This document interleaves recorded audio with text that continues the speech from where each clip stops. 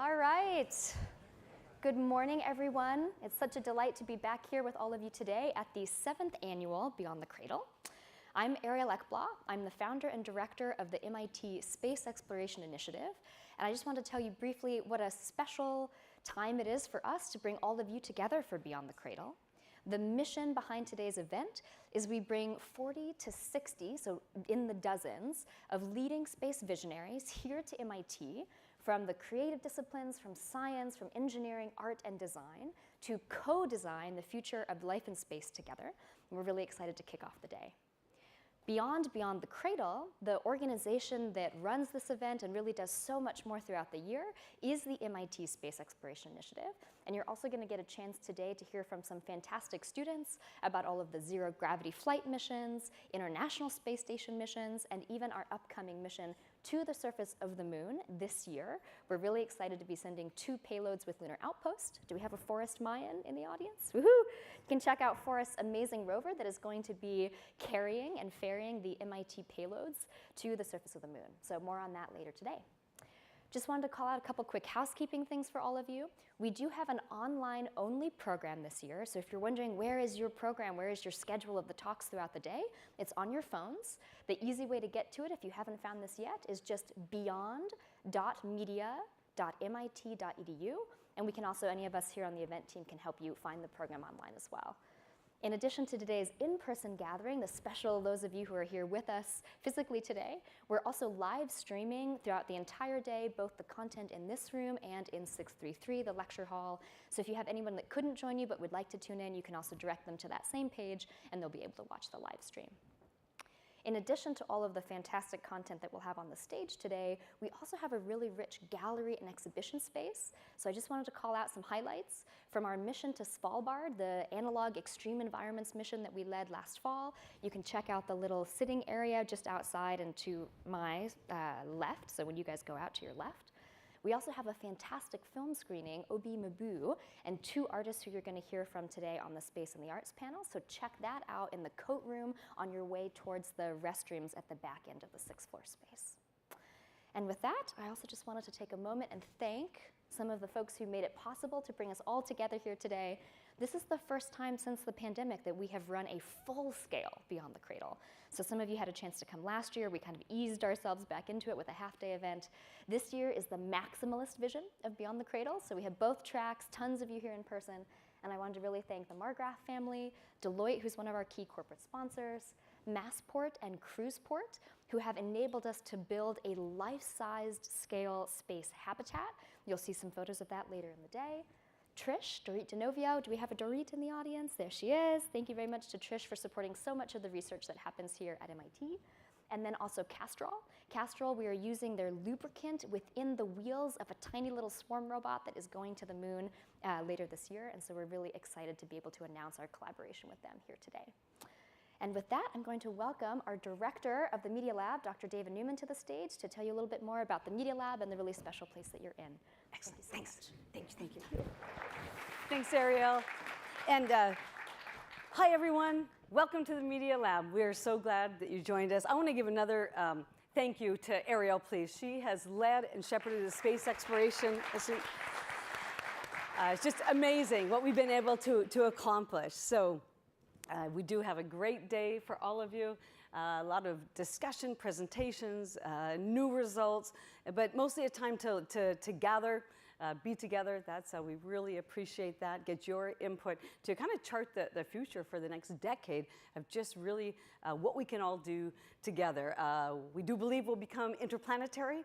We're looking forward to, we're already on the space station, new missions from the Media Lab to the International Space Station, testing astronauts. But then our ambitions are to go to the moon, said this year, in the upcoming commercial lunar mission. And we just intend to keep that cadence going. So as the Apollo program professor at MIT, now we're going back to the moon, but this time it's to the moon to stay.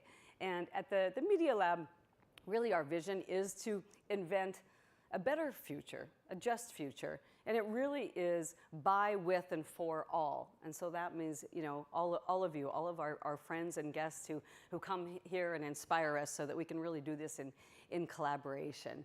It's been amazing from the Space Exploration Initiative to work across campus from the Aerospace Department, our Earth and Planetary Science, so the engineering and the sciences. And what's special here is that we mix it all up. The magic is bringing in the artists, the designers to make us all better. There's this art and design kind of through all the projects that we do. We mentioned the mini rovers that are going to go to the moon, do some thermal mapping as well. We don't have that data yet. We're going to the South Pole and sending a camera, a stereo camera, which is incredibly important to prepare for the human missions that will follow on. So we need that data. We need to prepare, and we'll do it in fun. We really also want to change hearts and minds. And how do we do that? There's no better way to change hearts and minds. But we need to bring in all the artists and the designers and performers, because we really know that's a way to hopefully bring all of humanity with us. There'll be a few lucky people who get to maybe go to the moon, and if you know me, it's Mars is the next stop. This is a technology development to get to the moon, but it's really for humanity to move out. Why Mars? So that we can look for the evidence, past evidence probably, of life. That's kind of where I live, the moon, Mars, but we are so thrilled. Now I get to introduce our keynote speaker.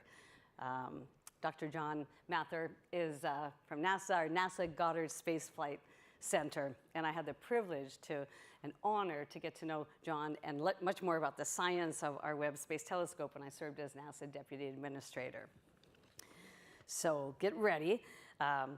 John is the NASA Senior Project Scientist for the James Webb Space Telescope and a Nobel Prize winner. He's an astrophysicist in the Observational Cosmology Laboratory at NASA Goddard Space Flight Center. His research centers on the infrared astronomy and cosmology. He started, for all the students, we have a lot of students or postdocs here. He started as a postdoc at the Goddard Institute for Space Studies. That was back in the 70s.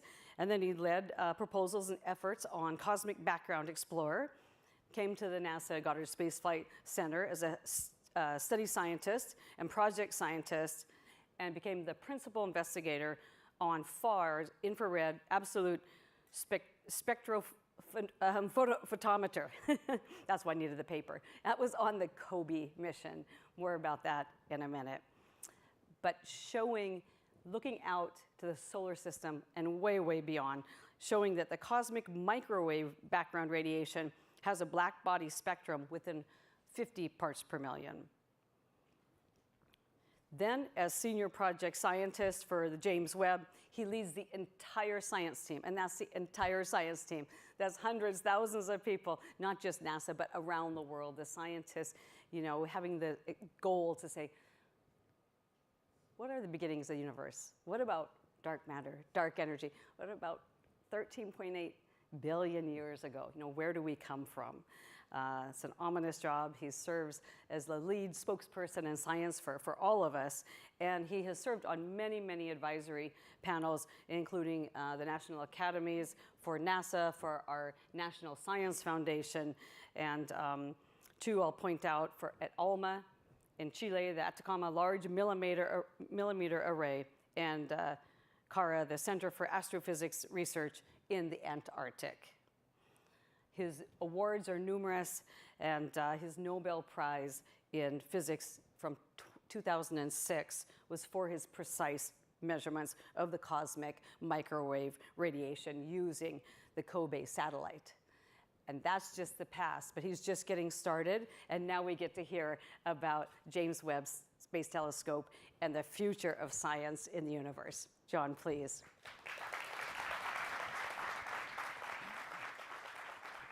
Thank you.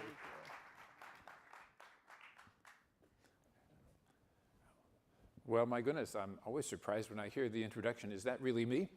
And anyway, I will tell you some of the stories that I've been working on all these many years, but just to beginning, thank you for inviting me to come, because MIT is such an exciting place, and there's so many exciting projects that are happening, and creating a vision for our future that isn't exactly what we already might have imagined.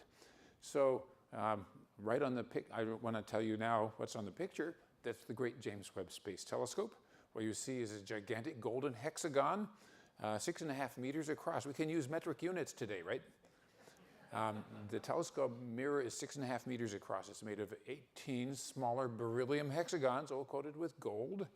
And gold, because gold is the best infrared reflector. So we wanted to study infrared light. It's protected from the heat of the sun, the earth, and the moon by an unfolding sunshade that what you see there as gray things under the telescope is actually as big as a tennis court. It was unfolded very carefully by remote control, all robotically, from commands sent up from the ground. So it is an international project of NASA with the European and Canadian space agencies, and it took a little while to negotiate what that would be. But in the end, it took 20,000 people to do this. And so I've been described as a leader, but I have to say the magic that it takes to organize 20,000 people is not mine, it's other people. We've had a series of 3 brilliant project managers, and I loved working with them. When we met, people laughed, people enjoyed working with each other, and we made it happen.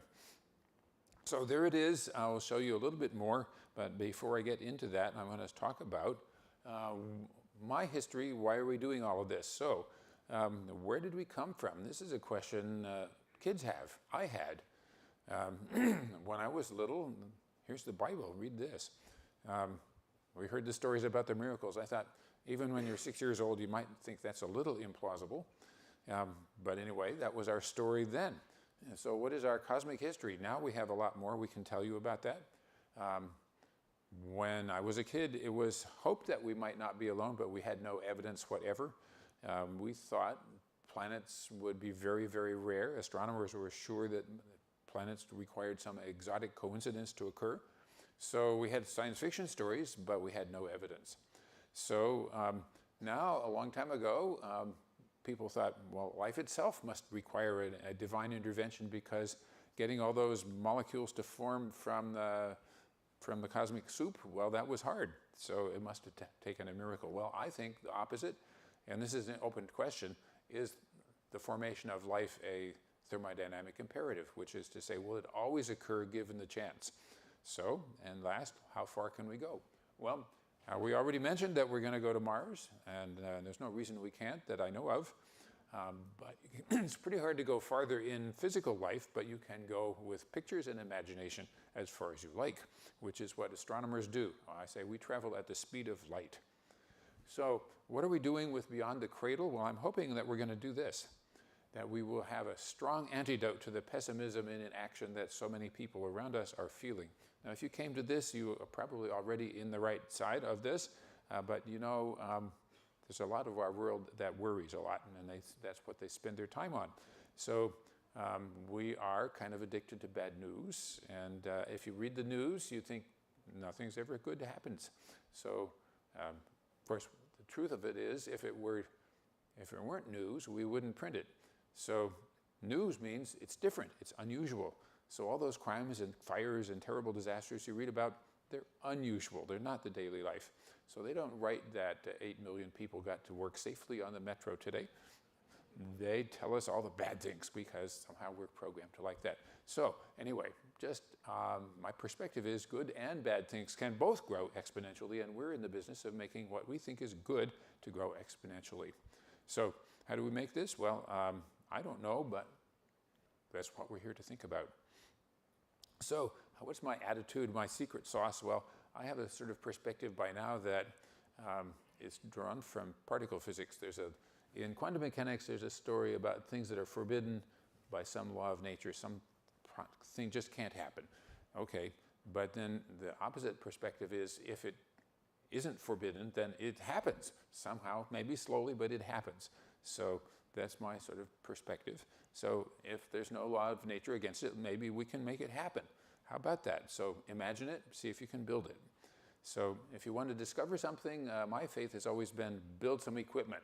So some astronomers use equipment that already exists. My sort of perspective has always been build something. So that's what I like to do. So I've coined the phrase of humble arrogance. We don't know yet, but we will. So how do you discover something in astronomy? Well, look somewhere new with something new. Build equipment. So there's a whole book about this called Cosmic Discovery by Martin Harwood. And he lists about 100 different discoveries that were made and what it took to make them.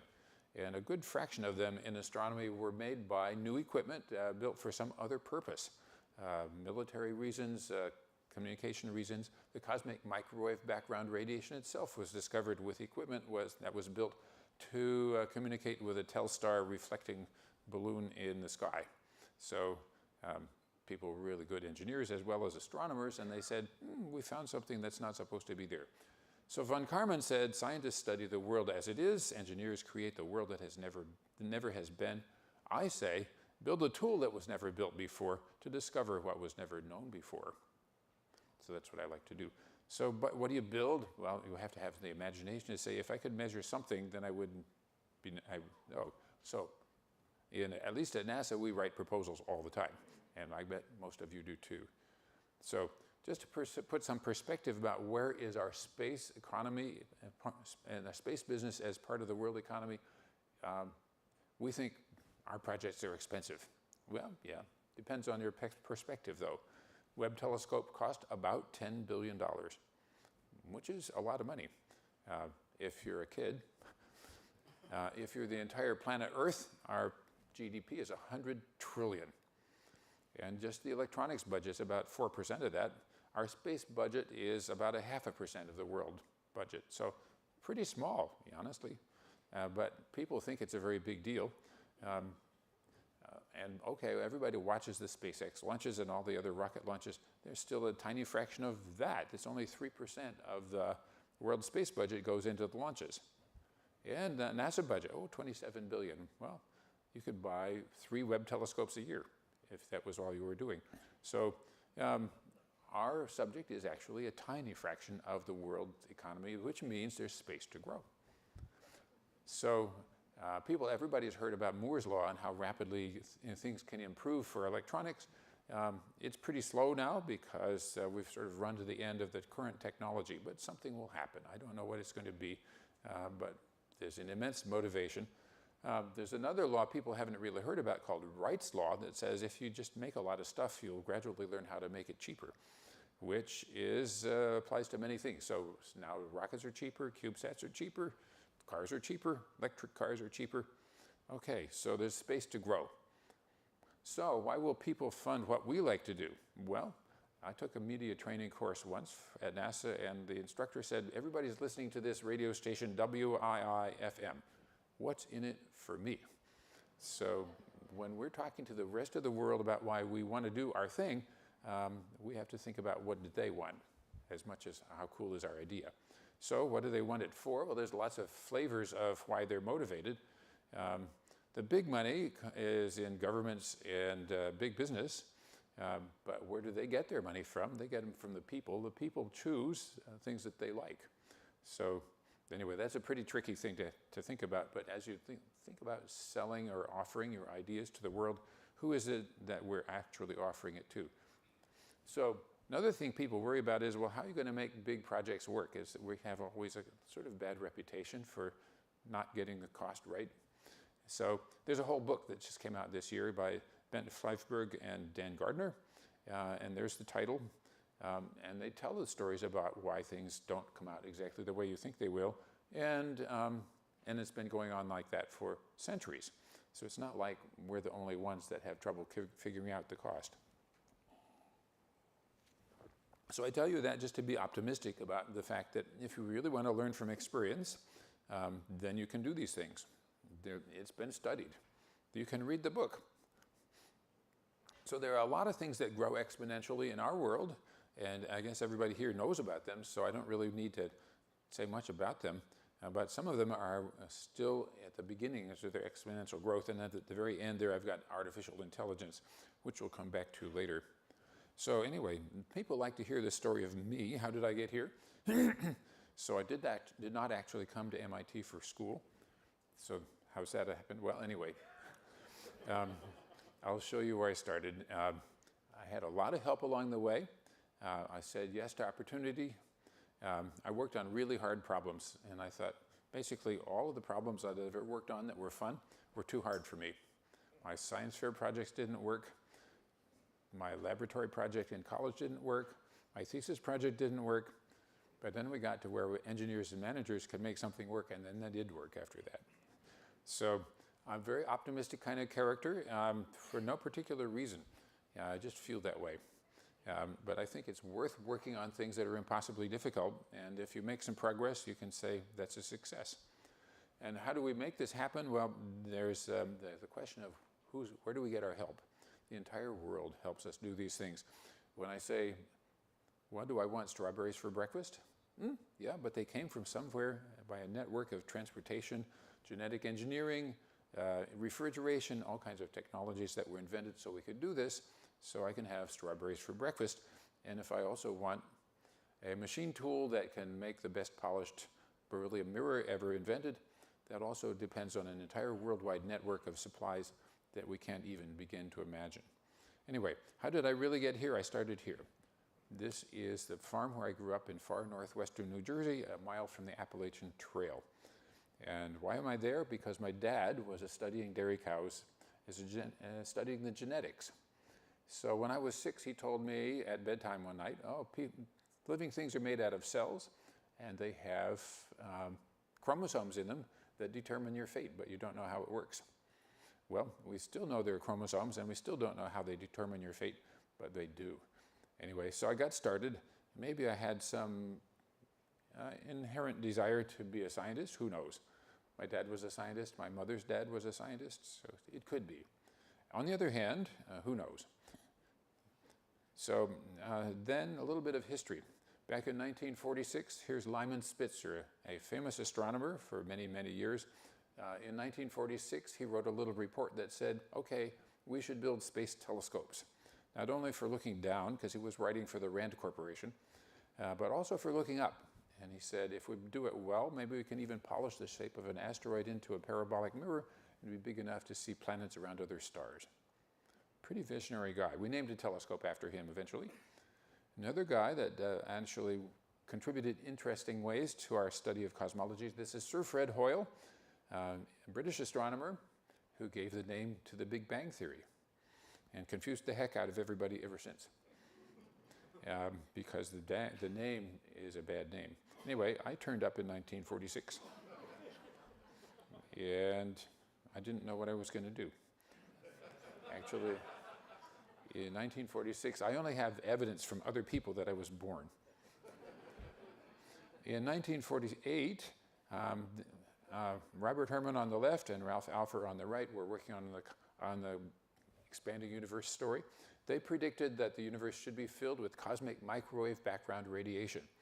Ralph Alpher on the right defended his thesis, and 300 people came to the defense of the thesis. Can you imagine that?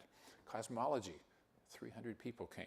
Anyway, nobody went to look for this cosmic background radiation, and it was turned up accidentally by people who were not looking for it, but they got the Nobel Prize for it in 1965. That was Penzias and Wilson. Anyway, in about 1954, Mars was very close. We were going to go see the canals with our best telescope, although they weren't there. How many people know what the canals really were?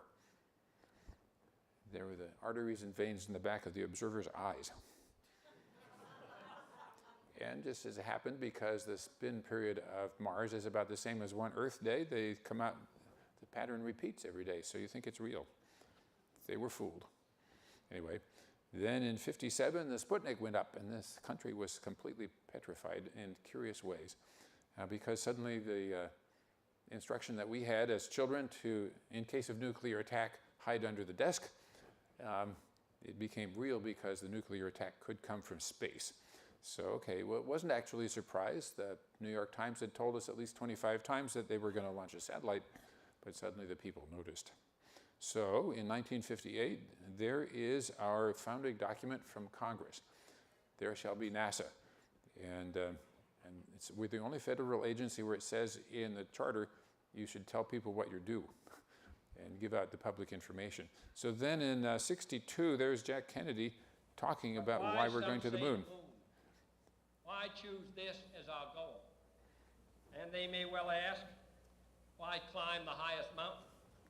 Why, 35 years ago, fly the Atlantic? Why does Rice play Texas? We choose to go to the moon. We choose to go to the moon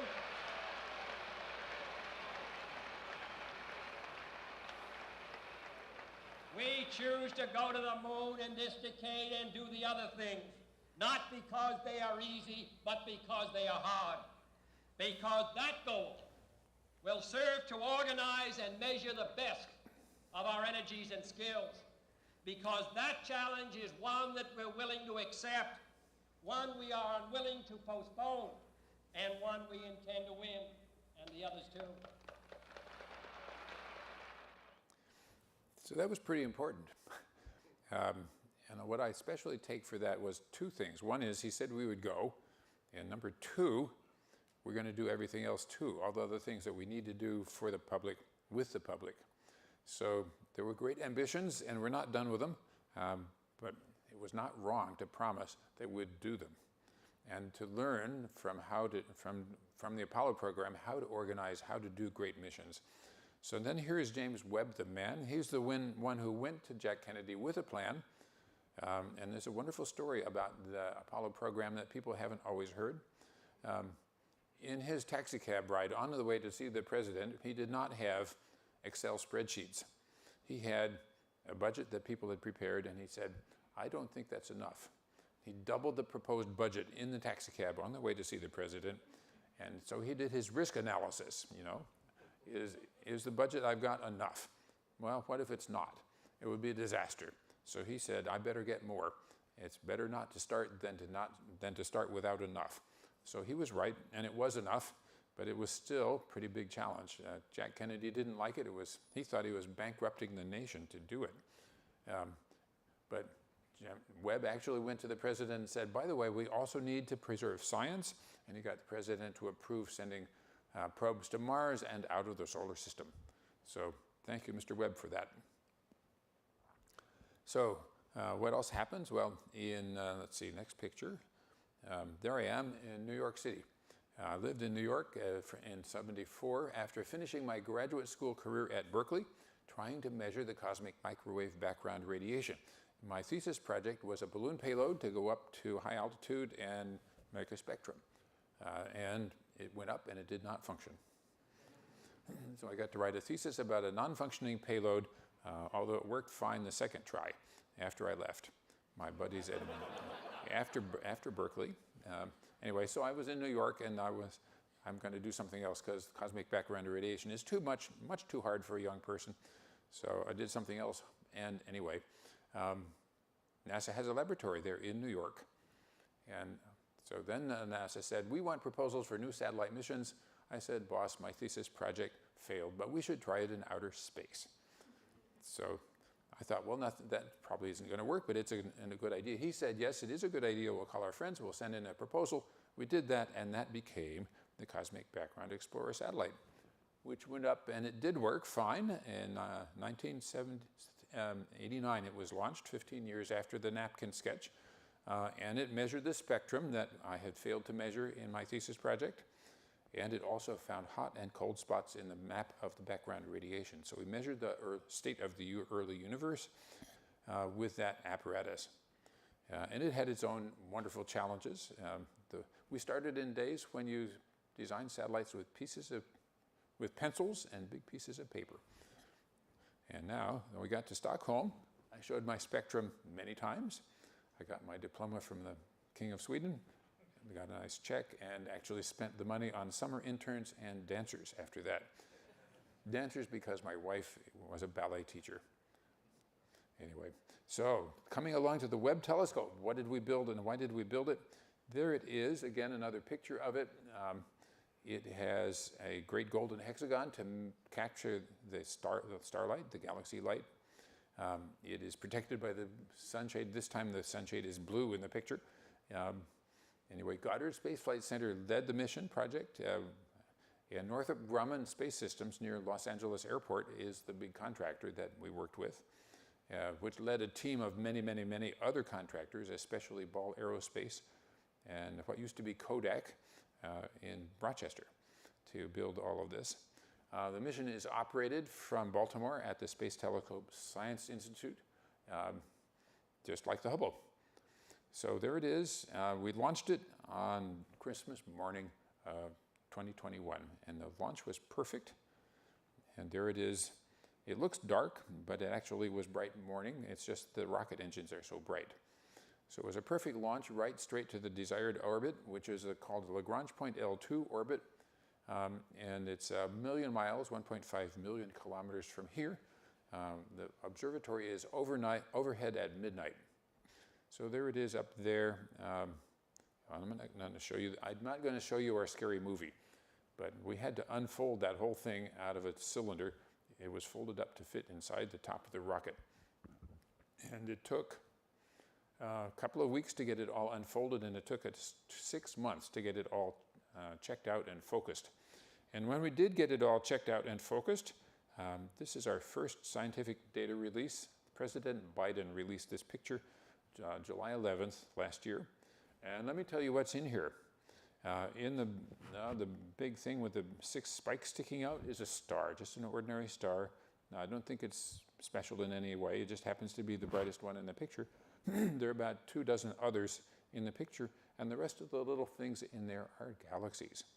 So there are so many galaxies in this picture that the first time we got the telescope picture focused, we said we'd been photobombed by galaxies.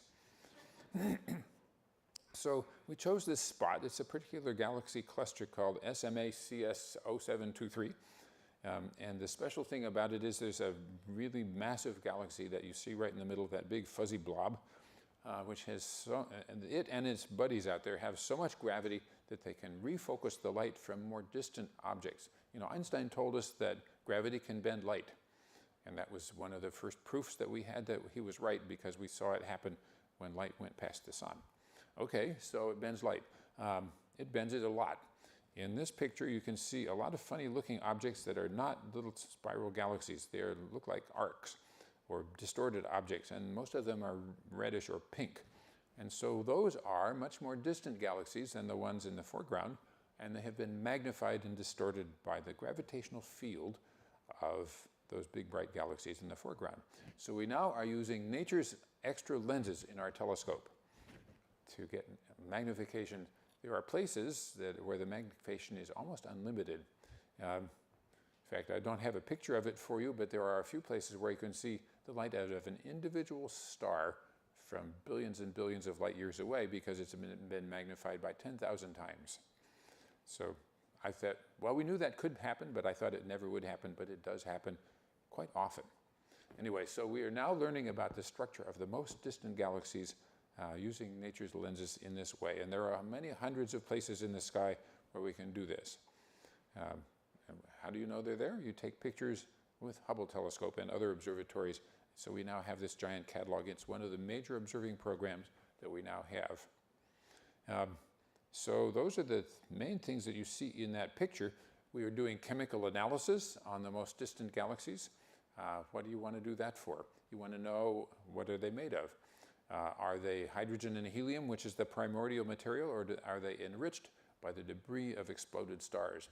So when you look around the house here, the building, you see atoms, carbon, oxygen, nitrogen, calcium, phosphorus, iron. They weren't there in the Big Bang. They were all manufactured in stars that did nuclear reactions down in the center and then blew up, or some way put the material back out into space to be recycled. So we all in this room, we are all recycled stars. You don't think about it very much, but here we are, recycled. Our atoms have been on a long trip. Many of them have been expelled from our own galaxy, went out into intergalactic space and fell back in to be recycled. What a trip. Anyway, you don't think about that when you say, what's for breakfast? So partly this is the excitement of being an astronomer. You can tell the story of where we came from in a lot of surprises. So what else do we look at? Well, many things. I'll just show you a couple of others. This is a picture we got of a place where a new star is being born with planets. What you see in the middle, can't really point with my pointer here, but there's a thing that looks like 2 luminous blobs with a dark bar across between them. What we're seeing is a new planetary system edge on. So the dust in the orbit plane of that object is opaque. So it's blocking the light of the star, but the star is shining upwards and downwards and illuminating other things. So if you come back in 100,000 or 1 million years, a lot of the dust will have disappeared and the planets will still be there. That's our guess. So hold on, take a while. This is one of many places. We presume this is happening in most stars because now we know that almost all stars have planets. And when I was a kid, it was assumed that it would never happen because we couldn't have imagined how it would. So this is an example of our basic blindness when it comes to finding stories about origins. If we can't imagine it, it doesn't exist, is the way people act. So we should be the opposite. We should say, if there's no law of nature against it, it's happening. So then go look. So if you want to know where to look, try everything. So, very interesting spot to look. We are looking at planets in a couple of ways. Some of them are big and bright and far enough from their star that you can actually see them, but take a picture. The other method that we have is called the transit method. If you wait for a planet to go in front of its star, it'll block some starlight every now and then. If it goes at every 2 weeks, then you say, I know that the planet goes around the star every 2 weeks. You can calculate from the properties of the star what's the size and the temperature of that planet, roughly. So then the next question is, well, does that planet have an atmosphere? Well, how would you know? Well, some of the starlight will go through the atmosphere of the planet, if there is one, on its way to the telescope. And we'll look for that. So it would mean certain wavelengths of light would be absorbed more by the molecules in that atmosphere. So we're doing this. We have demonstrated quite clearly that big planets do have molecules. We've seen sodium, atoms too, sodium, potassium, carbon dioxide, carbon monoxide, water, ammonia, sulfur dioxide, I think, are all out there in the atmospheres of other planets when they're a lot bigger than Earth. So far, I've not heard any stories that there are atmospheres of Earth-sized planets out there. So we don't know whether we should see them or not, but we're looking. So ask again in a little while. We may have a story to tell you. So talking about how did we ever get this thing up into space? Well, we have studies every 10 years that are funded by NASA, NSF, and the Department of Energy. And we ask the National Academy of Sciences to please tell us what they think is the most important things for us to be working on in the next decade. So in the year 2000, they said the Webb telescope was the one, and they thought it would be a lot quicker than it was, but they still wanted it. Our project actually encountered some headwinds, which we could tell you more about, but maybe shouldn't just yet. Anyway, here we're talking about what's coming next. Astronomers have said, please build us another telescope that's about at least as big as the Webb and has much more perfect optics, so we'll be able to actually see an image of an Earth orbiting around another star. That's hard. It's really hard. But we do know what we have to accomplish. We can write the requirements, calculate how big it has to be, how perfect it has to be, and now let's see, can we actually do that? So we're now calling it the Habitable Worlds Observer. And we could probably do this. I think it might actually be easier than the Webb because, among other things, this telescope does not have to be cryogenic. The Webb telescope is cold, and it's cold so it doesn't emit its own infrared light. The new one doesn't have to be cold because the chosen wavelength range is visible wavelengths. So it's possible, it's not impossible. So I don't know how long it'll take, but its astronomers said that's what they want. Now I want to show you some wild ideas I've been working on personally. So when I was a kid, it was well known that you would never be able to get a sharper picture than you could get with a small telescope because the Earth's atmosphere is turbulent. And that's what I read in all the amateur astronomy books and what astronomers all thought. But now we have a technique called adaptive optics. And so we send up laser beams into the sky and they make artificial stars. We can help focus the telescope so it gets a sharper picture. And it works, but not well enough yet. So my thought was, well, how come we can't put a star where you want one? So let's see if we can do that. So we solved that problem about the orbit. We can make you now a laser beacon to shine down on the telescope on the ground so you can focus the telescope much better and get effectively the image quality that you should get if their telescope were in space, but on the ground. So that's pretty cool because we are building enormous telescopes on the ground. The biggest one currently in process is 39 meters across. It's European. It's going into the mountains in Chile, and it's well along. They're already making their 1,000 or so glass hexagons that it takes to do that. So coming soon, I hope we'll be able to get the full power of a telescope that big with a full image quality and sensitivity that you should have. What you're going to do with it? Well, look for planets, among other things. And here's my even wilder idea. A lot of people have probably seen pictures of star shades that would cast a shadow of a star onto a telescope in space, so you can block the starlight and see the planets. My idea was, well, how about put the star shade in space and make it block the light to a telescope on the ground? So we solved the orbit problem. We know where to put it, and then we can figure out how big it has to be. So this is not impossible. So there's a picture. It says if you could build this, you could get a snapshot of a solar system in 1 minute that would show Earth, Venus, and Mars. I think it's worth trying to figure this out. It's a hard problem because we need to put this about 170,000 kilometers away from Earth, and it needs to be 100 meters across. So I visited Neil Gershenfeld yesterday. Lots of people have ideas about how to do this. None of them are far enough along that you can say, well, okay, John, here's the money, go build it. But it would be worth it if we could, I think. So here's an example of what you could see if you could build that thing. This is a set of spectra of hypothetical planets around another star. The one that matters the most to me is the sort of bluish one near the bottom, because it's marked with spectrum lines of oxygen and water. So even though you have to look through the Earth's atmosphere to be able to see oxygen and water in another atmosphere out there, there's enough signal coming through that we could do it. So the claim is, and we're pretty sure of this, you could detect signs of life with this equipment. So anyway, too hard right now, but not impossible. Now I want to wrap up with a few wandering thoughts about artificial intelligence because it's coming. So the trouble we currently have with those models that we can talk to is they don't actually have a physical model of the universe that they, quote, are aware of. So they just know how to put words together so far.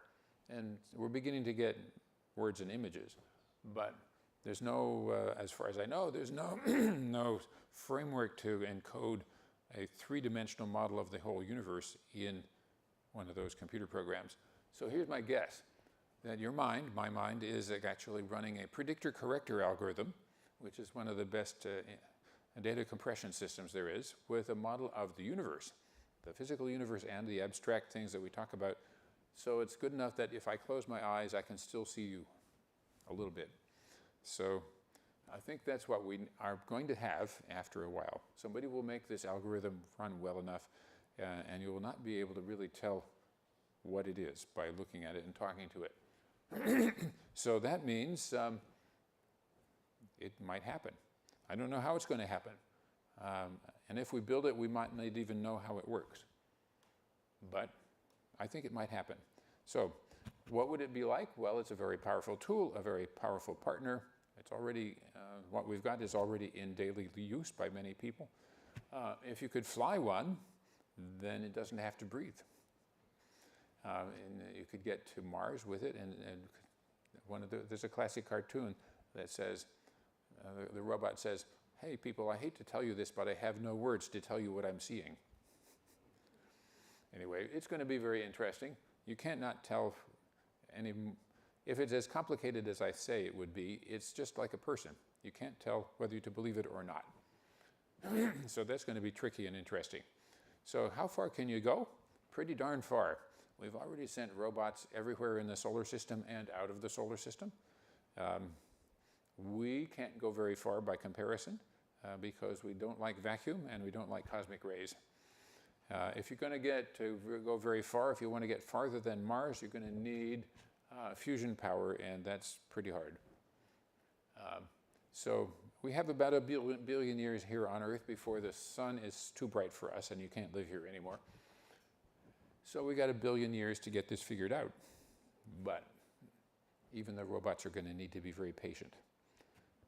So wrapping up, the crystal ball doesn't work. File is not found. Anyway, thanks for coming. Thanks for investing in our future. And let's go forth and grow exponentially.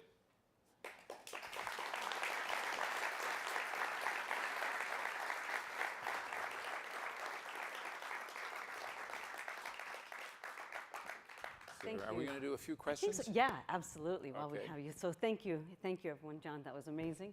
Thank To you. the solar system and back. We do have time for a few questions. We'll start here in the audience. We have a mic here we can pass around. So raise your hand. At least here's a hand right here. Take the opportunity, ask anything. So I'm curious, you mentioned that you are not a big fan of the name The Big Bang for the creation of the universe. Oh, yeah. What would you name the creation of the universe if you could change it, and why? Well, I just call it the expanding universe story. The trouble with the Big Bang name is people picture, and they can't help it, they picture a firecracker blowing up in a pre-existing space. That's the exact opposite of what astronomers have measured. We observe an infinite space and the universe expanding in its own infinite space. It's exactly the opposite of the firecracker. So we tried to change it, we failed. We tried to change the name, but anyway, it should be called the expanding universe story. And it's just expanding into itself. So one of your early slides talked about whether life is an inevitable process with all the stardust. Can you talk more about that? Yeah. The picture I have is that when people assumed that it was impossible, it was because they thought atoms are like billiard balls and they don't have shapes and properties. So they didn't understand thermodynamics. So thermodynamics says, okay, atoms have shapes and properties. They stick together, they release energy, they have binding energy. Thermodynamics tells you what will happen. We see that big molecules are stable. They are formed and energy is released when they're formed. So we should not be surprised that they exist. We're finding them in outer space. Big molecules, long chain molecules are just hanging out there in the vacuum. So why do we think that it takes a special coincidence? I don't think it does. So it's a question. Obviously, it's a question right now because we don't know how it could possibly work. But it's the opposite question of. Anyway, it's just a different question. Yeah. Thanks.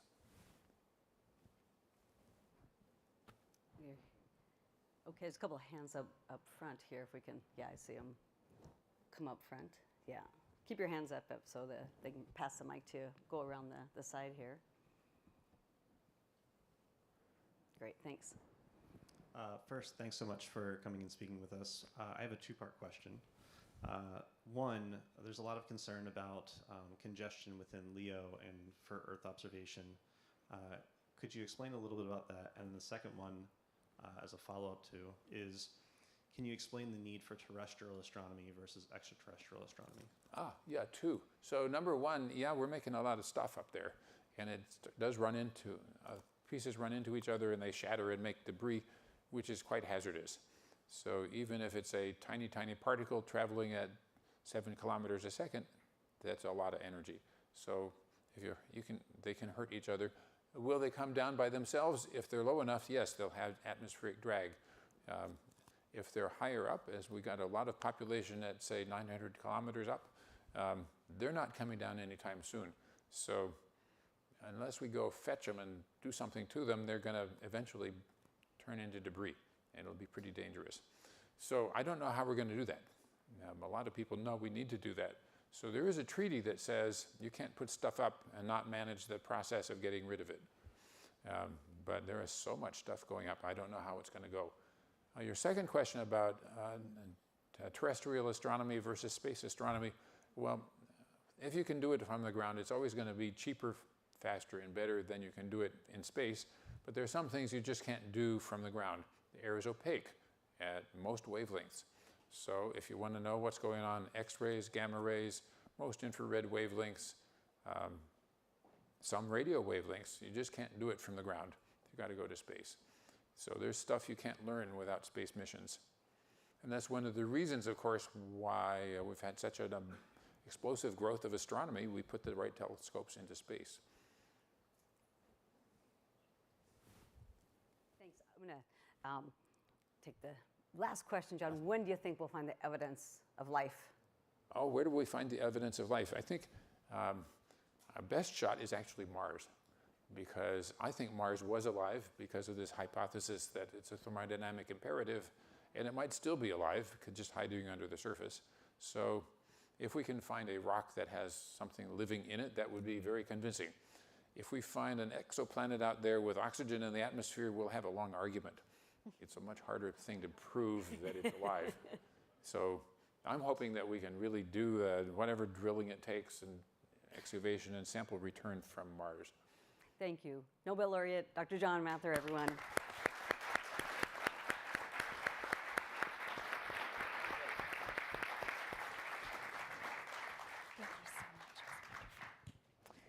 Thank you, John. Thank you again, Dr. Mather. And we now have a short break, so 5 minutes, and then you can return here for the one-on-one with Akiva Goldsman.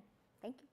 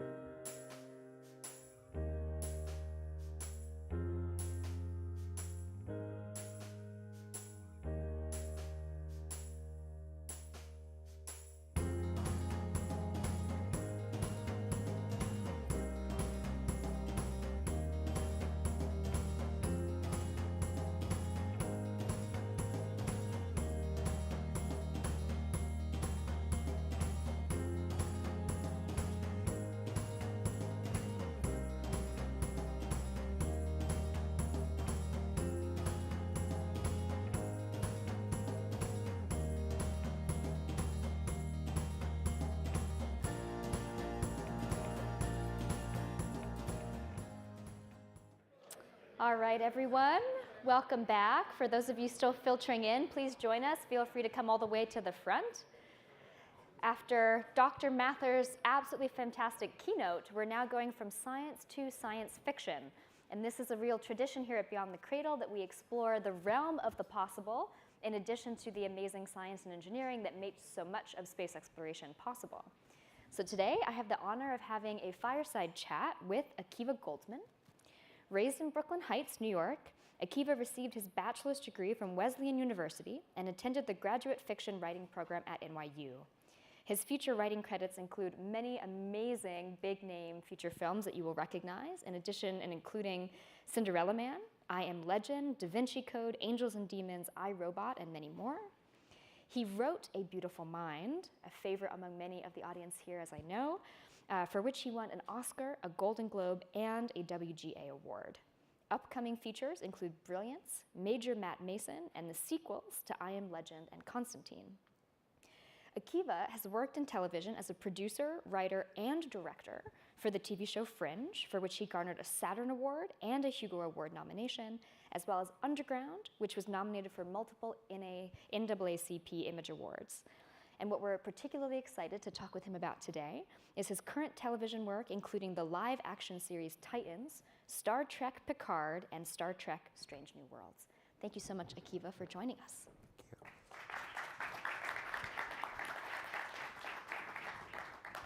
So first, if you'd be so kind, tell us a little bit more about yourself and your story of how you got to the place of being such an amazing science fiction creator. Thank you. It's nice to see you all. It's delightful to be here. I'm old. So I was born in 1962, which doesn't feel that long ago to me. And I grew up, as Ariel said, in Brooklyn, before Brooklyn was Brooklyn. In the old days, Brooklyn was just an area code that you never gave anybody because they wouldn't call you. It was not New York proper, and I lived in what was, my parents founded what was a group home for what were called emotionally disturbed children. In the very early days of the 60s, the rubric of emotionally disturbed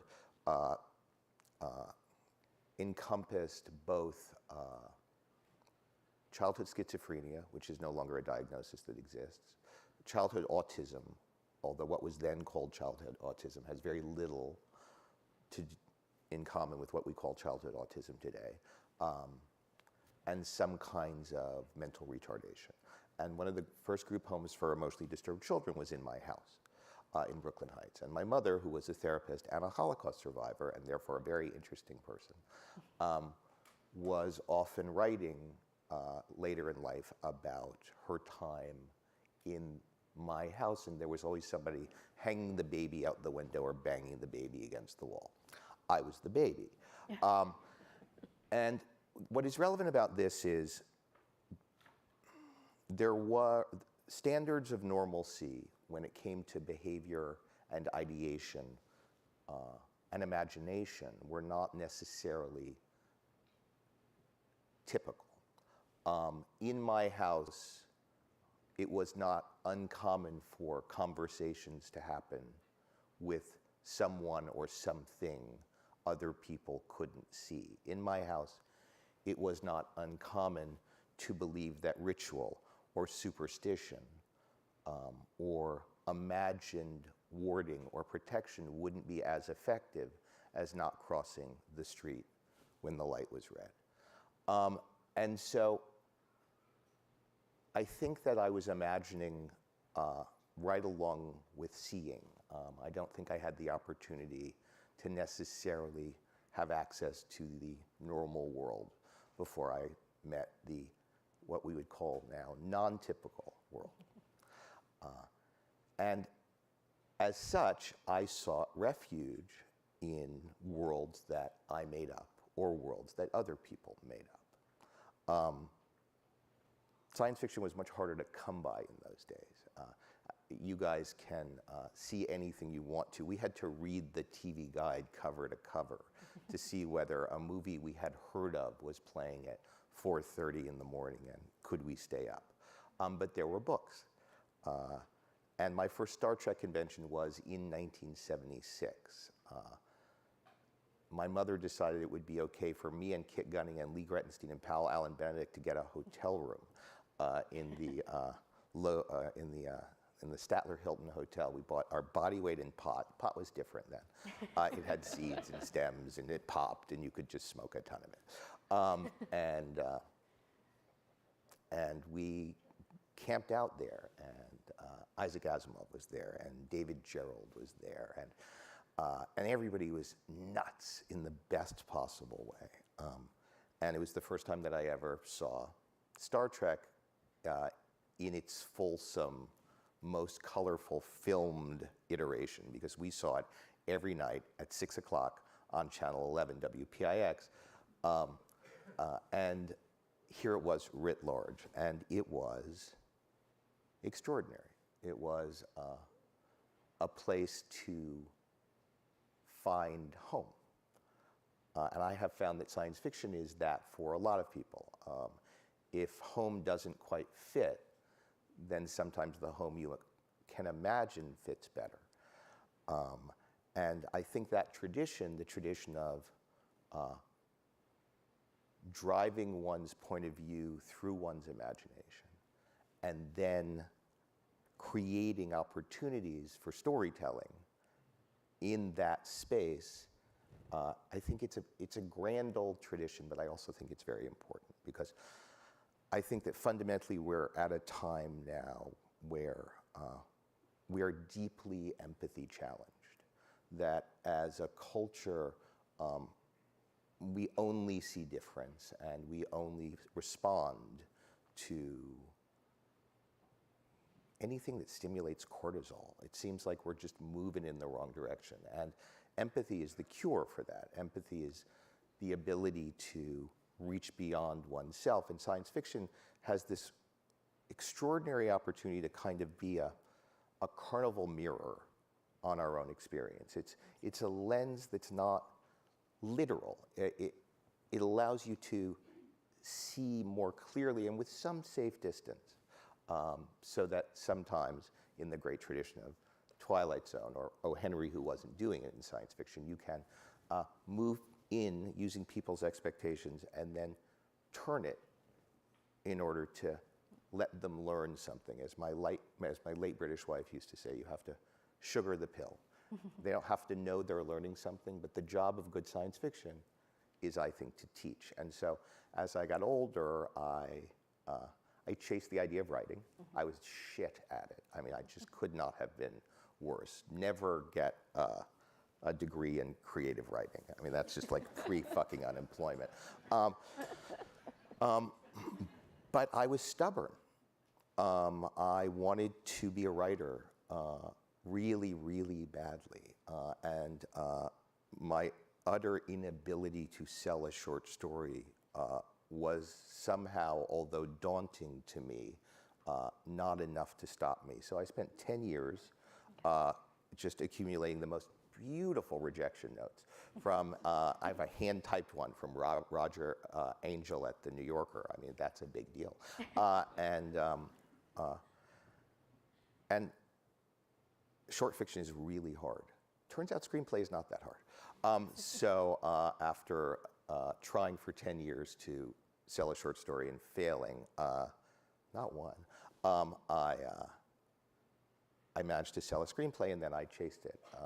And I have spent my career sort of, when it works and when it doesn't work, trying to collide genre, so that this process of using our imagination to see beyond what we expect, or to feel beyond what we expect it to feel, is something, when I can do it, I do.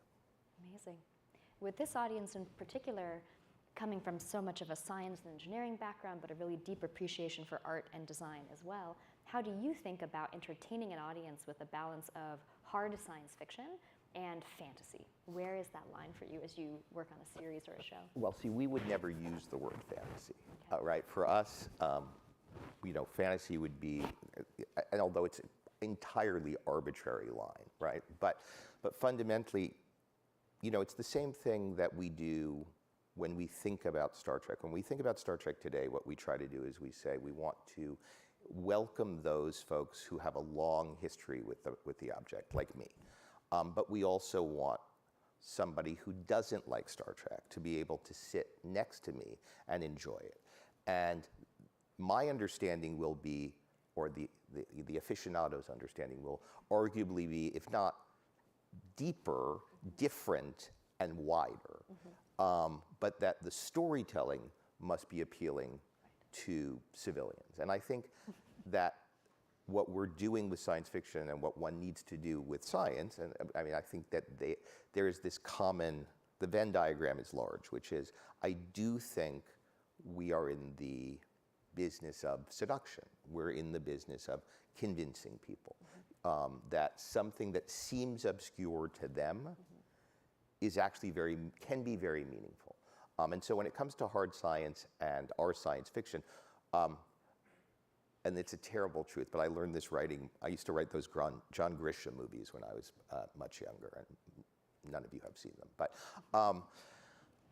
when you write a lawyer movie, it turns out what you do is you make up the story and then you go to a lawyer and they'll tell you it's okay, right? That fundamentally research is 20/20. It doesn't quite work that way with science fiction, but it's close. If you actually can, it's sort of what John was saying earlier, if you can imagine it, you can almost find a way, without too much adjustment, to have the story resonate. And so we have scientists who are on staff who sit there and say, that's ridiculous. And then we say, but what if? And ultimately that process affords us, I think, a narrative that can be both authentic or authentic enough and compelling. The other thing about Star Trek is, we're not value neutral. Like, we don't pretend not to be aspirational. We put the future we want to see on the screen. Our bridges are diverse not by accident. Our storytelling is empathy. Our stories are empathy drivers not by accident. We're sort of stating an imagined future that we want to be our outcome goal. We're not simply trying anything. There's a value system that's sort of embedded underneath it. And so that becomes also a guide. The role that Star Trek, particularly The Next Generation, played has been huge for many of us. And I remember being steeped in this when I was growing up on reruns of TNG. My co-founder, Sana Sharma, I'll also just say that I know Sana is a deep appreciator of Next Generation and Picard. And that character, as you're saying, there's so much within Picard's character and the show that was aspirational, that taught us a better, inspirational future for the life that we're trying to build in space. Can you tell us a little bit about what was it like to re-inhabit Picard as an appreciator, aficionado yourself, and what was it like to delve for you back into the Star Trek ecosystem, that creative world? Patrick is scary and delightful. Patrick is 83 now, so when we asked him to return, he just was very happy to tell us no, but quite enjoyed the meeting. I think really enjoyed telling us no. But you didn't take no for an answer. Well, you can't ever. I don't think. I think that's sort of seems to be the theme of the day. Patrick had sort of famously sworn off Star Trek, and we ended up with a sort of 3-season, or I would say 3-year, but it wasn't because there was a pandemic in there, sort of structure that was as much about the evolution of Patrick's sensibility and Star Trek than as it was about sort of our outcome goal. Our outcome goal was, hey, let's pull some next-gen folks back in and do a show. And Patrick said, absolutely not. And so we're like, okay, well, whatever you want, Sir Patrick, said we. And he had just done a movie called Logan, which is sort of a really beautiful sort of postmodern coda to the Wolverine story. And he said, I want to do that. And so we're like, oh, okay, Sir Patrick, whatever you want.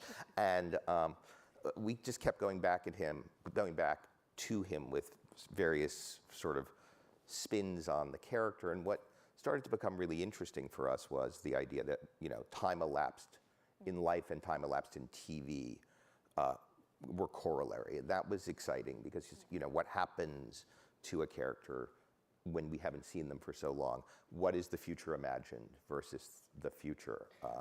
And they're always different. And Patrick had a bunch of ideas. We had a bunch of ideas. I have an old friend named Michael Chabon, who's a beautiful fiction writer. He and I and Alex Kurtzman started trying to figure out what it would be. And it was interesting because it probably took 3 years to get back to the show that was originally pitched to him, which my friend Terry Metalis is running right now. We finished them. They're all sort of on television.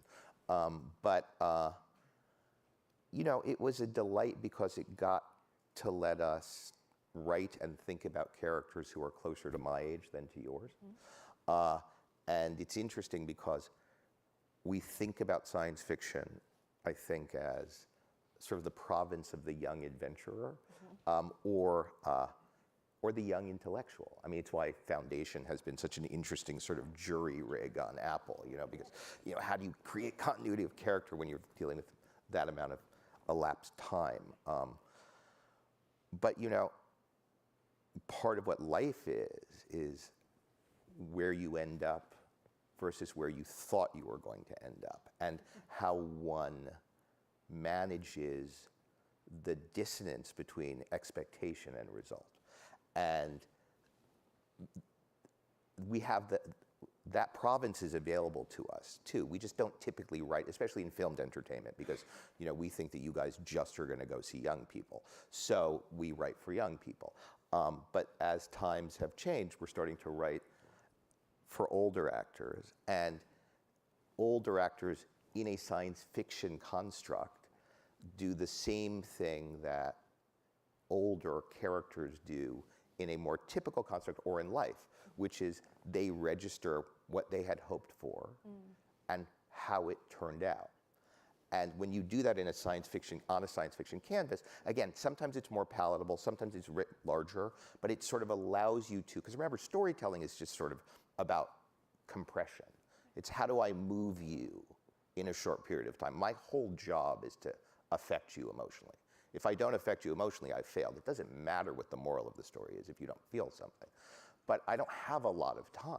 I have an hour with you, or 2 hours, or sometimes, if I'm lucky, 8 or 10 hours, which is agonizing to write, but really fun, because the intimacy will grow over that. But that's it. And I need to move you the way a real relationship would move you. And in order to do that, genre comes in handy because things are bigger. They light up. It's more treasure available for the eyes and for the heart. And so it's nice. Picard was great in that it was an opportunity to work with older people's problems. Yes. I think that's actually a great point for our topic today, the panel that's going to be coming up after this, democratizing access to space. We also think about space only being the purview of really young, really healthy, peak talent astronauts, but that's changing. And being able to bring more people into the story of space and more people into the story of sci-fi, I think is a wonderful story to tell. Can you tell us if there are other worlds that you really want to build, other stories that you're excited to tell beyond the Star Trek universe? I'll stay in the Star Trek universe for 1 second because we're doing this show now, which I'm particularly close and near dear to my heart, which is called Strange New Worlds, which is, Picard was yours. Yeah. The original series is mine, right? We just wanted to be Captain Kirk when, So Strange New Worlds is doing a thing that I think a lot of us loved about the original series, which is it jumps genre. So even within science, by the way, science fiction is also sort of a misnomer because there's all kinds of science fiction. And what's fun about Strange New Worlds is we do, again, what the original series did. We'll do comedy, we'll do action adventure, we'll do hard sci-fi, we'll do romance. And yes, they're all in this sort of same cradle of science fiction, but they're subsets. So I love doing that. announce, like today or tomorrow, we're announcing the air date of the second season, which we filmed like 17 years ago. Thanks. And you'll be really surprised because we went all over the place. And we're just starting filming the third season now. So that one I love because it's a return to original My Trek characters. And we get to be, for all the pleasures of, as I said to you, an 8-hour serialized object. There's something great about standalone. There's something great about episodic. There's something great today about the kind of the hybrid model where you can have episodic stories but serialized character arcs, because poor Jim Kirk in the original series had to watch Edith Keeler die and then be just fine next week. Yeah. And that's no fun for an actor or a writer. You want people to suffer and carry loss or gain. And so we can do that now in these sort of, on the streaming platforms, while at the same time still doing episodic stories. I have just come off of 2 years of going back to my other headspace. I've just finished a show for Apple called The Crowded Room, which is based on a really interesting book by a guy named Daniel Keyes, who wrote a short story many, many years ago called Flowers for Algernon, which became a movie called Charlie, for which Cliff Robertson won the Academy Award a long time ago. And there's a book, and I'm going to be so circumspect now because I have to be circumspect about how I talk about the show. But it's dropping in June, and it stars Tom Holland. So all your the younger people. We get the young and he's an extraordinary young man and a beautiful actor. And it's a one-person story as he sort of goes through a journey of exploration. About a crime he commits and himself. And so it is sort of, but it does in its own way also hop around genre, although much of that is internal. So, for me, it's always the combining of the ability to see yourself and the world around you differently. I'm always obsessed with paradigmatic shifts. I'm always interested in when stories reverse on you. I think that when we were talking about how we affect other people, the ability to change expectation, to make somebody sit up, it's why a joke is funny. You didn't see it coming. It's why a wedding toast works when it works, because you start funny and then you come back around and you turn the heart a little bit, right? That's what you want. You want the moment, you want the startle. Yes. And we use the idea of being startled a lot in comedy and in horror.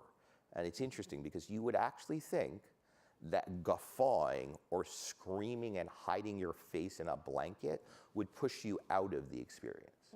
But it doesn't. It roots you to it. The scarier or the funnier, the more intact the bond between you and what is being presented to you but remains. When we used to test dramas, we would know they were working if people laughed at the jokes.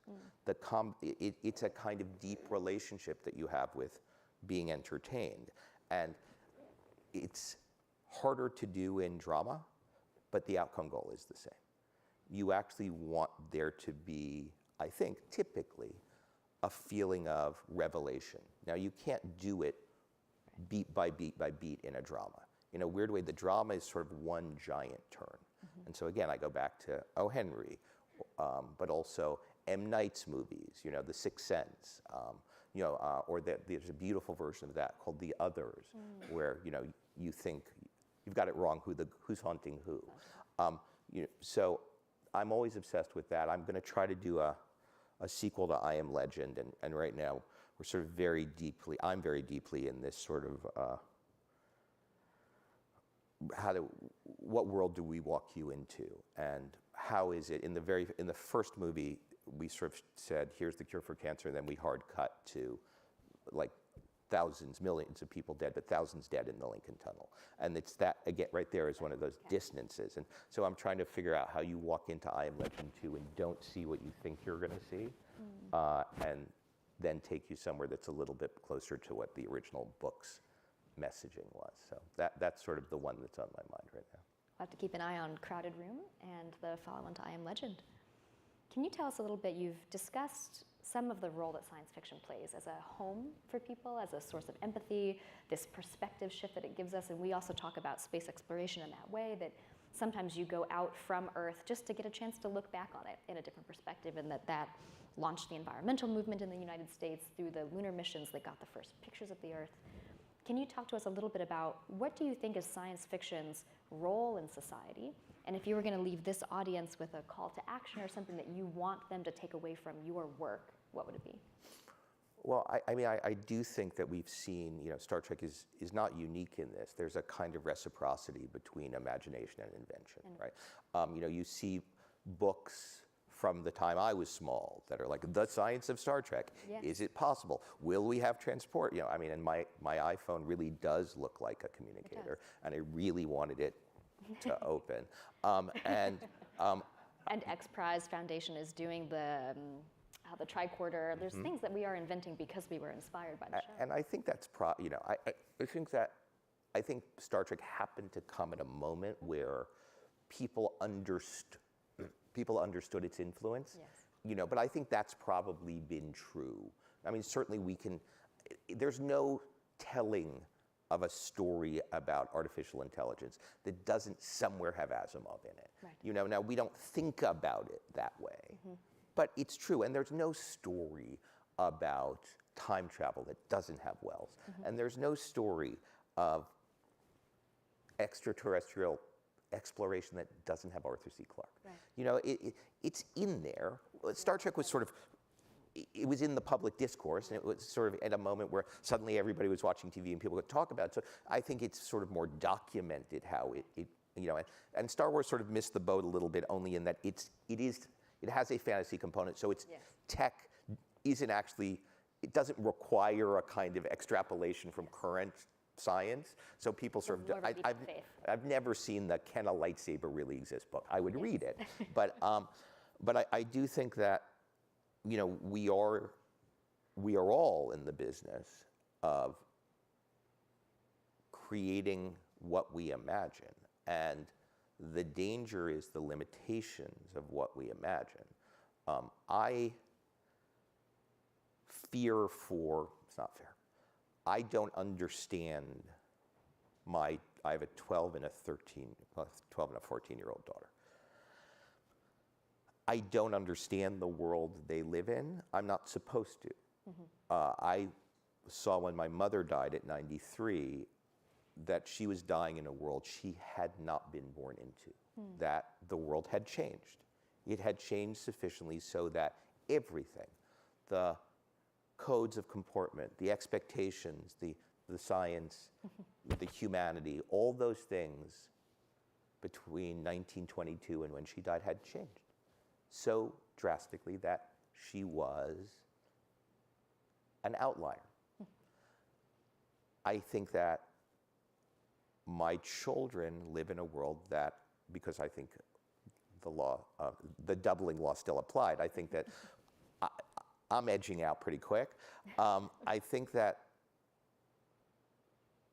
what's complicated about it when it comes to imagination is, for me, imagination happened in the absence of stimulus. So if it were today, I would never have become a writer, because I became a writer as a result of feelings that are in some ways in short supply today. I was alone. I was an only child. My social skills were not ideal based on that environment I grew up in. So and you had time. And I had and I turned inward. And so what I did is, from the time I was 10 or 12 to 20 or 30, I sat by myself. And when I sat by myself, I dreamed. Even when I walked to school, I dreamed. And in the absence of stimulus, I imagined. I would never be absent stimulus today. I would walk with my phone, as my children do. I would sit with my phone, as my children do. Not once would it occur to me that perhaps I would look poetic if I were writing something on a napkin in a cafe, because I would be on my phone. Right.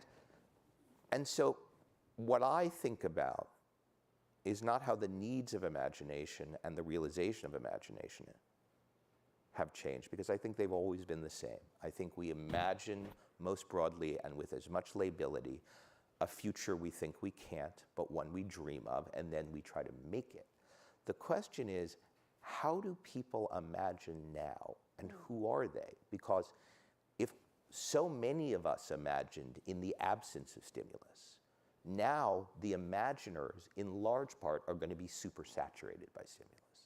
The people making things up are not going to be away from, but in fact facing a fire hose of content, incoming, real-time stimulation. And how does imagination work in that context? And I don't know, but I know they don't sit and dream. They sit and watch. Sit and watch. I think it's a fascinating point to call out. There's a student in the audience today, Zavi, who had expressed to me interesting thoughts about dreams, and then a few other students that have taken this self-awareness class at the Media Lab. And it was discussed that the things that you daydream about during the day feature prominently in your dreams at night, but we do so little daydreaming now, because as soon as we might get a moment of daydreaming, we go to our phones and we're captivated by that. So I think it's an interesting call to action for this group to think about where you can, maybe preserving some of that unstimulated time for dreaming and for imagining.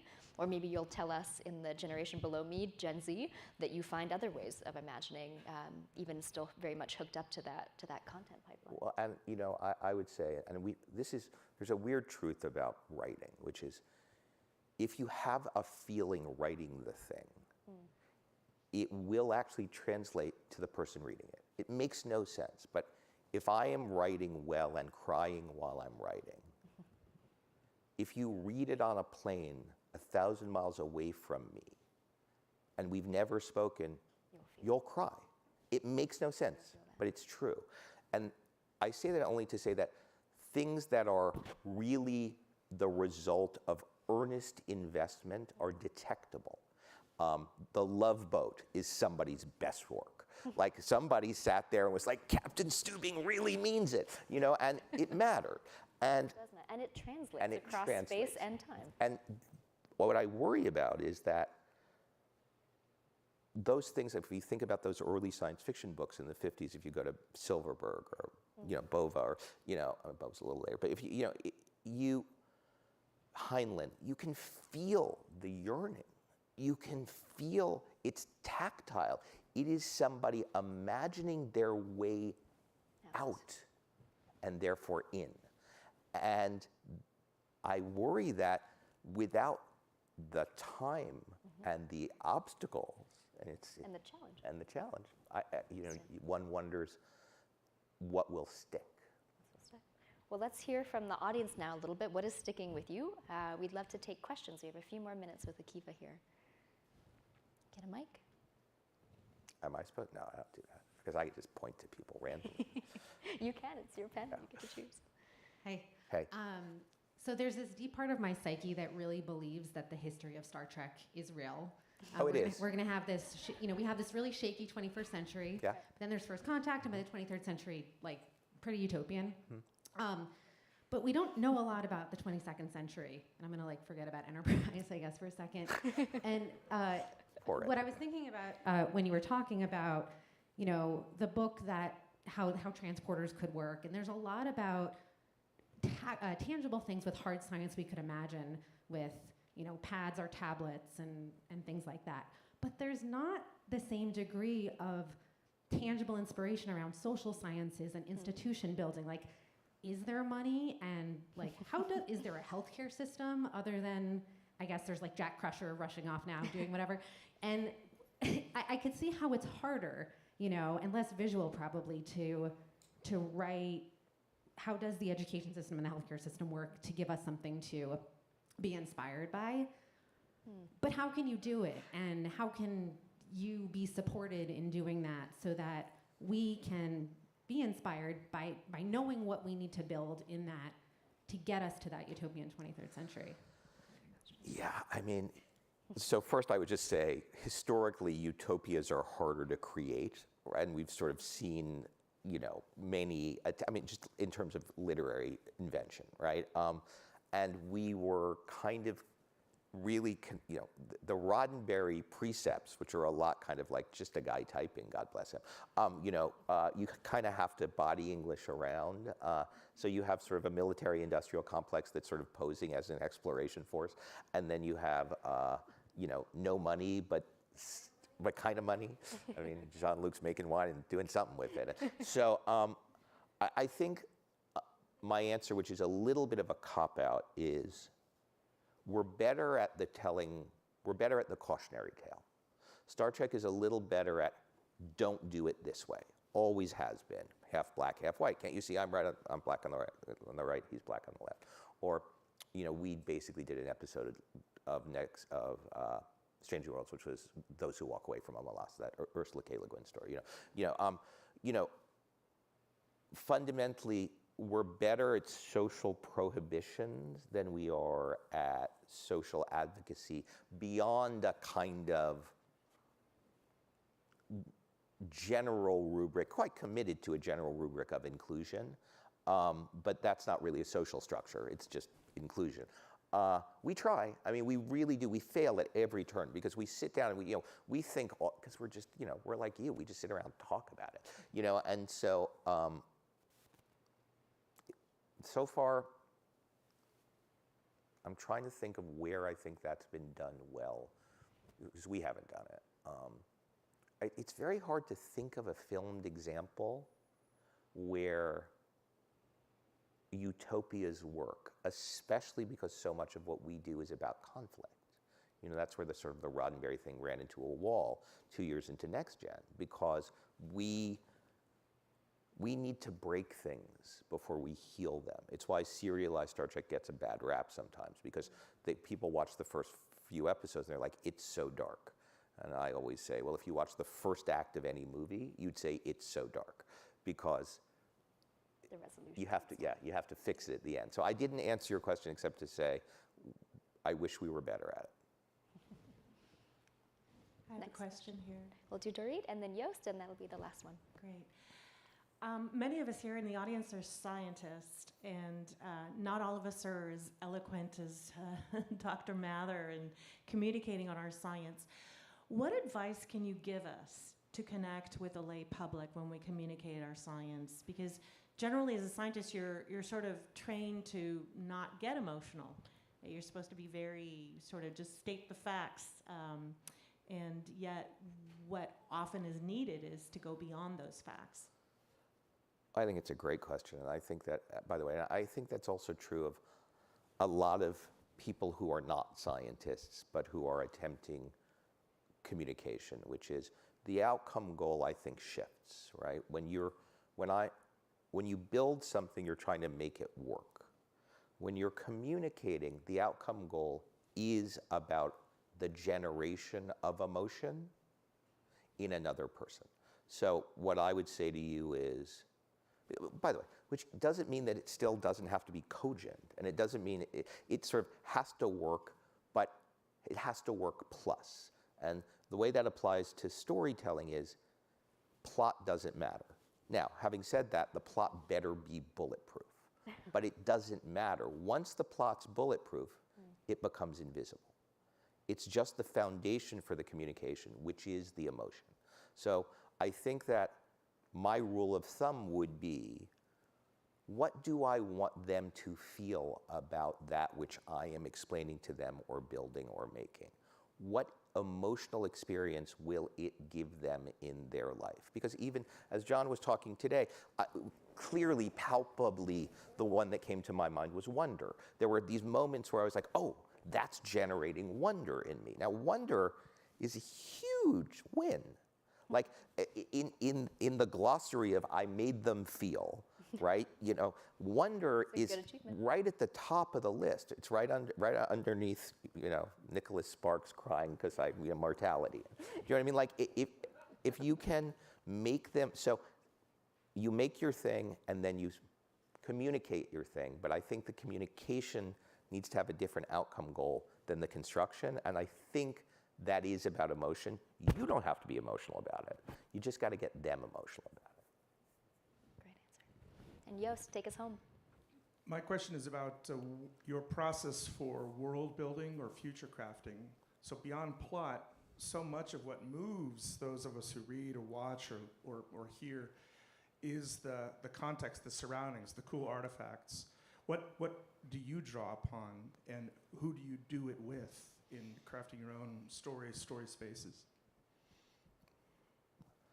I believe personally in collaborative art, so I'm neither typical nor atypical when it comes to storytellers, but there are storytellers who entirely work out of their own mind. And I don't. I work out of my own mind in collaboration with other minds. That for me is not only more fun, it's better. A group of us are in my life better than me. Now, I know people who are just better on their own, and maybe if I were that talented, David Fincher needs nobody. He can just make shit up, and he'll do all the jobs, and it'll be amazing. But mostly, you're going to be better in concert, I find. So for me,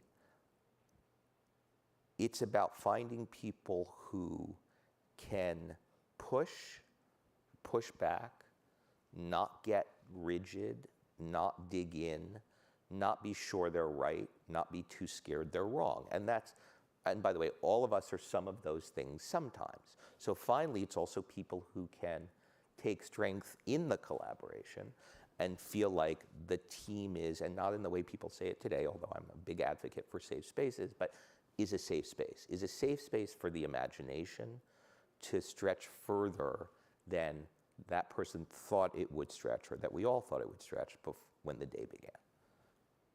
That's a wonderful answer and a nice way to end it for this community in particular, where we really do try to celebrate the interdisciplinary nature of the Media Lab and bringing artists and engineers and scientists and designers together in the same building, physically sitting next to each other and really called to action by that type of collaborative creation.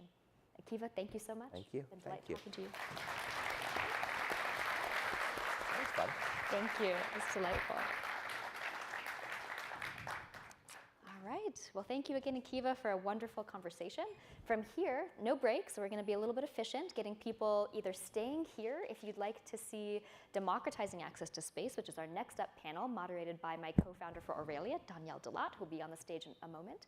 And then for anyone who would like to see Lunar Outpost and Forest Mayan talk about the rover that is going to be going to the surface of the moon later this year with the MIT payloads on it, that will be just right outside of these doors in 633. So feel free to do a little resorting now. We'd love to make sure Forest also has a great audience. And without further ado, I will introduce Danielle Delat to the stage. Thank you.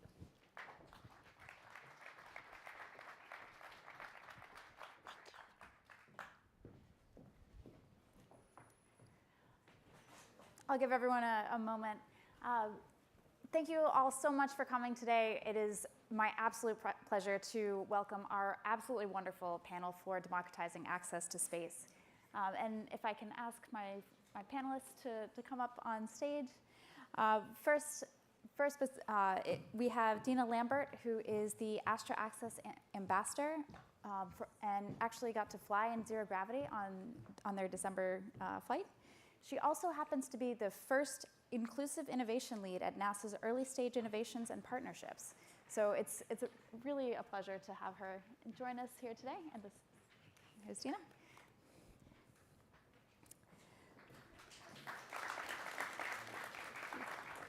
And to her, or from your perspective, to her right, we have Dr. Erica Wagner, who is the Senior Director of Emerging Markets for Blue Origin.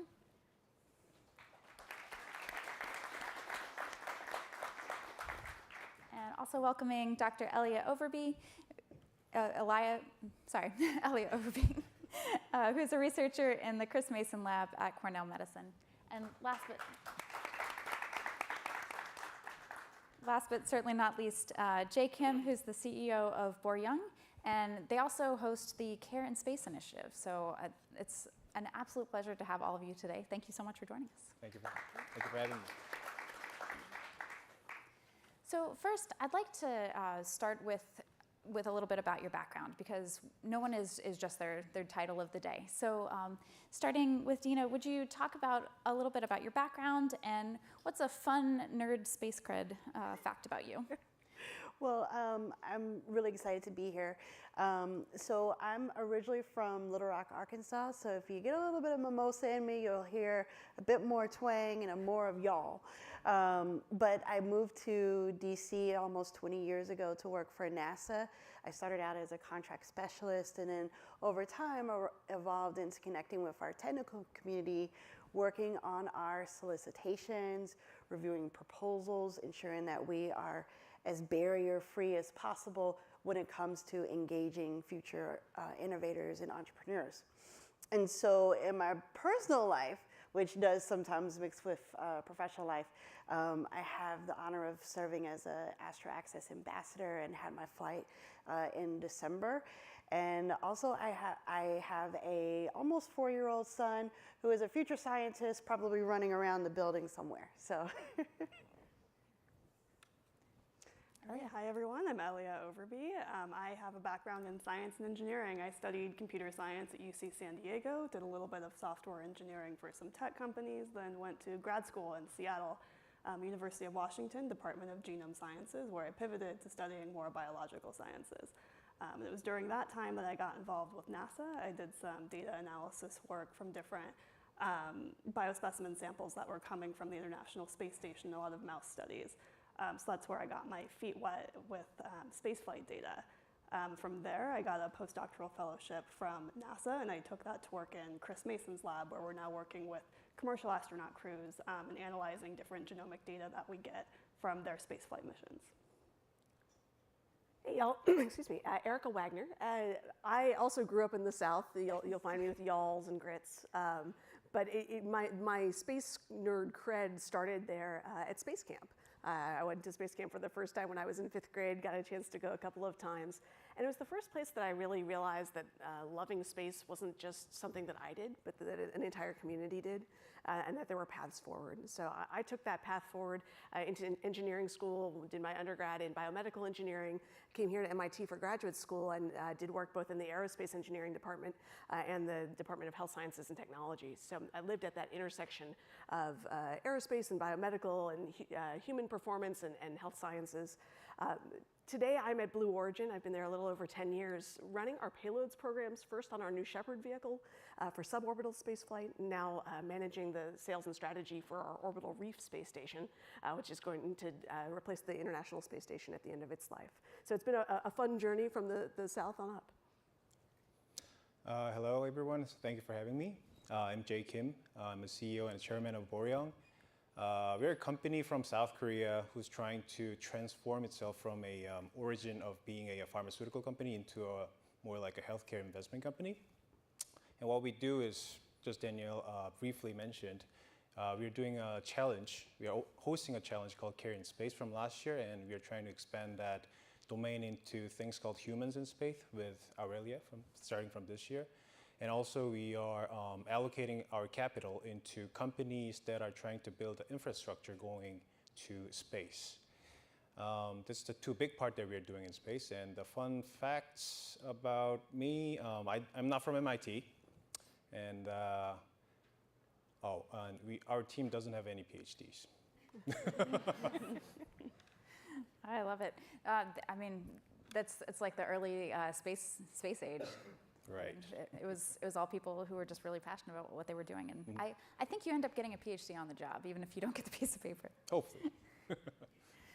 So in the theme of the panel, democratizing access to space has become very much a buzzword, and lots of projects and teams will claim that. What does democratizing access mean to you?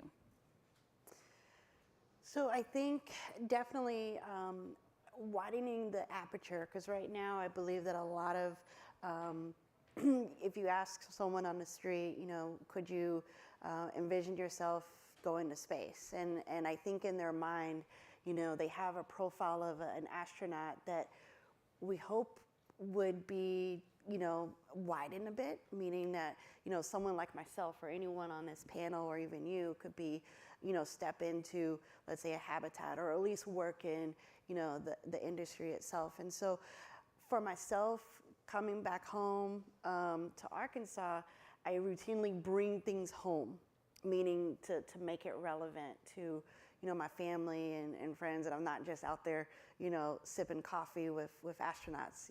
That's what they think that we do.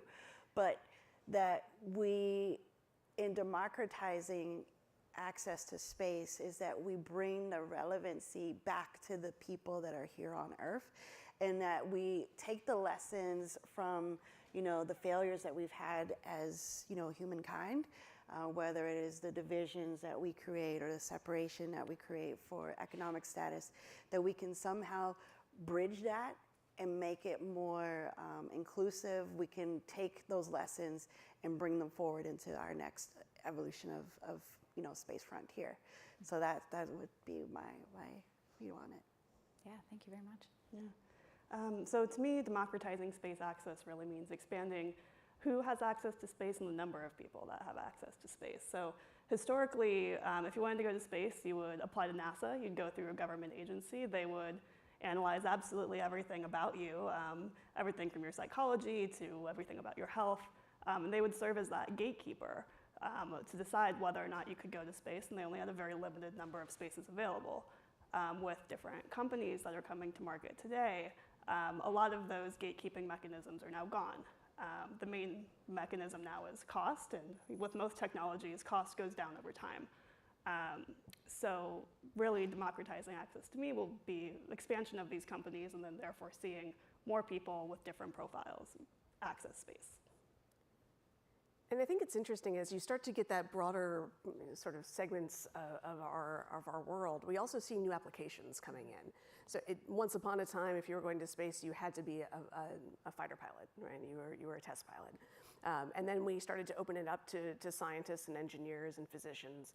And now we're starting to see that teachers, artists, designers, chefs, musicians, all of those rest of the things that make our communities so rich here on the ground are now coming into space as well. On New Shepard, our suborbital vehicle that we've been flying at Blue Origin, it's been really fun to watch as those doors get wider, because you start to see new stories being told, and to your point, that representation matters, and what you see is how you envision in some ways the future.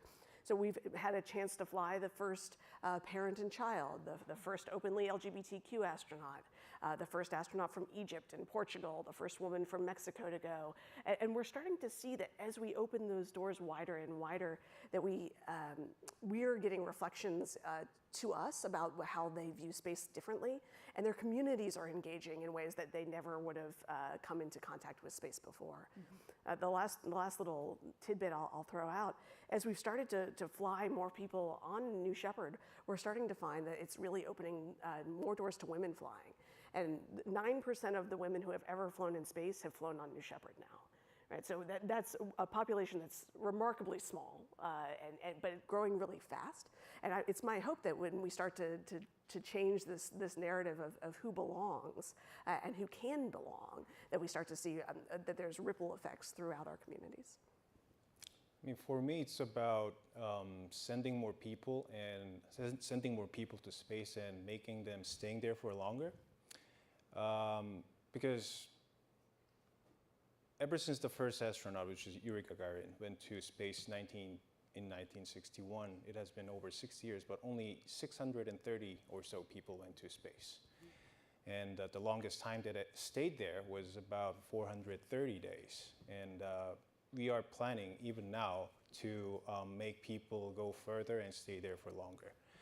And coming from a country, Korea, which has only one astronaut so far in its history, and having experience with meeting people in the States where there's a lot more people has been to space, I just grew up in a very different environment, just approaching space. So just sending more and having more people in space will make a lot of difference in coming generations. Absolutely. And there's a big difference as we're thinking about access to space in designing with and designing for a community. Dina, from your experience as an advocate for inclusive design, at what point should people be brought into the room, and what sort of difference does it make? I even think at the conceptualization phases, I mean, from the very moment that you have the inkling of an idea, I think having a chance to look around you and say who's not here, and those who are not here, invite them in. Because I think we all know that DEIA, diversity, equity, and inclusion, has become more prevalent in the last couple of years. Some people would say it's a buzzword. And what some organizations and companies are finding is, particularly with accessibility, that they're having to back into it.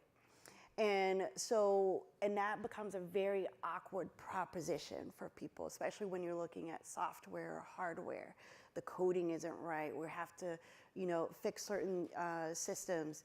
And so if we took the stance or the posture that we want to design for as many people as possible and take out the factor of, hey, this is going to be expensive, then I think it allows for a flow. Just as Kiva mentioned earlier, that we are better together in our imagination. And I think the speed of our imagination is ultimately accelerated by who's in the room. So that's, something that I think, for instance, some people theorize that using sound beacons for the blind crew members on the Astro Access flight would be a helpful tool. And what we now know, because we actually have people with various levels of blindness, I myself have some remaining vision, that we now know that sound beacons just do not work. It doesn't provide the level of orientation or spatial awareness that you need. And so now we have that data point that says, hey, when we're looking at habitat design or spacecraft design, we have the voices in the room that can help, make our ultimate approach more refined. So. Yeah, thank you. And I hope the next panel is taking notes, because we've got a lot of really exciting space stations that have been proposed. And so if I could ask the rest of the panel, I know that you've, to varying degrees, been involved with different space station concepts. Where have you seen accessibility or other access be included in the design? Yeah, so I've worked a lot with GeneLab, which is a section of NASA that works on making data accessible from the International Space Station, particularly multi-omic data. So this would be gene expression data or epigenomic data. And one thing that they do is, normally when you're doing these scientific experiments, you want to standardize as many variables as possible. This is very difficult to do on the space station, and usually the type of data you end up getting are from different organisms across different periods of time that were flown on different missions. There's not a lot of variables kept the same.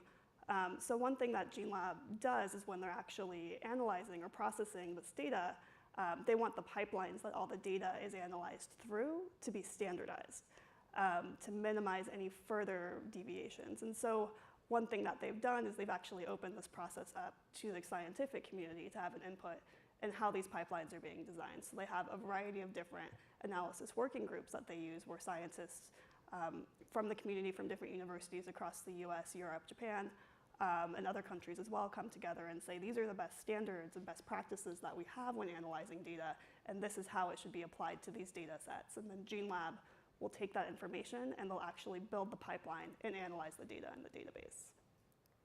So on the Orbital Reef team, we've been working with our friends at Astro Access and also in other inclusive design communities to think about, how do we really do this from day one? And it takes a lot of different forms.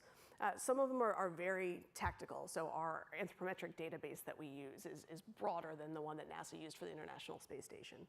We're focused on digital accessibility and all the ways that we can build that in with the best practices and standards across that industry into our design. But we're also thinking about, where does universal design for accessibility help all of our astronauts? And I was reflecting that when I was in my last couple of years here at MIT, I had a little one that I was toting around campus. And especially when I had a newborn, it meant that I was pushing a stroller around. And MIT is a fairly accessible campus, but there are places where that means you have to go up to the 4th floor and over and down to the 3rd floor and get around because there's not appropriate ramps and accessibility options. So for me, you know, able-bodied 20-something-year-old human, I was still needing that in this time of my life, that when we solved the problems for ADA compliance and accessibility of our buildings, it helped me too, right? And I think when we're starting to think about when we're designing in our space station, being able to navigate in limited vision scenarios means that when we have smoke in the cabin on an anomaly, on a bad day, that all of our astronauts can get around better. If we are thinking about hatches and suits and things that you can operate with a single hand, then if you have an injury in your hand, you're better able to operate in that environment. And if we start to think, you know, where that it continues to extend, the more that we're designing and solving for the problems that are at sort of the outside of the range of normal experiences in today's design space, we're actually making a space station that's going to serve everybody a whole lot better. I mean, I don't think I'm the right person to give an answer to the designing of the space station, but as a company who works closely with one that it does, the Axiom space, I think we first need to figure out who we can send to space station for a longer time, and that's one of the topics that we are trying to touch in the human space challenge. And once we figure that out and identify the problems that we have and find solutions through it, and we can apply that to design the space stations going forward. Well, Elliot, to pull a little bit from that point, I know that as part of your research, sharing genomics data among the commercial crew is a really key aspect. How do you balance the sensitivity of needing to expand that data set with the sensitivity of genomic data? Right. So one thing that we're working on now is not just profiling model organisms like mice or C. elegans from spaceflight, but actually profiling humans. The complicating aspect about that is that human data, it's very sensitive. Most people don't want to share their genomic data publicly.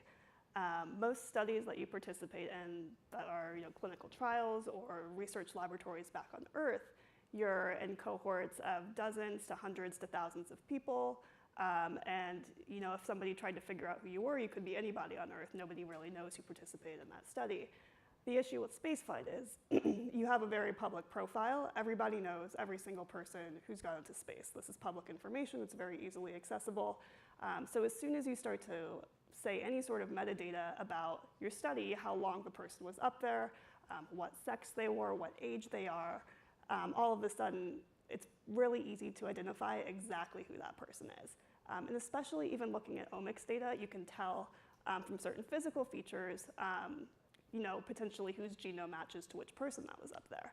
So one thing that we're paying attention to as we're collecting genomic data from commercial crews is how can we balance this desire to protect the privacy of the crews with the desire to make the data as accessible as possible to the scientific community.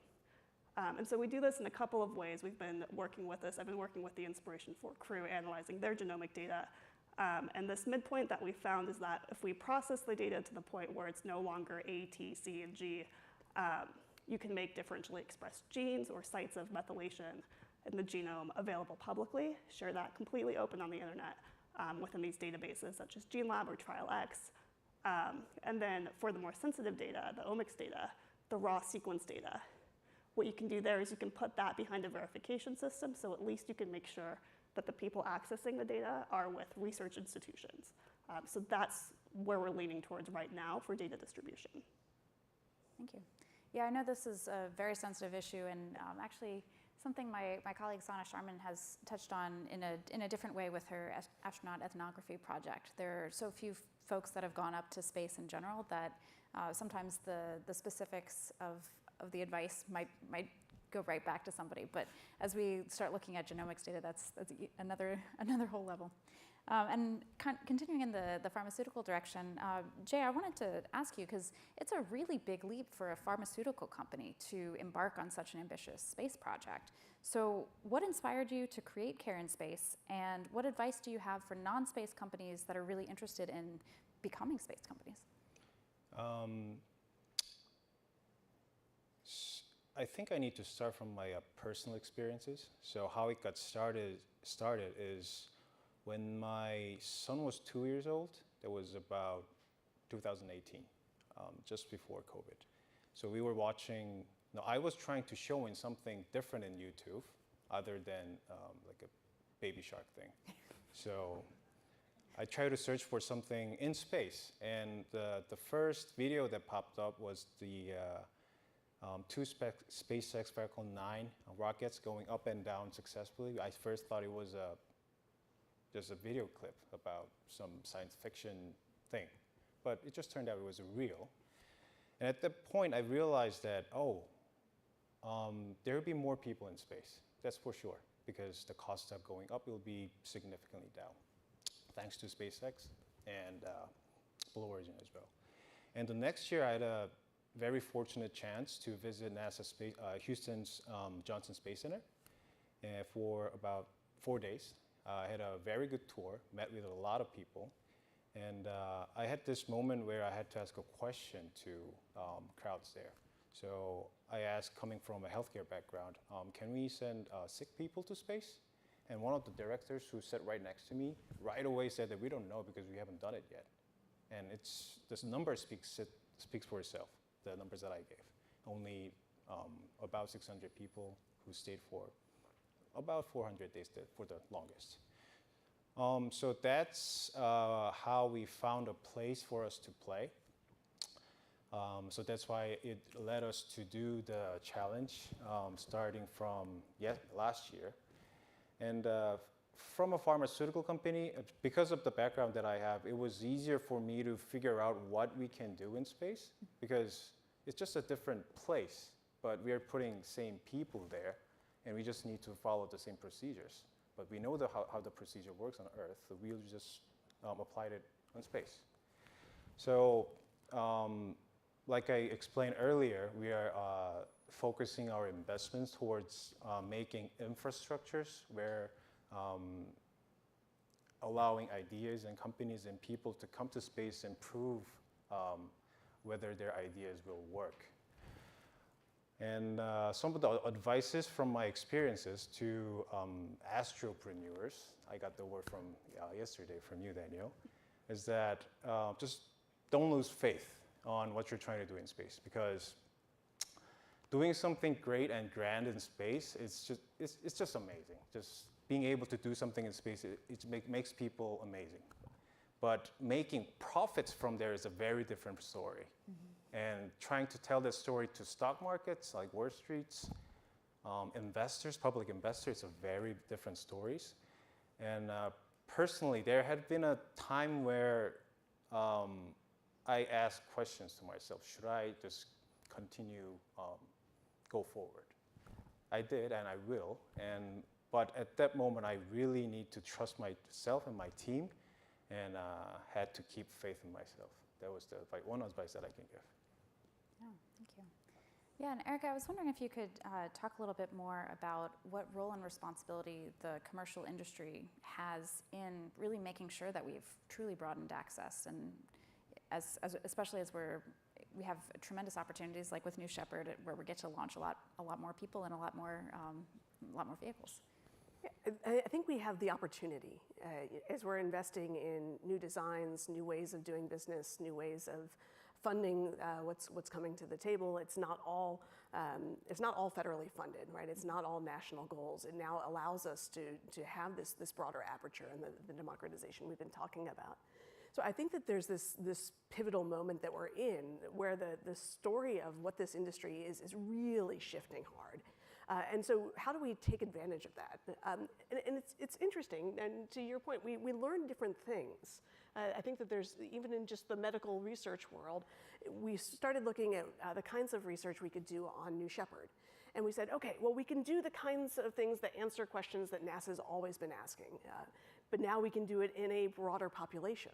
Mm-hmm. Right? It's not just a 20 to 40 something year old healthy astronaut that's at the peak of their career, but we've got from 18 to 92 that have flown on New Shepard. We've got folks with a wide variety of health histories, and we can take new medical devices and gather new sorts of data. So that opens the kinds of doors of questions we've used to answer. But then there's also this whole new set of questions that are, how do we keep opening those doors wider? And I love what AstroAccess is doing in really trying to say, you know what, let's push this further, let's push that further, but let's do it in ways that keep us safe, keep us healthy, and then allow us to say, you know, it's not that we can't do these things in space, it's that we haven't. So how do we go there next? Yeah, I think that's really, really remarkable. And I'm really amazed by this panel and just even the diversity of where all of your backgrounds are coming from. I mean, we've got commercial industry, we've got academia, we've got government, NASA. And so it's a really special time and thinking, and we get to think about how many different dimensions we're expanding the aperture, to use your phrase. And with that, I'd like to open to our wonderful audience. There will be some mics coming around.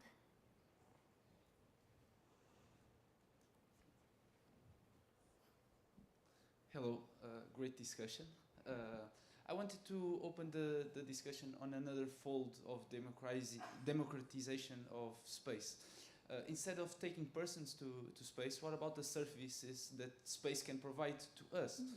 And with that, I'm referring to the usage of small standard satellites, for example, the CubeSats, the small sats. What do you think that can bring the services back to Earth? Especially for example, for countries with not as much access to space as, for example, the US or other countries that are just getting started. Maybe the small satellite industry can be a good option to provide services. Another question that I wanted to do was that let's start with one. Yeah, okay, let's start with one. Let me start with a couple pieces of data, and maybe that'll frame up some other answers. So today there are 77 space agencies around the world. There are 104 nations that are members of the UN Office of Outer Space Affairs. So maybe not have a space agency, but have a space presence or industry or utilization of data, and see that investing in space is making a difference for their country. So I think that if you look across those, the vast majority of them are focused on Earth observation data. It's for weather, it's for climate science, it's for disaster mitigation, it's for agricultural support. And we're definitely seeing that the globe is embracing the power of space at all levels of GDP and technology maturation. Yeah, and to build off of that, smaller countries that may not have the same resources as the USA or other countries, they do have access to the commercial opportunities that are arising from US companies, or they have access to the space station. So the International Space Station hosts projects from countries around the world. I know Axiom Space, their upcoming AX-2 mission is actually going to have 2 astronauts on it from Saudi Arabia. They're going to be doing science, specifically going back to that country.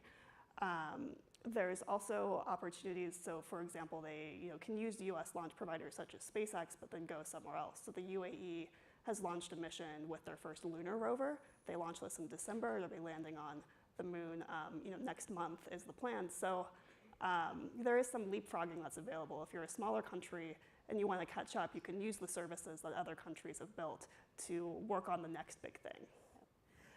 One thing that I would like to highlight, not just definitely there are access points for going to space, or whether it's the ISS or slightly beyond, but the technology that is spin-off or even spin-in, NASA has done a lot of work in technology transfer.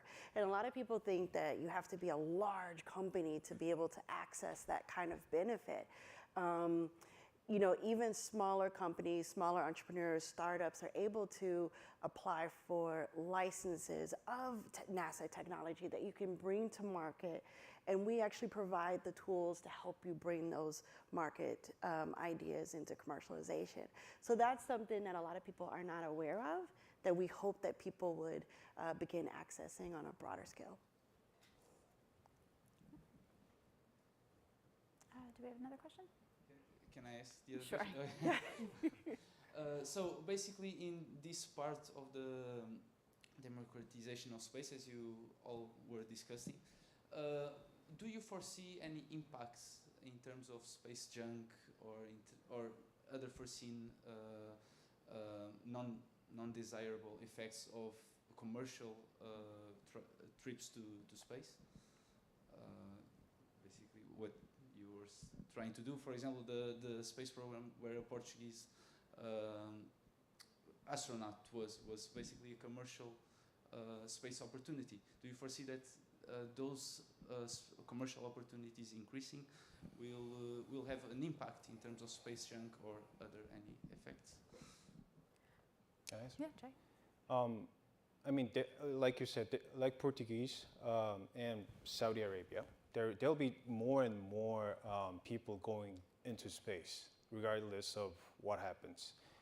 And by doing that, it also increases the risks that is embedded in just space, called space. But there are companies who's trying to solve that problems. There's a company called Astroscale in Japan who's trying to basically clear out the LEO from the debris that are just running around. And so there will be innovations towards solving those problems. So even though the risk is there, I think the effort to solve that is already in the place. So we'll just go along with those two lines at the same time, I think. I believe there's also a company, Privateer, that's working on this as well. Yeah. Many companies. Many Companies. Okay. I think the interesting question is what is the incentive to do that, right? So historically we've had it's a classic tragedy of the commons problem. We've had no real incentives to do cleanup. So will this be something that governments pay for, that companies pay for, that is a service that's offered for a fee for service? I think that model is still an open question. And what are the policies that act around that? We've certainly seen challenges with anti-satellite testing over the last decade that have created much larger regimes of debris. But being able to interact with those has its own set of challenges as well, because now you have the ability to sidle up next to someone's satellite and remove it from orbit is a double-edged sword, right? So I think that there's some interesting policy and economic questions that we'll come to grapple with even as the technologies are increasingly maturing. Mm-hmm. Thank you, and I really like how you highlighted in your answer that it's not just a technical problem, but it's also a policy problem. And I think it's really commercial, industry, academic, again, all coming together to try to solve these challenges. So thank you for the question. And we've got one up here. Microphone. Actually, would you mind waiting just for the microphone, just so that the folks online can hear too?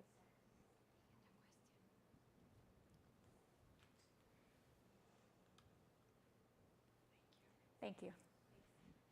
So there was talk earlier, Eric, I think in particular about universal design and the example of, if you one hand, would help you if you had a hand injury. And my brain went to different neurotypes and invisible disabilities. And, if you're autistic, designing for someone would actually help everyone when they're under a great deal of stress, being a good example. Mm-hmm. So my question is around, to what degree have folks been able to think about some of those more invisible neurotype differences? It's certainly part of the dialogue. I don't know that we have gotten to the solution space yet, but it's something that we're putting into our thinking. As you go from everyone on the crew is in a safety critical role, as in the early days of spaceflight, to now we have a diversity of roles, a diversity of responsibilities. It allows you to tease apart some of the things that we used to say were sort of inviolable, boundaries of what it meant to be an astronaut. It's sort of the classic right stuff. Well, that was really designed for an era of great uncertainty in our designs, great uncertainty in our operations, and a great deal of personal responsibility for the safety of yourself and your crew.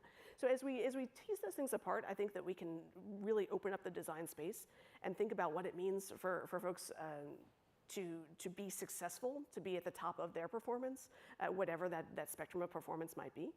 So I don't know if that's something that Astro Access has gotten into more. Yeah, so actually in our most recent crew of ambassadors, we did step into creating a neurodiverse kind of sub-team with the ambassadors in Astro Access. They're primarily blind, deaf, or hard of hearing, those who have mobility related to amputations or paralysis. And now we are beginning to ask the questions related to neurodiversity. Definitely the challenge will be, will the solutions come from building adaptations, universal design into, let's say, a habitat or a spacecraft, or will they have to come from within, whether it's adaptive techniques that someone who is neurodiverse would be able to employ in those different environments?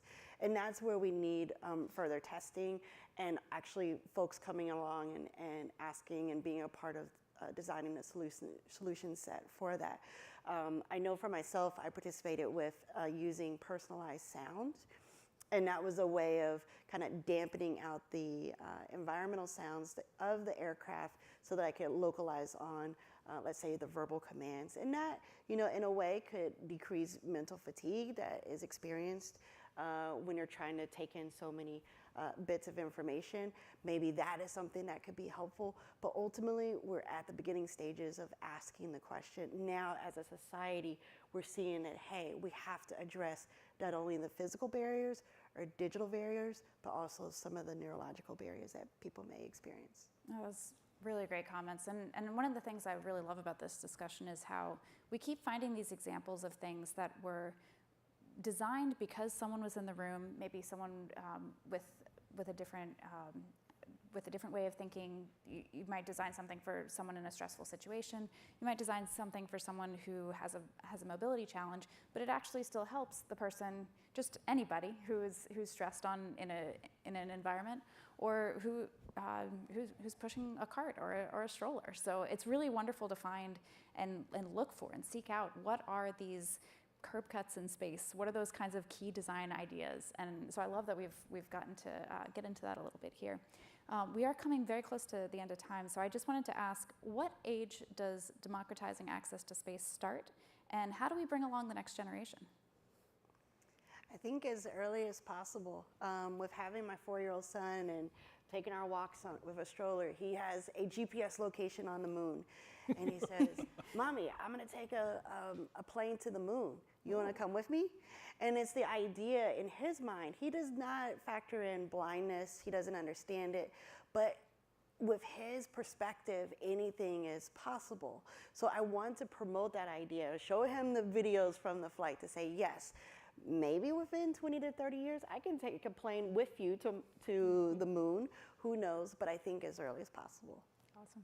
That's certainly true for education about space. I think it becomes a bit more ethically dicey when you talk about who you take up to space with you, particularly because of the effects of microgravity and radiation. We don't know exactly what those effects are. And to put someone through that who's still developing, that there's certainly some ethical issues to resolve about informed consent, whether or not they know what they're signing up for, whether or not that'll have any health issues for them down the road.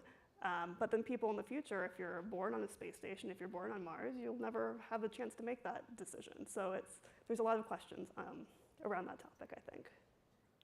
Blue Origin thinks a lot about the role of inspiring the next generation, because the goals that we have as a company are not ones that happen in one generation. So we talk a lot about how important it is for us to go out and get the next generation excited and inspired and to envision themselves in that future. So we have a nonprofit called Club for the Future. If you've never seen it, check out the website. It's one of the signature projects that we do is we call it Postcards from Space. And we have blank postcards, kids all over the world, kids of all ages. Y'all are welcome to be kids for this purpose. Draw their future, the vision of the future of space, and send it to us. We put it on the New Shepard rocket, launch it up to the edge of space, bring it home, and mail it back. And I can tell you that when you look at the face of a kid who's not just touching something that went to space, but something that they made, that they sent to space, it completely changes their vision of what their role is in that future. So we just got done doing this with some friends in the nation of Brunei in the South Pacific.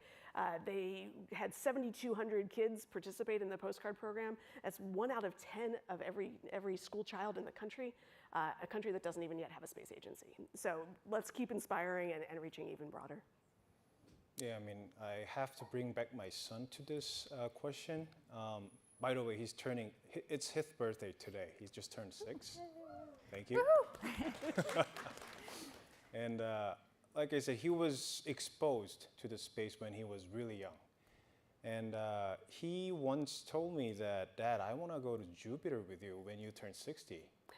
Oh, okay. So that's coming in about 20 years. So let me think about it. And last week, when he was, I think, preparing for some kind of presentation in his kindergarten, he saw something about space elevator and asked me, Dad, I want to build this with you. And I told him that, okay, so you need to study hard and go to MIT and figure that out. So as young as possible, yes, as early as possible. Thank you so much. And Dina, Elia, Erica, and Jay, thank you so much for joining us for Democratizing Access to Space. And we're excited to welcome the next panel very shortly. Yeah, thank you for having us. Thank you.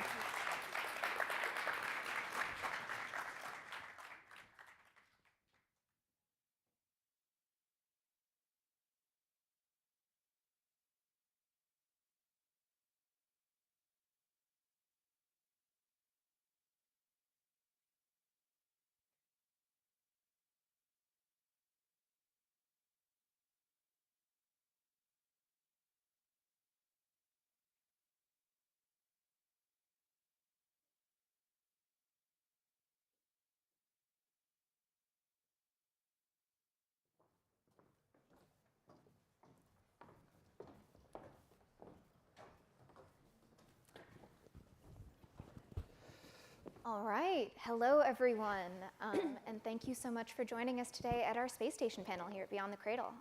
My name is Sana Sharma. I am Aurelia's Chief Design Officer and a co-founder, and my background is in physics, architecture, and human-centered design. And for that reason, I am particularly excited to be moderating this panel here today with a fantastic group of panelists.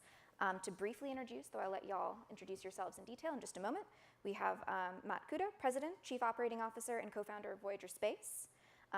Let's see here. Daniel Inocente, Senior Space Architect at Blue Origin. Ellie Morgan, Space Habitation PM and Architecture Lead at Lockheed Martin. And David Zuniga, Senior Director in Space Solutions, Axiom Space. Can you all please help me welcome them to the stage?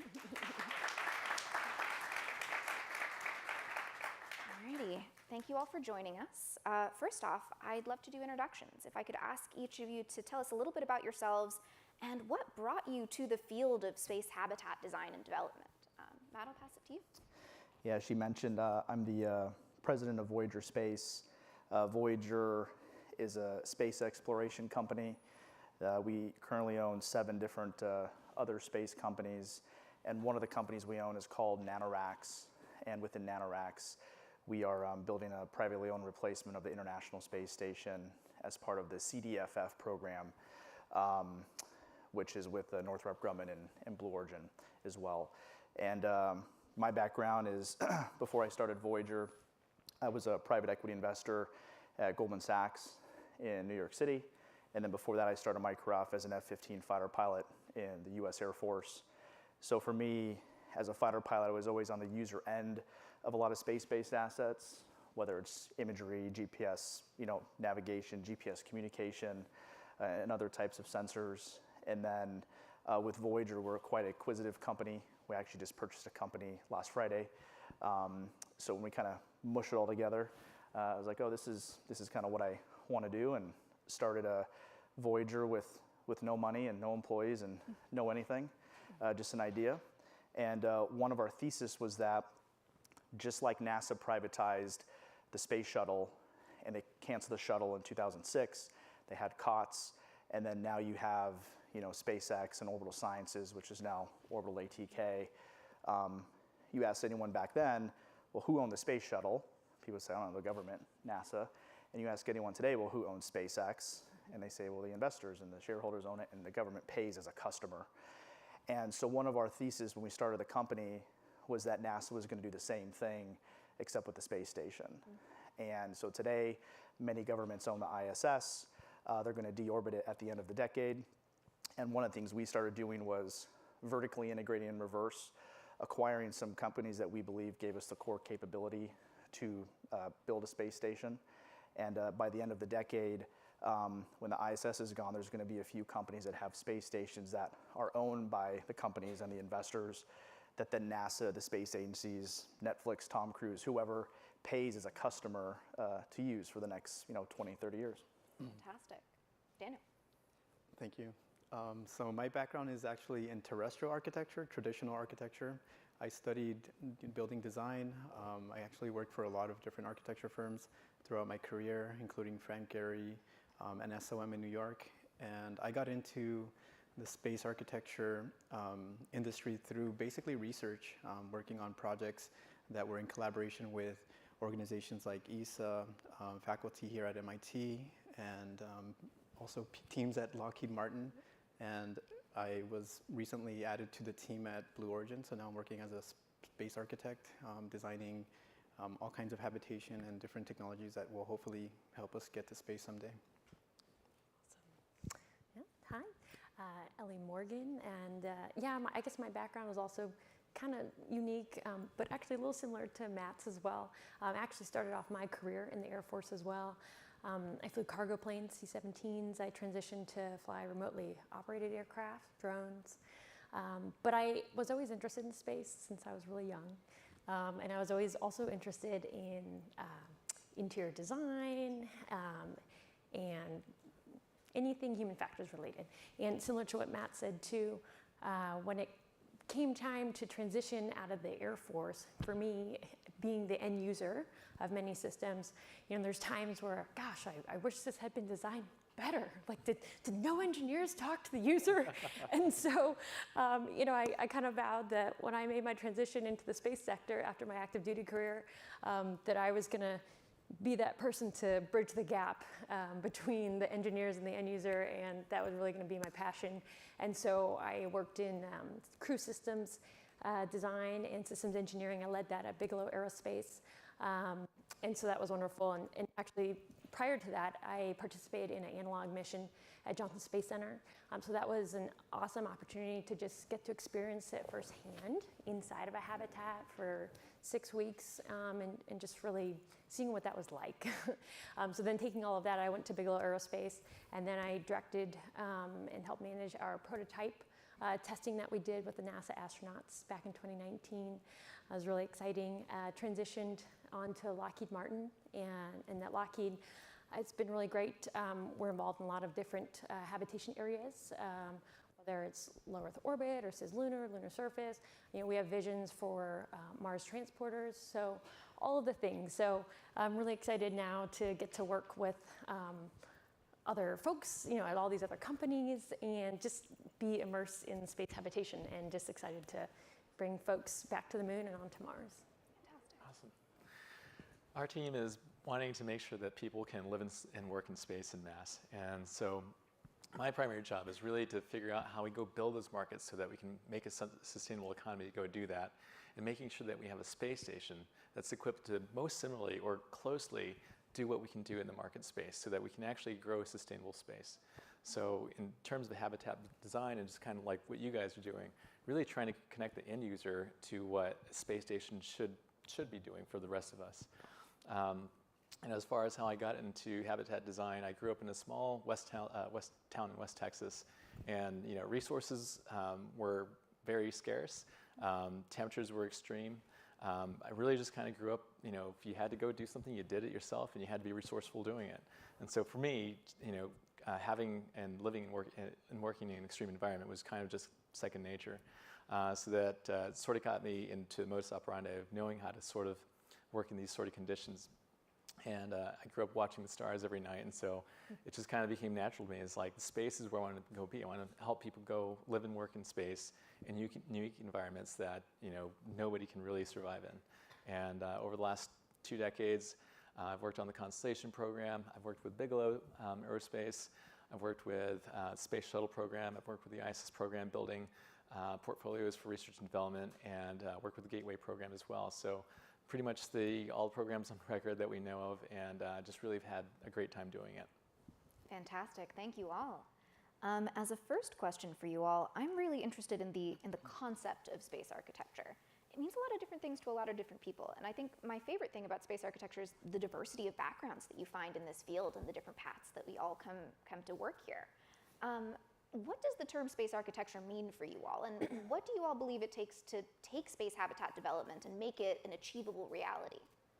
You can pass. Yeah, sure. Yeah, me. Please. So I think a couple things. One is when the ISS was first put in orbit, it was really a focus of geopolitical with Russia and the United States as a partnership.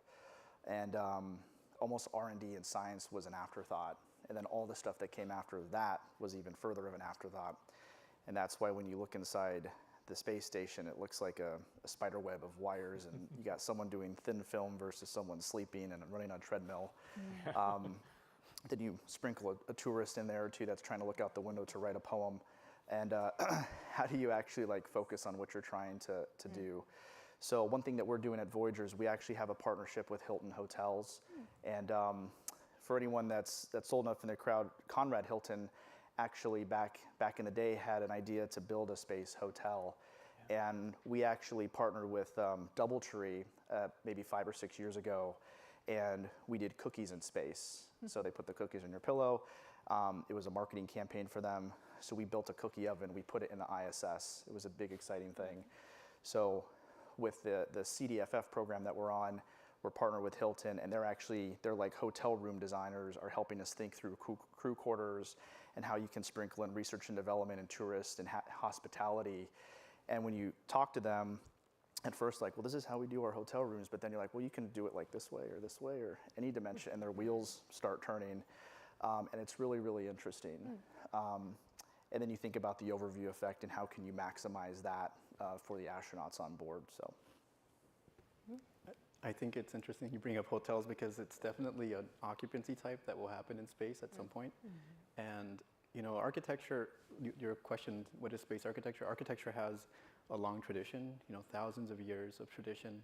And I come from a background where we work on everything from housing to skyscrapers to airports to museums, and looking at all of the different activities and human interactions that take place in those spaces. And even during the ISS, architects were not typically the first people you would call to come and design these vessels. But I think architecture and architects have a long tradition that can actually feed into this new genre of architecture, if you will. And especially now that we're thinking about the renaissance of space architecture with humans wanting to go back to space and develop new kinds of systems. And so the role that I think we play is in managing all of the complexities. So working with the experts, bringing different components and systems, and then integrating that into a human-centric environment that can serve the purpose of a hotel or a manufacturing facility or workspace, a living environment.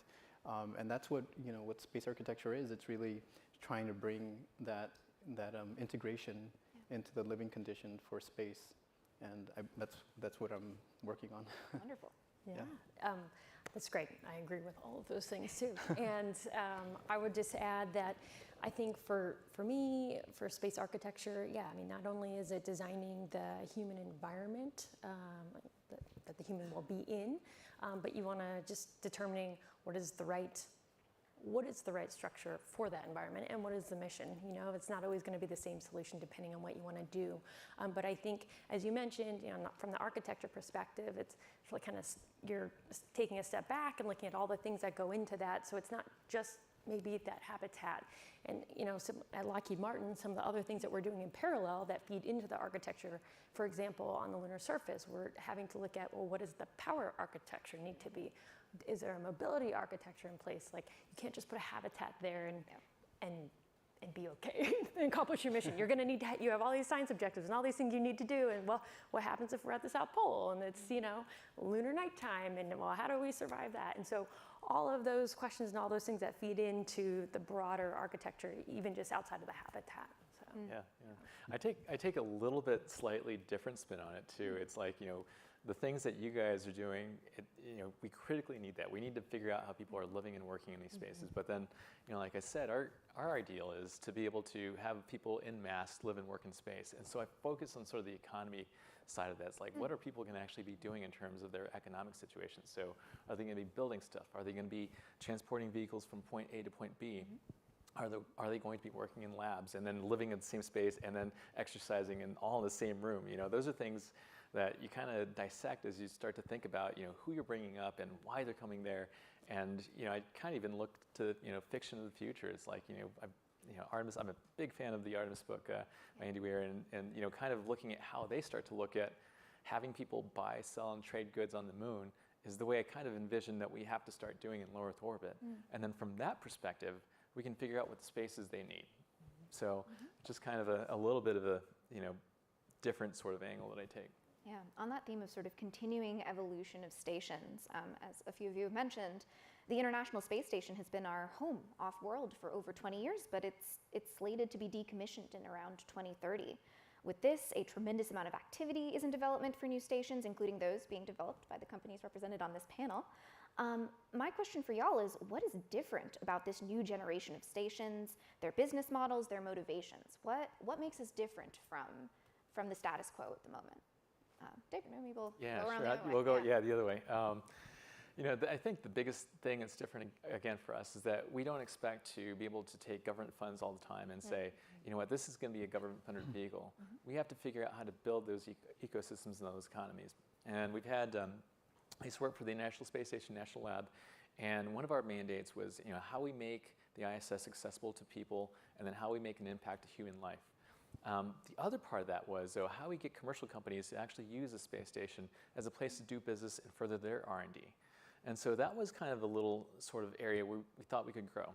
If we could get GlaxoSmithKline or Pfizer or any of these other companies to really do some valuable research, because microgravity gave them that sort of unique environment to be able to further their products, that's really where we started to kind of focus our work. It's just another national lab, and that's kind of where we looked at it. And so I've taken that sort of model and then put it into our ecosystem. We have microgravity research that we can support. We have the space infrastructure and logistics types things where we transport goods and services, whether that be water, satellite servicing, or whatever else it is in the low Earth orbit economy. There's in-space manufacturing things. So can we manufacture goods and services that can benefit people here on Earth? And can we do that has a benefit to people in space?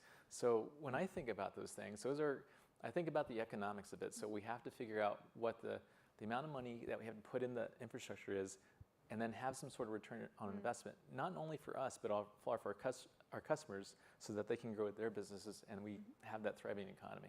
So from the difference perspective, we had a great model, growing up with the ISS, and we had a lot of great taxpayer dollars do a lot of amazing things. And we see the future going towards sort of an economic model where people kind of enable their businesses and enable growth that way. So that's the difference that I think we see. Brilliant.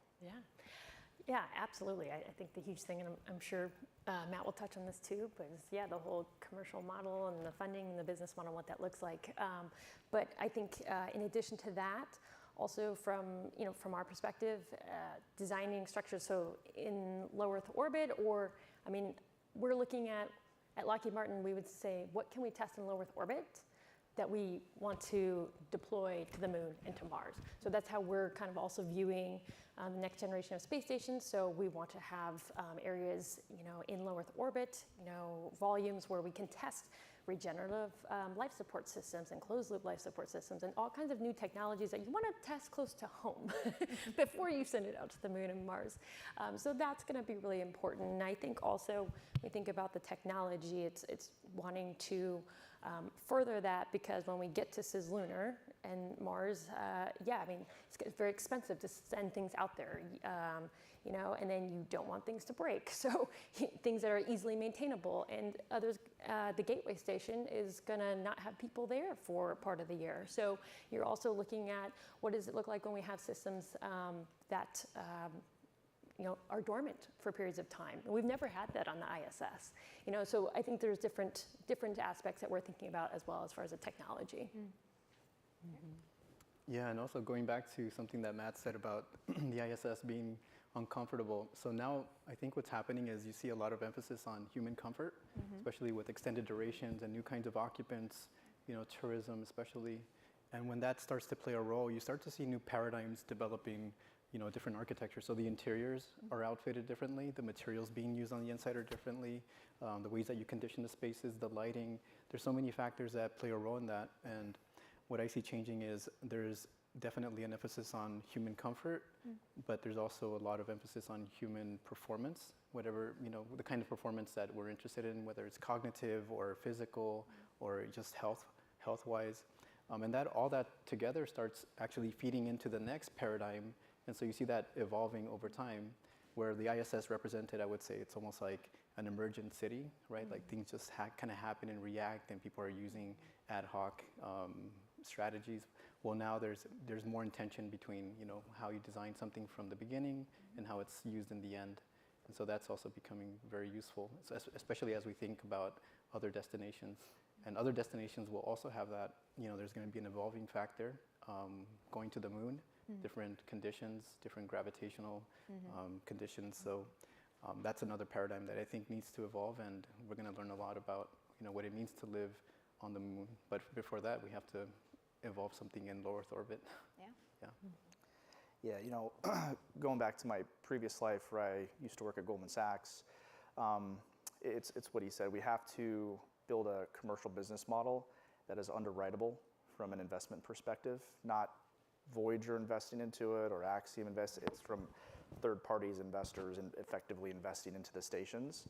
And the tourism that is really exciting and gets the press releases and publicity, it's very difficult to underwrite because the total addressable market is small. How many multi-billionaires want to spend 2 years training to go up to then spend 6 months in a space station? Right, they're busy, they're running their companies and whatnot. They probably want to go up there for 2 weeks, maybe 3. So there's capacity in your station you have to fill to drive revenue. Then there's all the space stations, when the ISS is gone, where do they do their research and development? Josef Aschbacher, who's the head of the European Space Agency, just recently announced that he will not send any ESA astronauts to the Tiangong station, the Chinese station. So where do they do their research and development? I'm supposing NASA's not going to do that either. So it's this balance of stuff that's durable and underwritable, but to his point, not being reliant on the government, so that you can still have a commercial business plan. So there's kind of a bit of a balancing that you have to do. And then with all that, understanding that some of the other stuff like Netflix or movies and all that stuff is fantastic, but is it repeatable? Is it recurring? Is it diversified for 2 decades or however long the duration the station will be in orbit? I think those things will come and will be there, as it's in space, and it's kind of like build it and they will come, but you have to have a business model in the interim that makes sense. Because these are some of the world's largest infrastructure programs in the world in low Earth orbit, and it has to make sense. Yeah, fantastic. I know a bunch of you have touched upon the people we're sending to space, our users, the folks we're designing for. And my question is, for these next generation of habitats, who are these people? Sort of, who are these new people, activities, motivations for these folks coming to space? As well as, to touch upon the theme of our last panel, how do we bring more people into the fold? How do we broaden the definition of who can go to space and experience, at least low Earth orbit, maybe further along in the future? I guess go this way now. Daniel, why don't we start with you? Pass it around. Yeah, I think one of the key factors is experience for sure. For example, when you build, like a tall structure, the observatory becomes kind of the key factor. It drives thousands of people to come up to the top and makes sometimes these buildings sustainable economically. But in low Earth orbit for sure, having that experience going up, looking down, looking beyond, having those windows, having spaces where you can eat and enjoy your time up there. So it's really about the thrills, I would say, like spaces that can thrill people and spaces that can also be used for science and other kinds of activities. Exercise, hotels are a big one, I think. But it's undetermined, it's really difficult to, I would say, predict what's going to be the activity that supports future sustainable space architecture.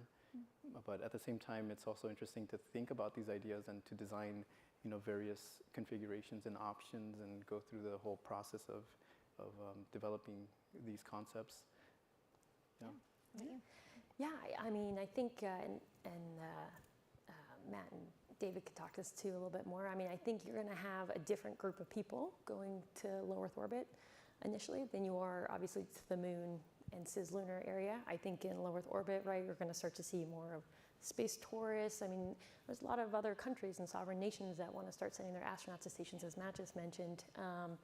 And so there'll be a lot of that. So you're going to have a whole mix of people. But I think, as we mentioned, you have to make it sustainable. So it's going to open up to a lot more folks that may not have been your traditional astronaut, because that supports the business model, and that's what keeps the lights on in the station. So I think there'll be a wider variety of folks. But I do think that, at least in the near term, as far as the moon, when you start moving further out, I think the focus there will still be mostly science and research initially. So I think you'll see a lot of astronauts from sovereign nations working through NASA. I mean, obviously SpaceX, is sending rockets out there. We have our Orion capsule that's going to be bringing folks out there. So, I think a lot of that will still be your traditional astronauts. But, I think over time, that will also change with the private industry. So I'm excited to see, what unfolds. But yes. I'm going to put a little bit, again, of controversy in the conversation here with what Matt said. I agree fully, I think. But, it is difficult to underwrite folks that are going to go to space in the next, 5-10 years. But from our perspective, as you get people living and working in space, you're going to discover the use cases. So much like the miners went to explore in 1849, the California gold rush, the people that made money there weren't the people who sought the gold. It was the Levi Strausses, it was the Morgan Stanleys, it was the people developing those and setting up those businesses around that economy. And so it's not so much that, we have to pick and define which person goes to space and what they're going to do. That's going to be enormously hard to do. But as we send people to space, we're going to figure it out. We're going to learn what they like to do. We're going to learn what they do valuable. We're going to learn as we go. And from our perspective, that's why, again, we are sending people. We sent them last year. We're sending them in May. We just got awarded another mission that we're going to send, late this year, because it's important to get people going and going to space. And from our perspective, we are learning every day from that experience. So I can't necessarily look into the magic ball and say, these are the types of people, and these are the people that can go do this. But it's helpful just to start that process. Sounds like a lot of fantastic user research to be done. Yeah, exactly. Yeah, it's one thing you mentioned about pharmaceutical companies. Back in 2000, a lot of pharma companies actually tried to use the ISS, but they eventually gave up because it took them 4 or 5 years of red tape and bureaucracy. And the other thing is the IP typically had to be shared, which they're not a fan of if you're paying for that. So in these commercial stations, it's almost like you can have an astronaut it could be employed by NASA or a private citizen up there for 6 months that might be like research and development as a service for Pfizer. That's almost like a 1099 contractor for some pharmaceutical company, because now Pfizer or whoever can fund that research, and then they can keep the IP, keep it proprietary for whatever they're using it for. So the other thing is sending different types of people. So there's this nonprofit called Space for Humanity that I was the founding executive director of, and actually just last year we sent 2 people up on that, and one was from Egypt and one was from Mexico. Katya, she was both of them the first people in the history of their countries to go to space, and we funded that to send them up there. But then they come back to be ambassadors for what they learn and what that was like for them.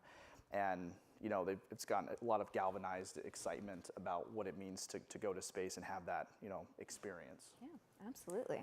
I'm just going to add one thing real quick. I think just to kind of touch on the second part of your question that you had in terms of how are we thinking about designing for those folks. I do think as we've mentioned, with the new stations and habitation structures, whereas before, there's a very finite set of requirements for what a NASA astronaut, needed to be, height, all the things, the measurements. And so since we're going to have a wider range of people, the age, size, all the things, we are having to think about that now, holistically. And you need to design that into your architecture now. You can't do that later. So that is definitely something to think about. And then I will also just say that even for things, moving out towards the moon, NASA is working on doing a lot of services type programs now, where they may not necessarily own some of the pieces of the architecture, but instead they're going to have a contract to buy services from someone who builds it, similar to the low Earth orbit, the space station. So that being said, maybe there's other customers that are going to be using it outside of NASA. So you do want to design to a larger range of people. Fantastic. Alrighty, in the interest of time, because I want to make sure we have about 10 minutes for folks to ask questions, and I do not want to keep you all from lunch later today, one last question for you all, and that's what's next?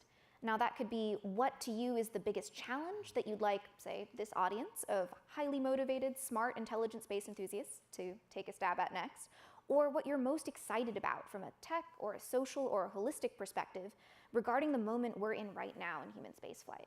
Ellie, I'm going to pass the baton to you. Well, I guess the things I'm excited about right now, well, getting more people to space is always great. And getting people excited about space habitation is awesome. And, but I'm really excited about where we are with our launch capabilities, rocket technology, because that's really opening up a lot of doors now for things that we can design and send not only to low Earth orbit, but beyond that, and that's always been such a huge barrier, is just getting the mass, out to the moon, and how do we design structures there. So that's huge. I'm really excited about that. The other thing I'm also really excited about is other advances, folks are working on in terms of nuclear thermal propulsion and other key technologies that we need. One of the projects that we're also involved in to eventually get people out to Mars and other things such as fission surface power, but just things to help us sustain habitation, beyond Earth. So I'm excited about that. Fantastic.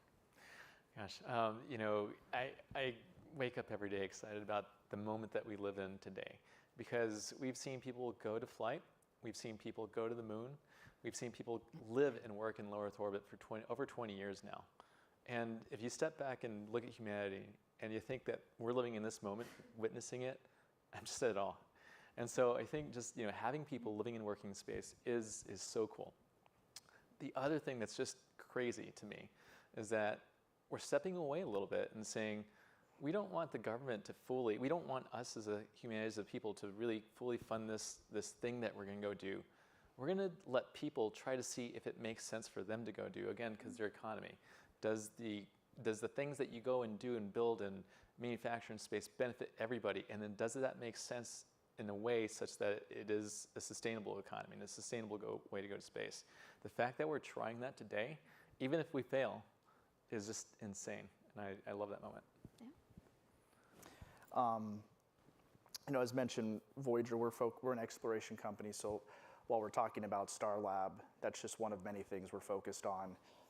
So for example, we provided the power and propulsion element for the Ion Sea thruster for the DART mission.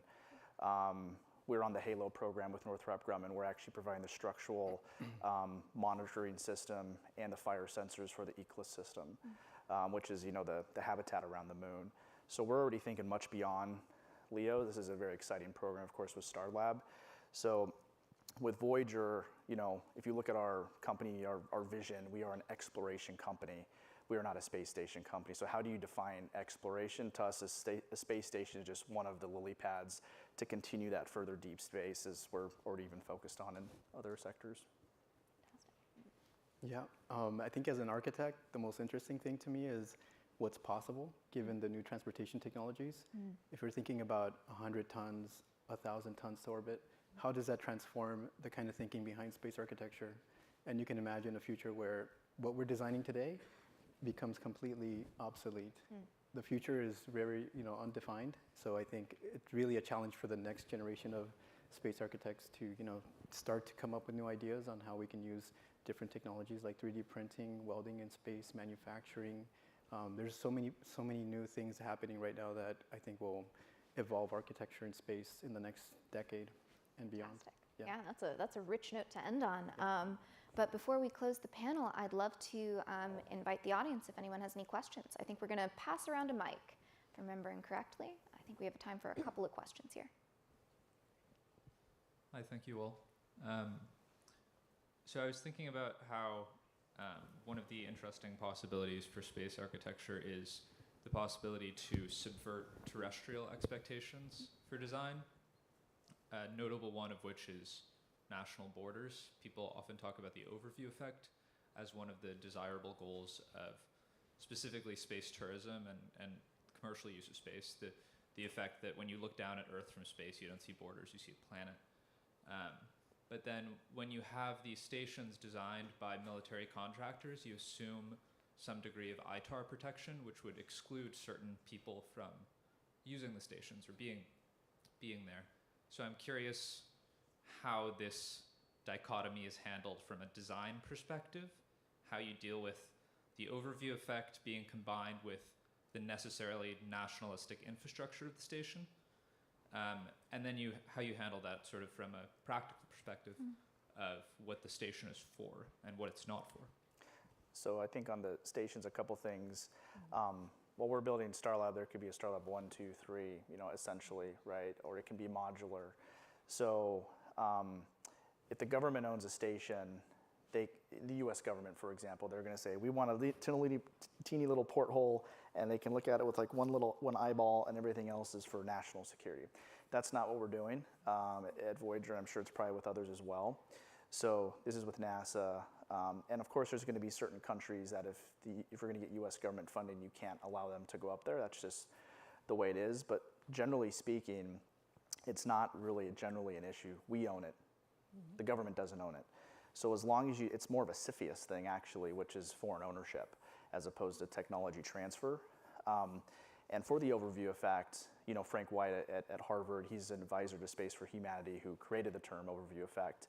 That's why we started Space for Humanity. What if you had President Zelensky and Vladimir Putin in the same space station looking out the window? Like, who knows? Maybe they wouldn't go to war. I have no idea. But I probably can't put Putin on my space station because that's probably some kind of violation, right? But that doesn't mean that another country can't buy their entire space station because it's commercially owned and write a check for $2, $3, $4 billion, and then they can put whoever they want in it, right? So it's not just, to your point, just the United States now. Think about who else could own a space station that maybe has different rules and requirements.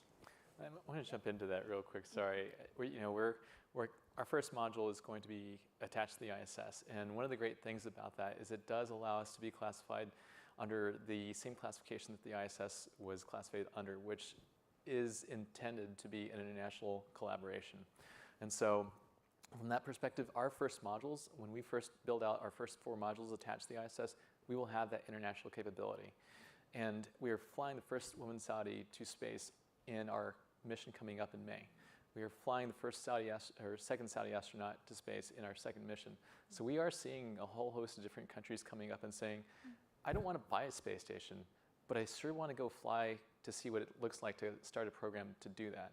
So there's a lot of policy that has to happen between now and a free-flying space station to ensure that we continue that international support, but we're certainly putting the footprint in for that.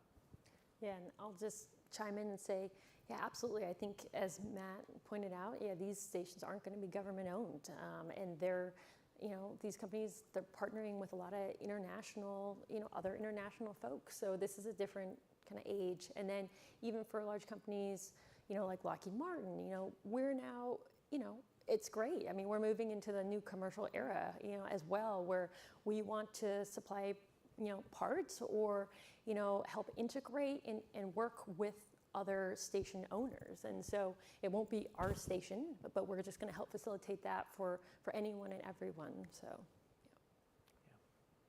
yeah. All right. I think we have time for maybe one more question. Awesome. Thank you. Thank you all so much. This was a really interesting panel.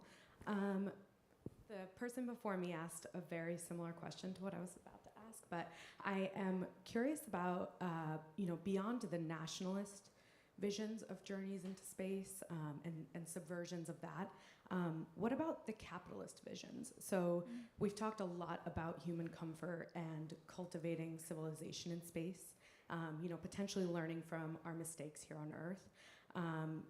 But do you see architecture and design in the private space industry playing a role in shifting these capitalist paradigms? What would a different universe of possibilities look like in that regard? And that's a question for all of you. Want to take that one? I'd like to hear the architect's version first. I'm curious. I mean, you always have to make a case for space with dollar signs. It can't be sustained otherwise, but I think there's still room for all kinds of creative applications in space architecture. You can design so many ways. At the end of the day, it's about the end user. You have to make sure that requirements are met, that there's safety concerns prioritized, and that you deliver a design that is ultimately something worth, spending the money on. So I think there's a lot of room for creative thinking about what our future in space might be. And I think sci-fi also has a role to play in that. We heard our discussion earlier about creative, the creative process. And there's many ideas out there that have yet to be created that could actually become reality. So I would say, first it's where's the customer coming from, who's the user, who's the client, and then you just go through the process of designing a space architecture that meets their needs with something inspirational.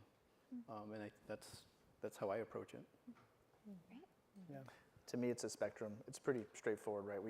We have the ISS, which is, we had the mirror, then we had there was going to be freedom maybe, and then we got the ISS, and then we have, Star Lab, which is what we're building. But, I'm thinking with Voyager as the founder, as an expert, I'm thinking what are we going to build for the next 100 years that someone else is going to take over the company, right? So to me, we don't have to do it all right now. So it's a spectrum of how do we start to sprinkle more and more of that in as we have more and more underwritable business and profitable business in the interim, so that by maybe you get to the 2040s, 2050s, now it's you really do have this reusable launch with Starship, and it's $100 a kilo or something, and you have dedicated stations throughout Cislunar or Leo to do these specific things. But the thought that we can rip the Band-Aid off and have it be exclusively that is probably a little too fast and not underwritable from a privately owned perspective. But it's absolutely, we have to make sure that we have the right leaders there to have that kind of guiding star for the next 20, 30 years. I think, just coming from I wanted to make sure I teed off your response, because that's exactly the way we see it too. It's just we have a use case out there where somebody wants to go make some money, they want to have an economy that happens.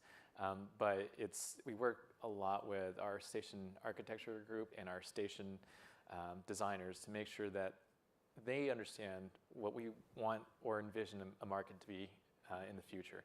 And we can't say what that is today because they are still evolving, but we can give our best impression of what one is. And so we're trying our darndest to make sure it happens.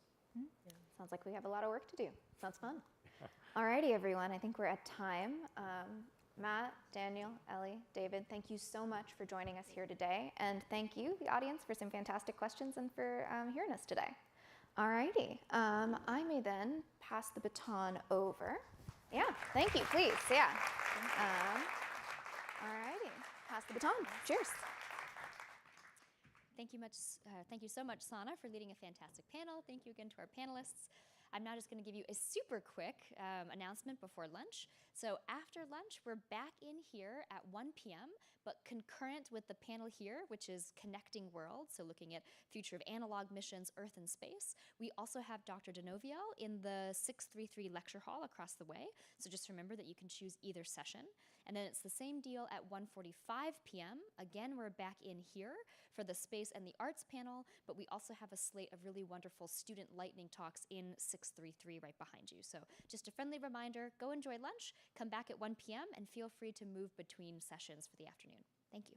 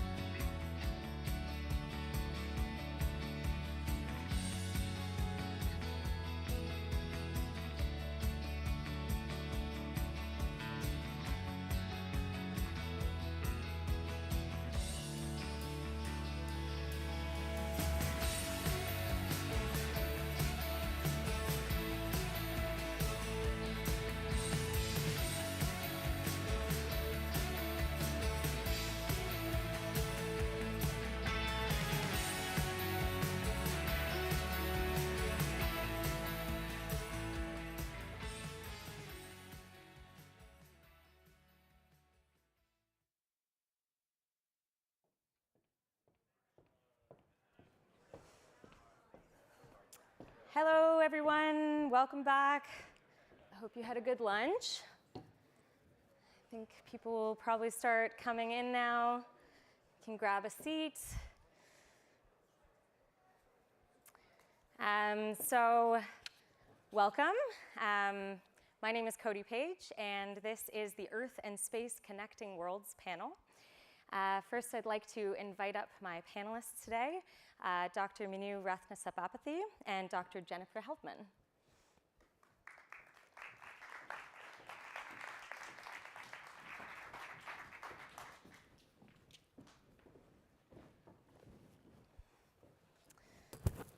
So to give you kind of a quick introduction on these two wonderful women here, Minu is a research engineer here at the Media Lab, and she works on the intersection between technology and policy.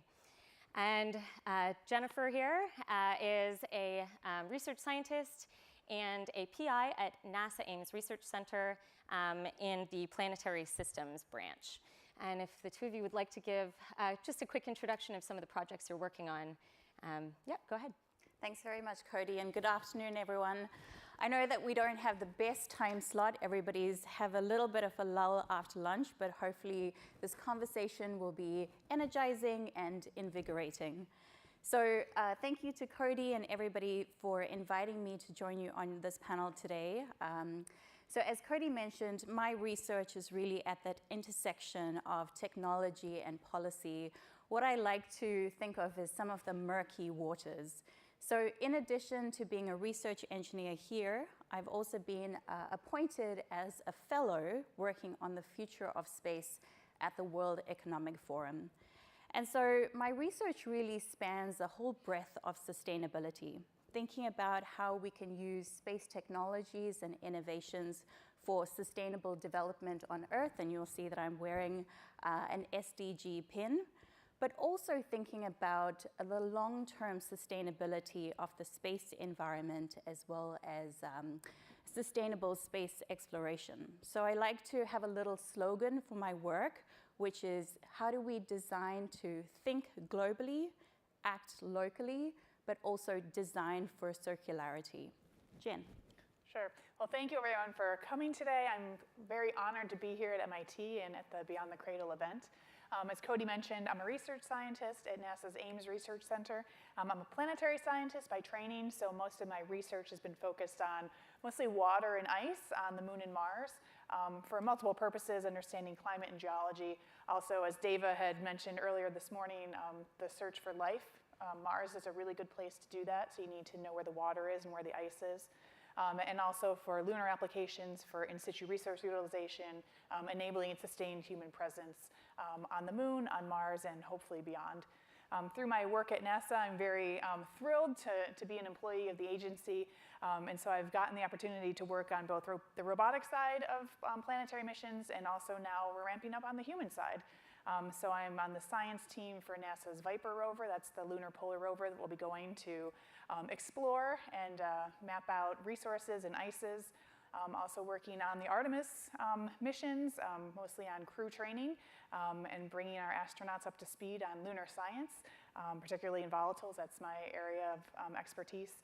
And looking at how we will execute both of these types of missions. Now that we're going to the moon at such a high cadence, we can do real-time operations. And so we'll be making science decisions and operational decisions based on real-time data that's coming back and working out the ConOps and the architectures for how that will actually function and how that entire system will be set up. And then I run some other programs, the Resource Project with heavy participation from MIT, a lot of field work, and then science data analysis, modeling, all sorts of things. So this is great. Great. So great to have both of you here. We're talking about connecting worlds today and thinking about Earth and space and that exploration standpoint. And you mentioned sustainability, and that's something that really is at the intersection between Earth and space and how we think about the word sustainable and sustainability, how we define that.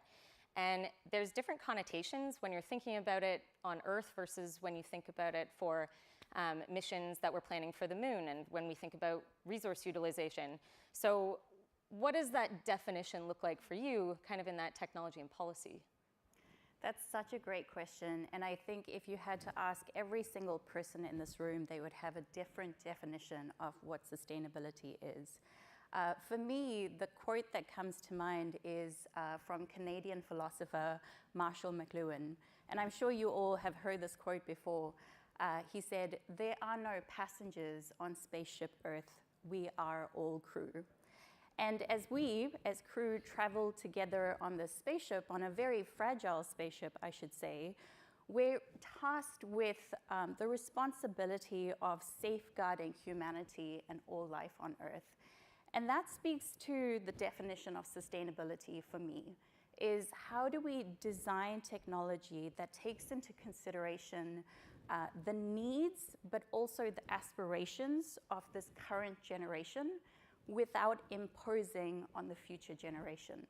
Now, on the policy aspect, there's certainly things that we have to consider regarding the longevity and sustainability of what decisions we're making now, and how does that influence these future generations.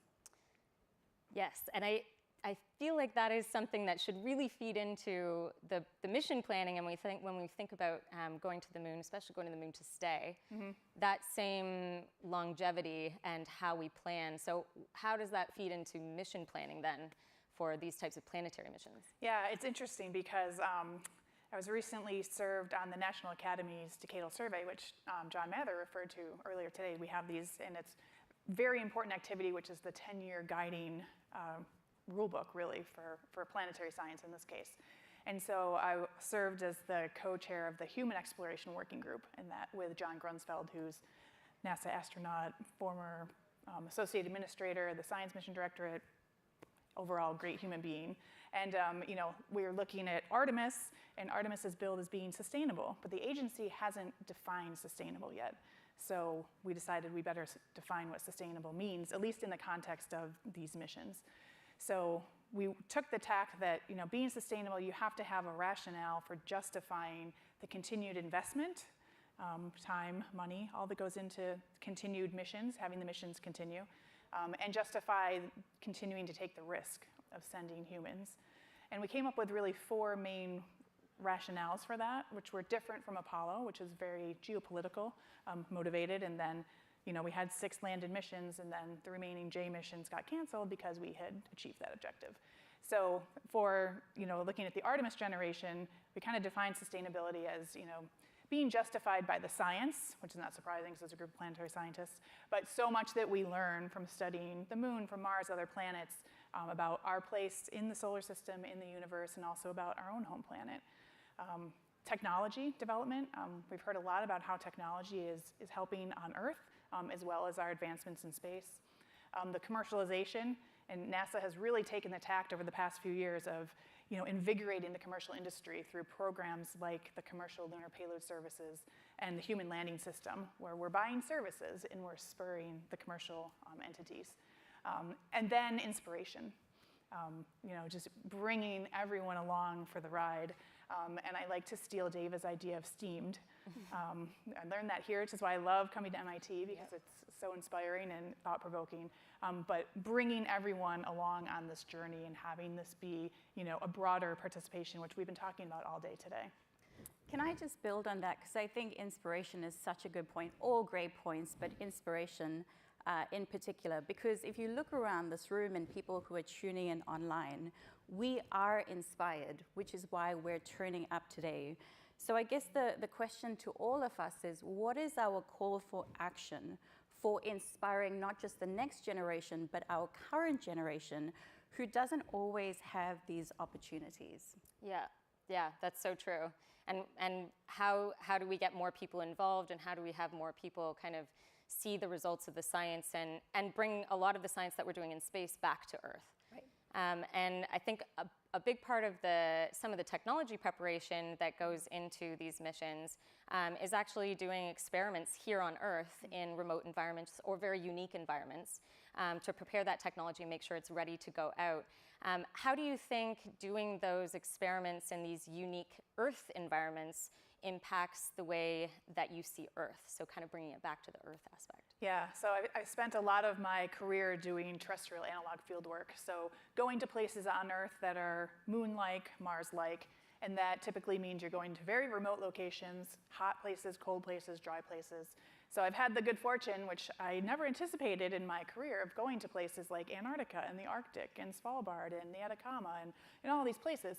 And so I think what I have taken back from that, not only the technology development, the ConOps, development and testing, the science that's returned, but this tremendous appreciation for this planet. Because getting to see places that most people never get to see, and just the wonder and beauty of what exists here, and how precious and important that is. And so taking that type of philosophy as we think about sustainable exploration of the moon and then on to Mars, I think it's critically important. And then by doing these terrestrial analog campaigns, we always engage with the local communities, bringing school kids along, going into classrooms. We bring teachers along. We have a Space Bound program where we bring, like high school teachers, and they come and they work side by side with the NASA team and the astronauts, and they're lugging rocks and they're taking measurements just like everybody else and getting dirty and getting right into it. And then they take that back to their communities and they give talks at schools and planetariums and museums and public events and wine festivals and all sorts of things to try and bring that inspiration part back. So it kind of goes along the theme of bringing as many people along as we possibly can, getting people involved and telling that story of just how amazing this is, the things that we're doing. And then it also optimizes your missions as well, because that's where the rubber hits the road. You're testing it. You've got to test it as you're going to fly. What technologies do you need? I mean, we've done testing like, oh, we should have brought a drill. Okay, on the mission we're going to have a drill, and we have a drill now. What visualization software do you need for ingesting real-time spectral data, which is messy, but you need to be able to make sense of it quickly, make an operational decision, have that tactical plan be able to be executed by the flight ops. Like, how does that all work, and developing all those systems and testing them in real environments? And then to increase the fidelity of these analog campaigns, we always make sure, especially when we're doing a science campaign, that we do real science, right? It's not faked, it's authentic. We are going home and writing papers afterwards. So the astronaut has to pick up the right rock, right? Yeah. The rover has to make the right measurements, because there are, a PhD thesis is riding on this. So it's really important, and then everyone is invested, everyone is engaged, and it just makes the product better. So there's lots of benefits from analog work. And I mean, you're getting, real Earth science done at the same time, right? Exactly. So you kind of get both of those, as part of these missions. And I think working with the communities is probably a big thing too. For, you probably see that in policy development and working with the United Nations and things like that. It's very important to make sure that you're seeing kind of the different communities that will be involved in this, and kind of working at it from both sides. Absolutely, and I think on a practical note, I'm sure you're also thinking about monitoring the environment that you're utilizing when you're doing these analog missions, considering how we can utilize existing infrastructure instead of bringing something to these communities or these remote areas. Somebody mentioned this in a panel earlier today, and I'm sure it was Erica actually. She talked about the United Nations Committee on the Peaceful Uses of Outer Space, UN COPUS. Space has terrible acronyms, by the way. It's just, it just put a whole bunch of letters together that never rhyme. But Erica mentioned the fact that currently at the COPUS meetings, there are 104 state member delegations. And that is, in fact, one of the largest UN committees ever, full stop, which is pretty incredible that they are talking about space and discussing topics like sustainable exploration. And what's interesting about this particular committee, and you talk about involving countries and communities that otherwise may have been unrepresented, is that in the past 10 years, the number of countries at COPUS meetings has increased by 40%, which is pretty incredible. And we're just seeing countries like Guatemala, Nigeria, Ethiopia stepping up, having a seat at the table, but also taking the initiative to put forward new policies on what this means on a global level but also on a national level as well. That's so interesting. And I think understanding what things mean is really, and especially to different cultures and different nations, what words mean, what policy means, varies so much that it's important to kind of get the different aspects from all these different communities. And I think a big problem that we've seen in the space community is actually the use of language and the different meanings that those words have. Things like mining on the moon and resource utilization and colonization, all these words have very different meanings for these different communities. And I think it's important that we understand what that means to space exploration and how we change the view on space exploration. So what do you think that terminology, what effect does it have using that for space exploration? Another great question, and I actually had this, we'll call it a conversation instead of an argument with someone just last week about this particular topic, and thinking about, what is the definition of a word in case you had to open up the Oxford English Dictionary versus what does it actually mean to the people whose history is embedded in a lot of these terminologies. And the fact is, when you use words like exploitation or colonization, the perception from the general public is that space exploration is not for them. It's very narrow-minded and it's very self-serving to a limited group of folks. And I will say, I'm not a linguist by any means, but I did grow up in countries that are steeped in colonization. And I can tell you that it's not history for everybody. It's an ongoing truth, and the hurt still runs quite deeply.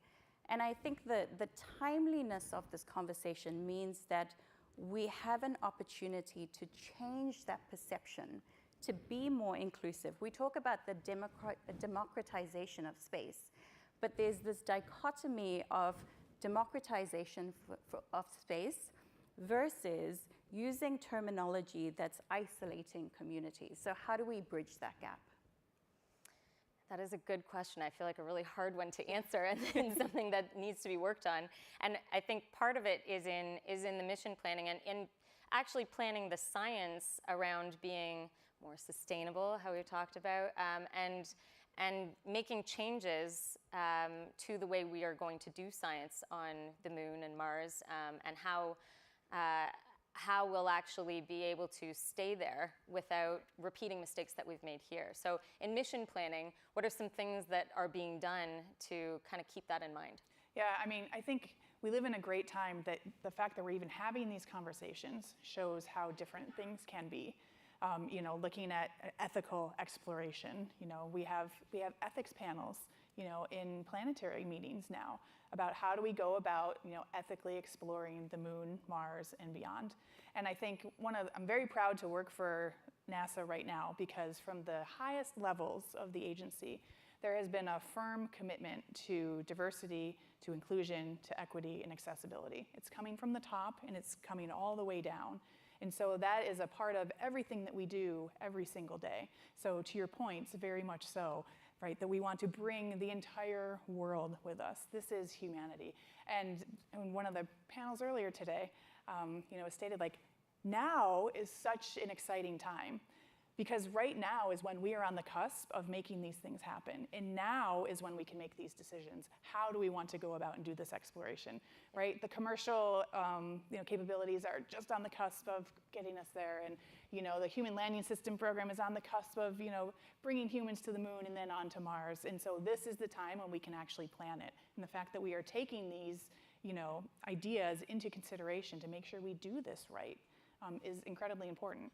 And even tying it back to the Earth analogs when we go and do field work in remote locations, like in Antarctica, if you dig a hole, you fill the hole back up and you put the rocks back. Right? You leave no trace, right? It's like when you're taking your kids out for a hike in a national park, right? It's the same idea. So you're trying to minimize your disruption to the natural environment and do the monitoring, for science, but also for just the ethics of exploration and having that appreciation for these are worlds, like our own world, that are precious. And so we have to be cognizant of that. Yeah, so true. And I mean, even the lessons learned on the mission planning are things that could, be used in industry here for Earth planning. Like not, doesn't necessarily have to be for space exploration, but a lot of these lessons can be brought back and used around the world in different aspects. I think even in mining, I know resource utilization is kind of a very near-term research topic for the moon, and bringing that back to Earth and how we want to do mining in different communities. Forrest was here today talking about the Lunar Outpost rover and how that's being used on Earth as well. So a lot of these technologies kind of come back to Earth. And Oh, sorry, go ahead. Oh, I was just going to give a shout out to Forrest. If you didn't see his talk, it was great because I asked him about, the technologies that were developed through Lunar Outpost for environmental monitoring that are now being used in, hundreds of schools across the country for the safety of school children, for looking at the environment and things outside. It's like these types of applications are just things you can't anticipate in the beginning, but have tremendous payoff. Yeah. I think of sustainable space exploration in 3 pillars, and I would love for Jen to add to this. I know I'm throwing this at you. But one is how do we get there? So how do we ensure that we're sustainably reaching our destination and also minimizing the impact of the space environment? Somebody asked a question about space debris earlier at one of the panels. The second is, what do we do when we get there, right? So we, of course, on the policy side, have the Outer Space Treaty, which prioritizes space as a common resource for all of humanity. So as we're designing these missions, how do we ensure that we're taking into consideration the responsible resourcing and, not resourcing, but utilization of space resources? And then the third is, again, coming back to the democratization, how do we ensure that it is for the benefit of all? But talking about sustainable space exploration, Jen, I was wondering whether you would add any pillars to that. Again, we mentioned the word longevity of these missions. How do we ensure that we're not just going up there and then like, okay, done and dusted? Right. How do we stay up there? Right, yeah, that's what I worry about as well as a government employee, is the political environment, because that does drive a lot of the investments that are made in government agencies. And we've seen this play out not just in the human exploration side, but also in the robotic side of exploration. So I would add the geopolitical situation as one of those pillars. However, that being said, NASA is not necessarily the only game in town, which is great because this is being opened up to more people. And so there's so much commercial opportunity to do this type of exploration. So that's why I think now is so exciting, because we don't know exactly how it's going to play out. Like how is it going to go? Who's going to do it? Who's going? But it's going to be super exciting, no matter what. So you talk about some of the, the longevity, the challenges, but bringing in kind of the industry players, do you think that's still going to be then one of the greatest challenges that we have to deal with, is this longevity? Or do you think there's a different challenge that would really be kind of taking over that? I don't know. There's lots of folks out there making business plans for, sending missions to the moon and to Mars and beyond. So I don't know how it's going to play out. But I'm very excited to work with all of those companies. And, through NASA we can at the moment. So that's great. And we do. So I don't know. Yeah. And just on that point of industry, I think for the first time we're also seeing industry players outside of the traditional space bubble, right? So somebody from pharma earlier on, but really expanding what it means to do business in space. And so for me, the big investments will come not within the space sector, but from outside the space sector. So how do we engage all of these other industries who have very deep technologies? So take, for example, the mining sector. They have fantastic decades of experience in mining. So how do we, instead of replicating that technology on the moon, how do we then get them to buy in and invest in our future missions? Yeah, and watched another presentation earlier today talking about all the different countries that are now getting involved and starting to have their own space industries. And there are tons of countries that have their own space agencies that have just started, Australia being one of them.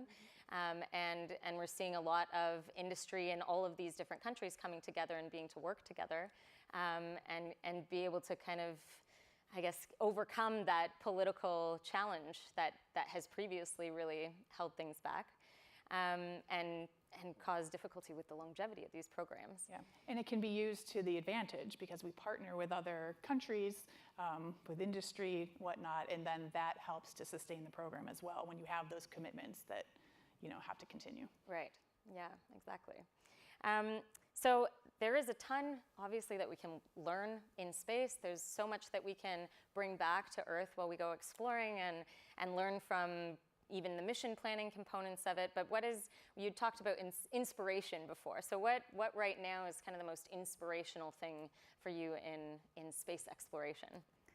Yeah, that's a great question, and I have many varied responses, but I will say, you know, just the fact that we can now convene again, and as Jen mentioned, really have these very transparent conversations about what does ethical exploration, what does sustainable, what does it mean to be sustainable, I think is really good. And another, a key point, I think, is really thinking about how we hold each other accountable, right? So on the policy side, one really great example that we've developed here on Earth is the Montreal Protocol. I know this is a few years back, but 1987, the world came together and said, listen, ozone is depleting, we need to do something about it. And within a couple of years, we actually got those numbers back to where it needed to be. So we proved on a policy level that international cooperation was not just a buzzword, that we could actually do something. And for me, what's really interesting is the timeliness of this conversation. So how do we get past those policy hurdles to put together the Montreal Protocol of space exploration?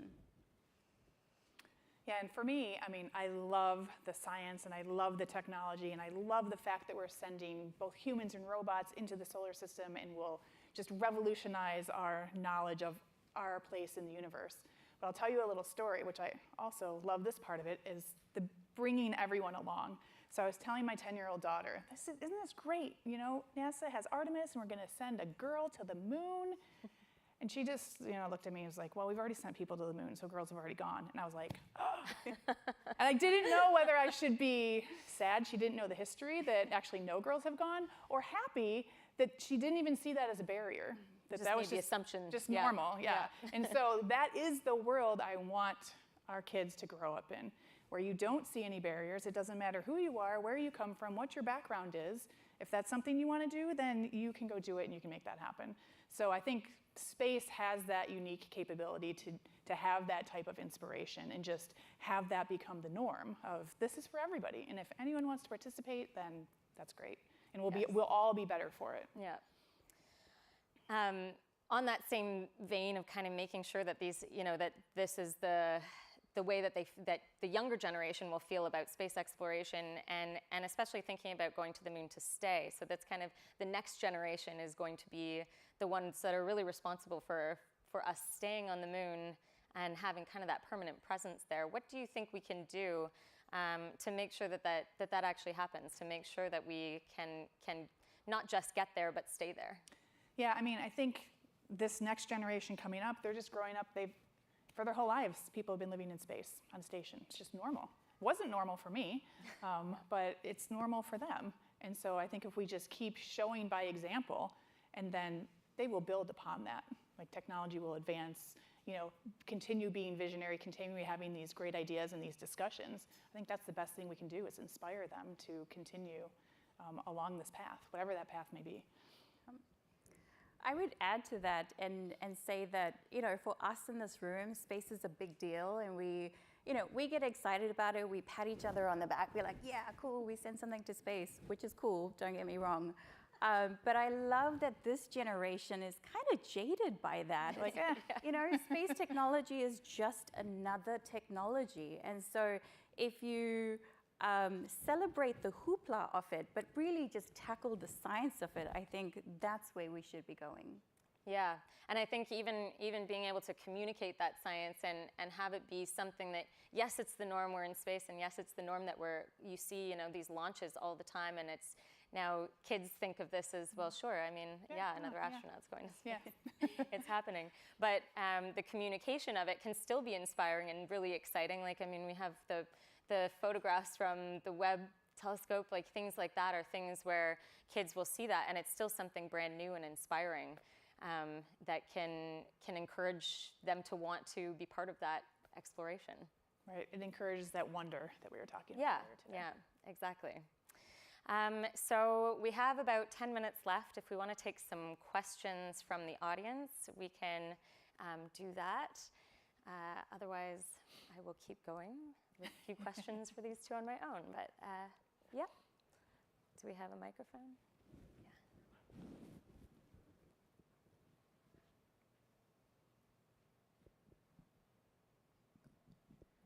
Hello. Yep. Hi. Thank you so much, guys. That was such an interesting panel, and I thought it was really good that you touched on terminology and these terms around like colonization and resources. I'm curious, maybe just a comment, because sort of the way the space industry works is based around a lot of the systems that sort of underpin colonization. As it's a capitalist system. How do you see sort of an equitable and sustainable future when a lot of the industry is sort of pinned on these very not equitable systems? Yeah, just a sort of comment. Yeah, I am happy to go first. I think that's a really tough question, to be honest.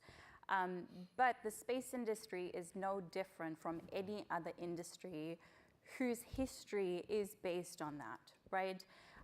But I think the awareness, and like I said, it's the timeliness of this conversation. To Jen's point, we are on the cusp. If we don't make these changes now to the language, then we're falling behind and we're following all the other industries' history, right? But we have seen simple changes like the future of mankind to the future of humankind.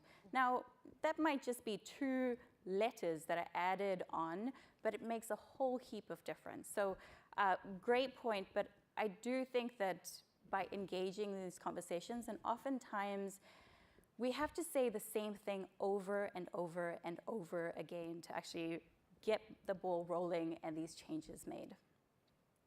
Yeah, and at least from the government side, there are small changes that are being made that I'm happy to see, like required inclusion plans, required diversity plans with metrics. And as a planetary scientist, I have not been trained in any social science or any of this, but I'm learning, and so we are learning, and so we are incorporating that so that you can actually infuse that into your projects and your programs in a meaningful way, not just lip service, but actually meaningful, actionable items.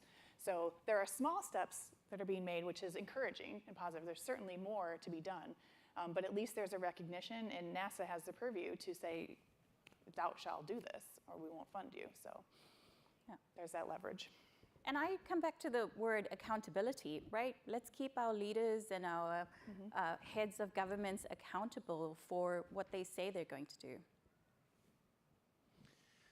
My question has to do with doing the work here on Earth to prepare, because you use the terminology like we want to bring everyone along. At the same time, it feels sometimes, and research has shown, in like a more polarized world, it frankly feels like sometimes people don't want to be brought along, like on the human scale, and then on the international scale, the great success of the US and the Soviets collaborating during the space race, or after the space race, but modern times, the US government couldn't make it work with China, and now China has its own space station. So it seems like there is a lot of work that still needs to be done here before we can get to that, and I'm just curious how you think we're going to do that. That's $1 million question, right? No, I mean, point well taken. And I think part of it, we can bring it back to the inspiration point. Like, it's okay that not everyone is, wants to do this. There's lots of things in the world that are interesting and that people will spend time on. And that's fine. And we need all sorts of different people to be doing all sorts of different things because, space is not the end-all, be-all of everything, in the grand scheme of life. That said, if there are opportunities, that people can be made aware of, that they might be interested in, then by all means, we can bring those out to a broader public and broader segment of the population. People may not have thought about, like, is there life on Mars? Why would we think there's life on Mars? How does that connect to me? How does that mean about how I ended up here in my life? Whatever the case may be. So I think we don't have to force people to come along, but if there are opportunities where people, might be introduced to things they didn't previously know, that can be beneficial. Right, and without going down a philosophical rabbit hole, I think you need to know the opportunity exists to then consider whether you want to be part of it or not. And we're still working on that first part, is how do we ensure that there's equitable opportunity for access in space, and countries or organizations, companies don't feel left out because they're not even at the table where these discussions are happening. And a lot of like we talked about, a lot of these countries that are newly engaging in the space industry, yes, soft diplomacy has always been something that is a big part of the space industry. And while there are certain players like China who might not necessarily be collaborating, there are so many countries that are collaborating now, and even looking at the Artemis missions, there are tons of countries involved in this, and there is a lot of soft diplomacy that happens with these missions.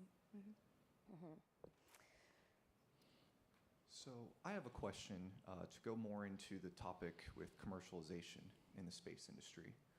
So particularly the question I have has to do a little bit with, the amount of commercialization and with regulation.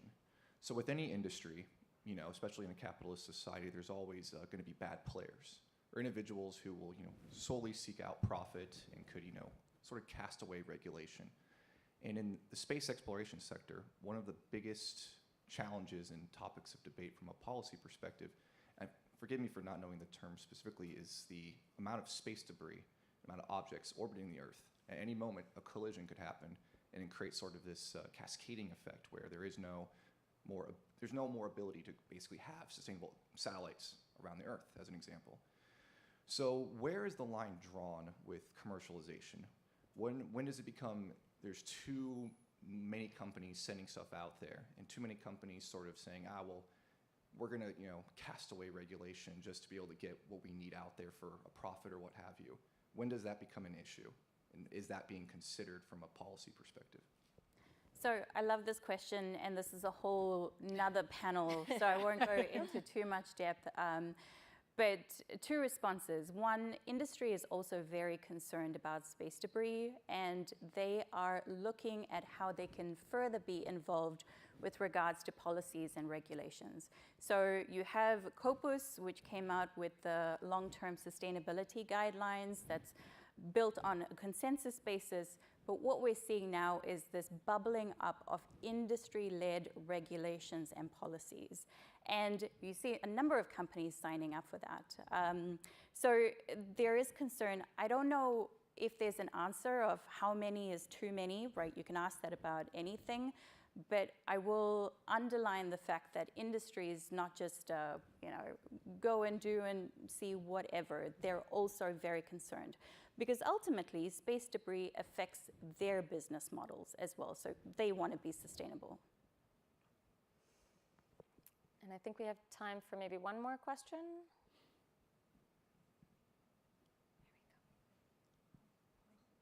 I got it. Thank you. I have a question about mentorship, which I think is really crucial if we're going to bring up the next generation of folks doing this work. I sometimes find myself taking a group of students to a conference, whether they're, and then afterward they say to me, well, you told me this was our generation. You told me that we were going to make the future, and maybe it's a deaf student and there's no ASL, or maybe the person is the only person of color in the room, or the only person that appears to be openly gay, or they're in some marginalized group, and then they come back to me afterwards and they just feel sort of gaslighted by the whole experience, and it breaks my heart because I want them to be here and I want them to be welcome. And I want to, if do you have any words of wisdom about sort of welcoming and mentoring and avoiding that danger of making our students feel gaslighted?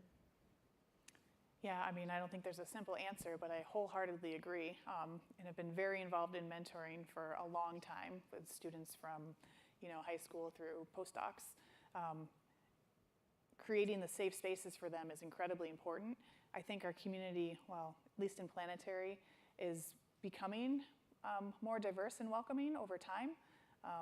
It hasn't always been, but I think it's getting better. So I think, just being able to have the conversation, right? And having, a mentor that they can come to and talk about these things and address these things. And then if you start looking, there's actually maybe more people like you than was first recognized or realized. And also, COVID is kind of becoming one of the great levelers, right? Because there's a selection effect on who's able to go to all these conferences and who shows up at these conferences and who doesn't. And so we're seeing, that it's the women who don't go as often. It's the more marginalized communities that don't have funding to go to all these fancy conferences all the time that don't come to the conferences. And so there's a cause and effect here that I think is starting to be teased out through the experience over the past, few years and whatnot. But ultimately, to be successful, I mean, research has shown, you need a diverse group of people with different thoughts, different inputs, different ways of thinking about things, and you're going to get a better product at the end of the day. So it is in all of our best interest to bring everyone who wants to come along and provide that space for them. How we do that, I think, is still definitely a work in progress. But yeah, I will say thank you so much for taking your students to those conferences and encouraging them to go. There's also quite a number of space communities and organizations that focus on students and young professionals. So I'm thinking about the Space Generation Advisory Council, SEDS, which is the Students for Exploration, and I think that's where they will find their community while the industry changes. Thank you both so much. This has been great having a conversation with both of you. So thank you, Minu and Jen. Thank you, Cody. Thanks, Cody. And stay put, because I think the next panel is going to be starting right away.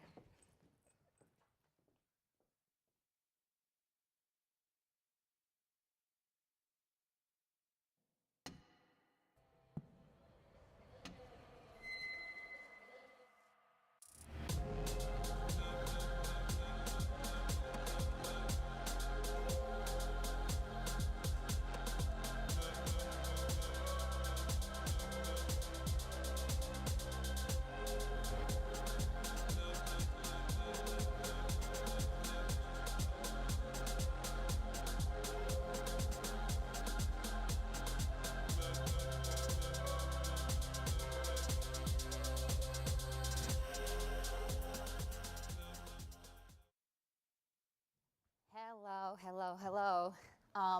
My name is Victoria Modesta, and I'm a bionic performing artist and creative director. Most of all, I'm a huge champion of future innovations and scientists. Hello. Here's a panel. I was going to do a little introduction. As you might have guessed, I'm here to mostly set the mood for our next panel of incredible artists who have really developed their own range and perspective of arts and how they relate to space. All right, so hello. We have Dana Kurwas, who is a director of the Center for Collaborative Arts and Media at Yale and is a critic at the Yale School of Architecture. Hello. Then we also have Zach Mendoza over here, who is one of the artist creators of the Four Freedoms project that's currently on display here in the event gallery space. Then we also have a multimedia artist duo, or co-creators, I want to say, Marques Redd and Mikael Owunna, who are the co-creators of the Obi Mbu film that focuses on African cosmology, which is currently on display in one of the smaller rooms. up here. So welcome. Thank you so much for being here. I would love to just start off with you telling us a little bit about yourself and also the perspectives that inspire your practices. Wonderful. Maybe we'll start with Dana. Sorry. Great. So I'm going to reference my practice and what I've been working on recently with a clip of a short film that you're going to see shortly. So I will just share what that is in this context. I made a short film with the Center for Collaborative Arts and Media, where I'm the director, that documented over the course of a semester a group of students making an artifact that was to fly in a zero-G flight, and it flew in May. And the film kind of documents this creative process of students questioning, what else is out there besides the shiny white orb that might be dominating, space design? How can we connect back to the Earth in these designs? So they designed a costume that had all these mechanisms that kind of came out of it, and it was truly about choreography in the body. And this work was inspired by a class that I teach with Ariel Ekbla. She's over there somewhere, who is the director of the Space Exploration Initiative and the co-founder of Aurelia.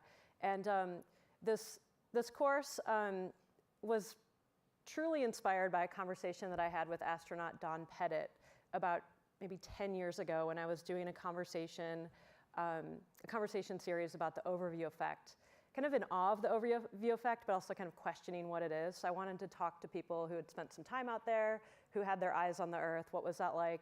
And when I was speaking with Don Pettit, he told me something that made me cry when I was talking to him. It was just a little story that he shared that kind of stopped me in my tracks. We were on the phone, and I was crying in my apartment in New York because he said that when he was out in space one time, he was looking out the cupola, and he kind of told me the position of his body, like where he was. And what he saw was that he looked out over the ocean, the Atlantic Ocean, and he saw this phenomena happen, the way the light was kind of hitting the Earth.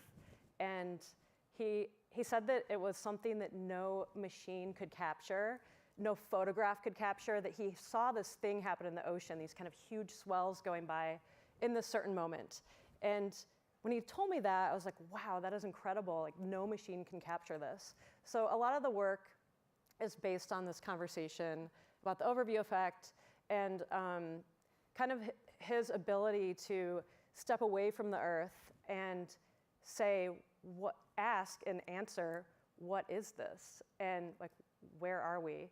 And I feel like that relates to maybe a divot down like a consciousness wormhole, but that he was able to step outside of the Earth and answer it. And I think philosophers and artists are constantly trying to figure out, like, who are we? But we can't step outside of our bodies and get away from what we're in. So this clip that I'm going to play with the short film, Ultraspace Terra Cosma, is a kind of a glimpse into the type of thinking about what's out there. Great. You want to play it? Yeah, they're going to play it. If we can pull the lights down. This project makes an offering to the anthropocosmos. It's an experiment in stewardship, an emergence of a meta-psyche that engages broader questions about the possibilities of a space canvas.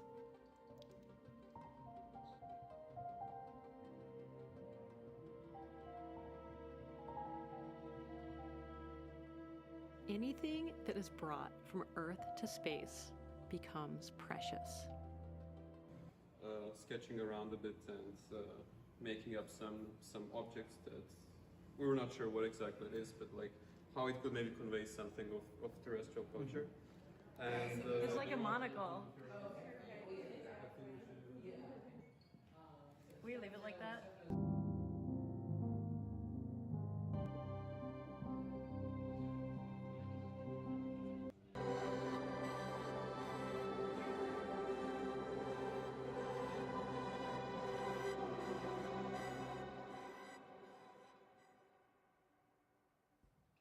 Thank you so much, Dana.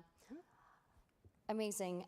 Zach, please tell us about yourself and also how you got to work on this amazing project. Absolutely. Thank you so much for having me. It's amazing to be here.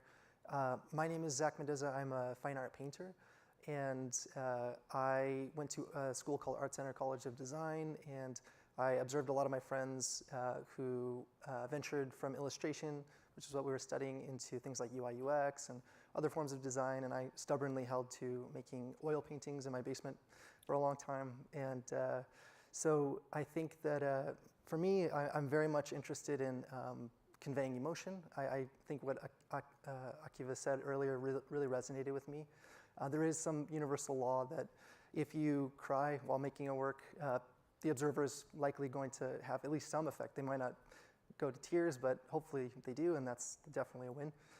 So I am always looking for that, and I think that when I was approached to do this project for MIT Media Lab, it was something that I felt an immediate connection to, because the prompt was to make a series of 4 paintings that were based in part by Norman Rockwell's 4 Freedoms, which were a very powerful set of illustrations that were made in 1943.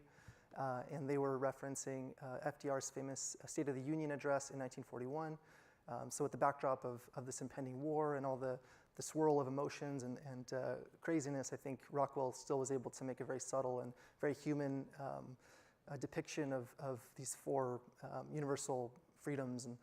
And so it's been a tremendous honor to try to imagine what some of these ideas how they would operate in space, the idea of freedom from fear in space travel. As we become a spacefaring society, what are some of the, how is the human condition going to be affected by all this uncertainty as we traverse the cosmos? I think it's very, very compelling, and it's been a really fun project to work on. Amazing. And if you haven't seen his work yet, please encourage you to go. It's just on this wall behind this room. And Marques and Mikael, I believe this is your first time at the Media Lab, and I'm super excited to hear about your stories and the incredible film that is on display right now, exploring things that I haven't seen very often brought up in this kind of space conversation. Yeah, no, it's a pleasure to be here today. So my name is Mikael Owunna. I'm a Nigerian-American multimedia artist and engineer from Pittsburgh, Pennsylvania. And Marques and I are the co-founders of the nonprofit Rainbow Serpent Inc., which is a collective of Black queer artists interested in the extension and modernization of traditional African knowledge systems, using the interface between technology and visual art as our base. And so I'm going to showcase a few examples of my photography work, which is also incorporated into our practice. So I create this work that you'll be seeing through ultraviolet imaging techniques, and each of the pieces references and thinks about myths from across the African diaspora and how they're a resource for us to re-articulate our understanding of the deep scientific knowledge of these systems and the human body and our connection to the cosmos. This image is entitled The Flying African and references a myth, an African-American myth from the Sea Islands in Georgia, where enslaved Africans were able to escape bondage by taking flight and literally flying through space to return to Africa. And so here you see themes of the primordial womb, the cosmic waters, and also space travel and astral travel within African knowledge systems. This image is entitled The Nomosemi, the Guardian of Space, and references Dogon West African knowledge systems. And within the Dogon creation myth, this androgynous deity, the Nomosemi, was sacrificed at the beginning of creation to create the universe, to purify and heal the universe. And their blood forms all of the planets and the stars. And so here you see the planets and the stars literally spooling forth from the blood on their back. And here we can understand that our connection to the universe is deeply personal, because the universe itself is an animated, living, divine, resurrected being. It's also fascinating within the Dogon cosmology from this West African ethnic group in Mali, the connection and the ritual connection to the Sirius star system. And so I'm sure as many people here know, Sirius is not just, there's a star system with Sirius B, which is invisible to the human eye. The Dogon have been celebrating rituals and calculated the orbital period of Sirius B around Sirius A, and we're doing rituals around this orbital period for thousands of years. And in 1950, this piece is dedicated to a female diviner in Ikozo, who shared with French anthropologists the weight, size, color, and composition of Sirius B, the star that's invisible to the human eye. And in 1990, with the Hubble Space Telescope, her observations were then validated, which again shows the deep knowledge embedded in our African scientific knowledge systems and indigenous knowledge systems. And here's just another image just so you can get a sense of the visual style that working with and excavating within these African myths and knowledge systems. Okay, my name is Marques Redd. I'm an independent scholar, multimedia artist, also a traditional African cosmologist based in Pittsburgh, Pennsylvania as well. In 2021, Mikael and I created the film Obeumbu, The Primordial House, which is on display here down the hall. And I will show just a quick trailer from it and give a little bit more background to another element of our work. Let's see if we can.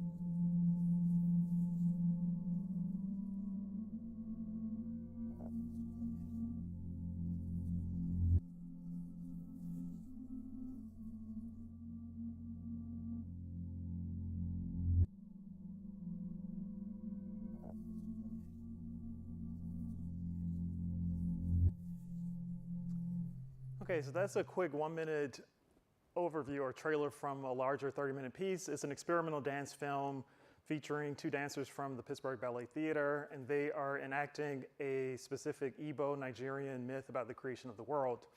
It follows these 2 figures, Chukwu and Ekenechukwu. We can think of them on one hand as the masculine and feminine polarities of the cosmos. For a more contemporary allegorization, we could think of them as the intersection between, or the interplay between dark energy and dark matter. And in the narrative, these 2 figures exist in perfect unity in and as the primordial blackness of space until the Chukwu figure decides that he wants to portion off a section of space for himself, and which he does in the form of a sacred pillared chamber. He dances in and out of this chamber, performing a secret work. Ekenechukwu's curiosity is piqued by what's happening inside the chamber, so she decides to enter into it unknowingly. In that process, engaging in a taboo that triggers an explosion that opens up a space for creation to emerge. This explosion also martyrs her. Chukwu comes, finds her dead body, and in the process of his grief, he cries tears over her that purify and also resurrect her. And her resurrected body becomes the actual physical, invisible universe in which we live. So that's a quick overview of a very abstract narrative, but there are a lot of interesting scientific components and a lot of scientific complexity embedded in many of the symbolic forms within that story. And again, Mikael's work and our joint work, we try to use modern media, film, animation, sculpture, performance, in order to highlight some of these narratives and try to provide a format for their preservation and extension into our current world. Thank you. So there seems to be a lot of references to how complex our culture and our value system is. What exactly, can you expand a little bit on the meaning for you of taking a piece of ourselves and our life here into space? You know, does it relate to sort of our human identity, or what would you say about that? I can jump in. What I've learned in the 3 years I've been teaching the mechanical artifact course at Yale with the students through these kind of designers, dreamy kind of inspiration designs, is that there's a draw to bring the earth with us, or a piece of the earth in whatever way we can bring it. And there's been kind of a trend to bring a memory or perhaps something that is biological. So what is the biological connection to the Earth, even though there's this idea of going out, but it's going out to look back in. So I think what I'm seeing the students do, and also in my own work, is kind of this kind of shift to the materiality of what is possible through biological materials. Anyone else?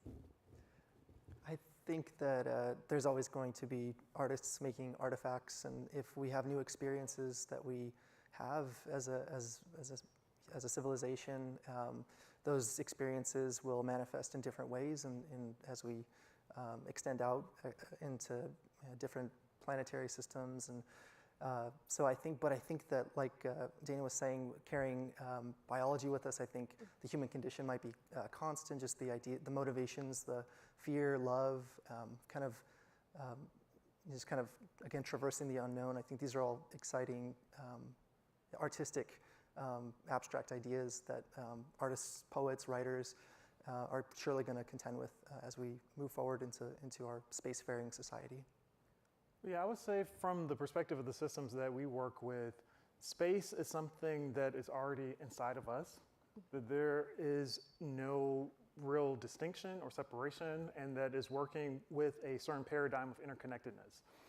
So a lot of the deity forms or the imaginal forms that you see in these spiritual systems come with an idea that the entire universe is already alive and animated, and the elements that are part of larger cosmic cycles, cosmic phenomena, are already embedded within us.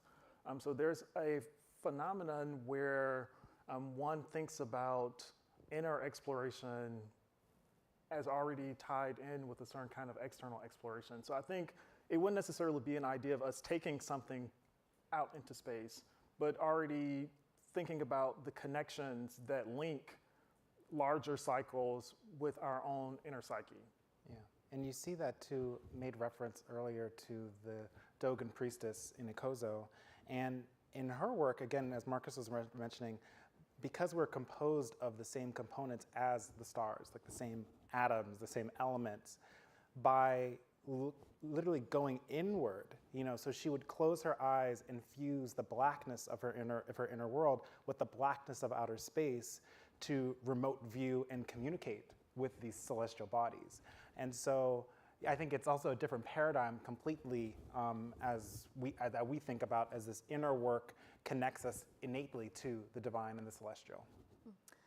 So it's almost like pre-science, there was a lot of ancient wisdom and explanation and of how we experience looking up at the stars. And I guess the question is how do we bring that knowledge along into the future and not discard it and sort of combine it with the things that we discovered now and know now.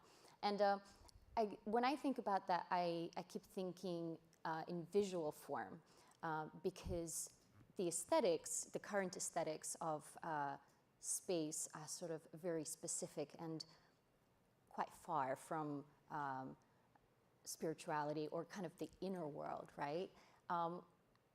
What are your thoughts about that, and do you have anything imagined for the future? Sure, I could jump in again. So I think all of the data, the knowledge that we're receiving about space and the actual construction of the universe is very important. We, of course, have a lot of formal models that provide a lot of information, a lot of measurement, a lot of data, but that has to be supplemented with with other kinds of methodologies that also generate knowledge as well. I mean, we can think about a whole archive of thinking about trance, meditation, ritual, and ways in which those kinds of practices can also generate knowledge and also provide a different kind of intuitive relationship and a sense of belonging with the things that we're discovering. Even I was thinking about just the images that we're receiving from the telescope and all of the new pictures that we're getting of our natural world. Those images can be incorporated into certain kinds of meditative practices to understand, okay, how can we come up with an animated relationship with these images in dreams or in trance or in other kind of altered states of consciousness in order to get more information around how things are forming, what kinds of developments we can ascertain. So I think it's about understanding the rational methods, the empirical methods, but also trying to incorporate and balance them with other kinds of approaches to generation of knowledge about the world in which we live. And I'll just add on there that the observations and data that we're capturing is of the visible universe, which is 2%. And so we're really curious about, within our work and also within these African systems, the way in which how do we engage with blackness, with dark matter and dark energy, which are 98% of the universe. How are we observing and visualizing that? So even through us using ultraviolet light, which is invisible to the human eye, to then illuminate these images, it's really seeing what are we drawing out from and seeing in the blackness to then pull out new images and modalities of understanding this much larger frame of the universe that we do see described within these systems. I think I would add that in terms of amplifying the body as a sensor through movement, because in the environment of space, the body moves so differently, and it's picking up in millions of different ways information that's coming at it that's spatializing in some type of image memory that we're creating. And I think about this in the context of dreams. So not dreaming as inspiration, but more of dreams that I've had where I can remember perfectly my childhood bedroom from 35 years ago that I haven't seen in 30 years. And the level of detail and like the tactile like image memory just is proof to me that we're picking up on so much at any given time that we're constantly kind of in this tentative state of understanding the world around us. And there's antennas we don't even know we have, I think, that will help us understand. And I feel like being put in that in the environment of weightlessness, or if there's a project that, or a person that gets to go live in this environment in the future, how are those new, how is the body gonna create memory, and how does movement kind of activate that? I think, Dana, at some point you mentioned the white orbs of a sort of space architecture kind of landscape. And how do you imagine spaces translating and evolving from here on Earth? Here we have ceremonies, we have different spaces, you know, to sort of connect us to some kind of a bigger calling and understanding. We have galleries, we have pretty defined way of how we experience art. What are your thoughts on what could exist out there? I think I referred to it as the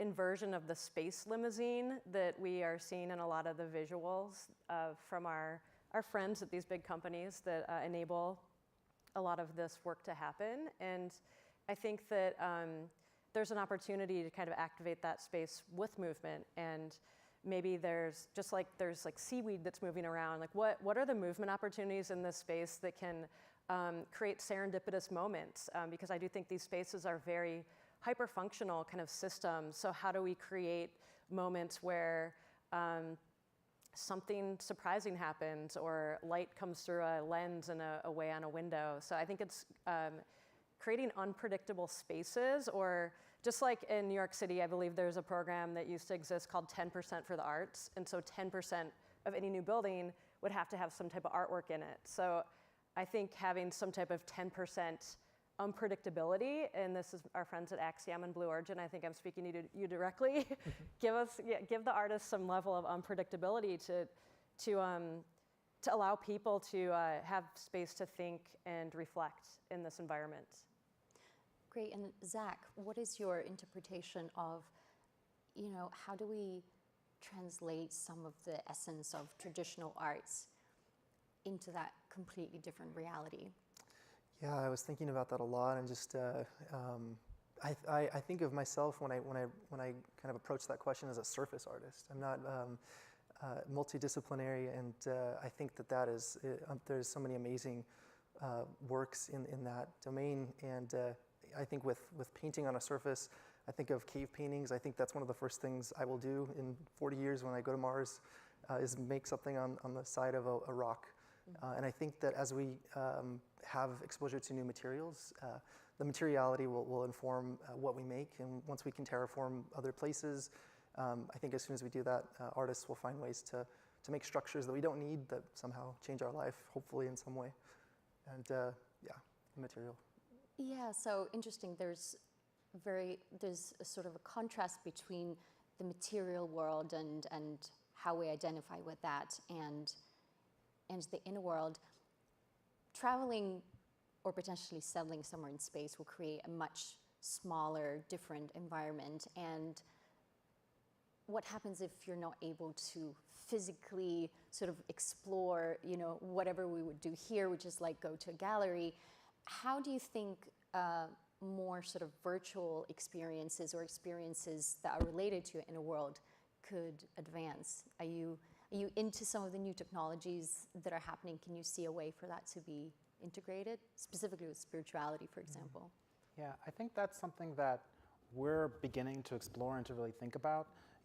Thinking about virtual reality, augmented reality, spatial augmented reality, immersive projections as a way to capture and depict the cosmic splendor of African cosmologies and to showcase for people that inner world that we've been discussing as a modality that can allow us to then visualize and experience trance in a way, or to astral project, or to visualize these different environments, and to surround ourselves with the mystic ideograms that facilitate that type of transformation as well. And so I think that's something we're beginning to explore. Great. Maybe Dana?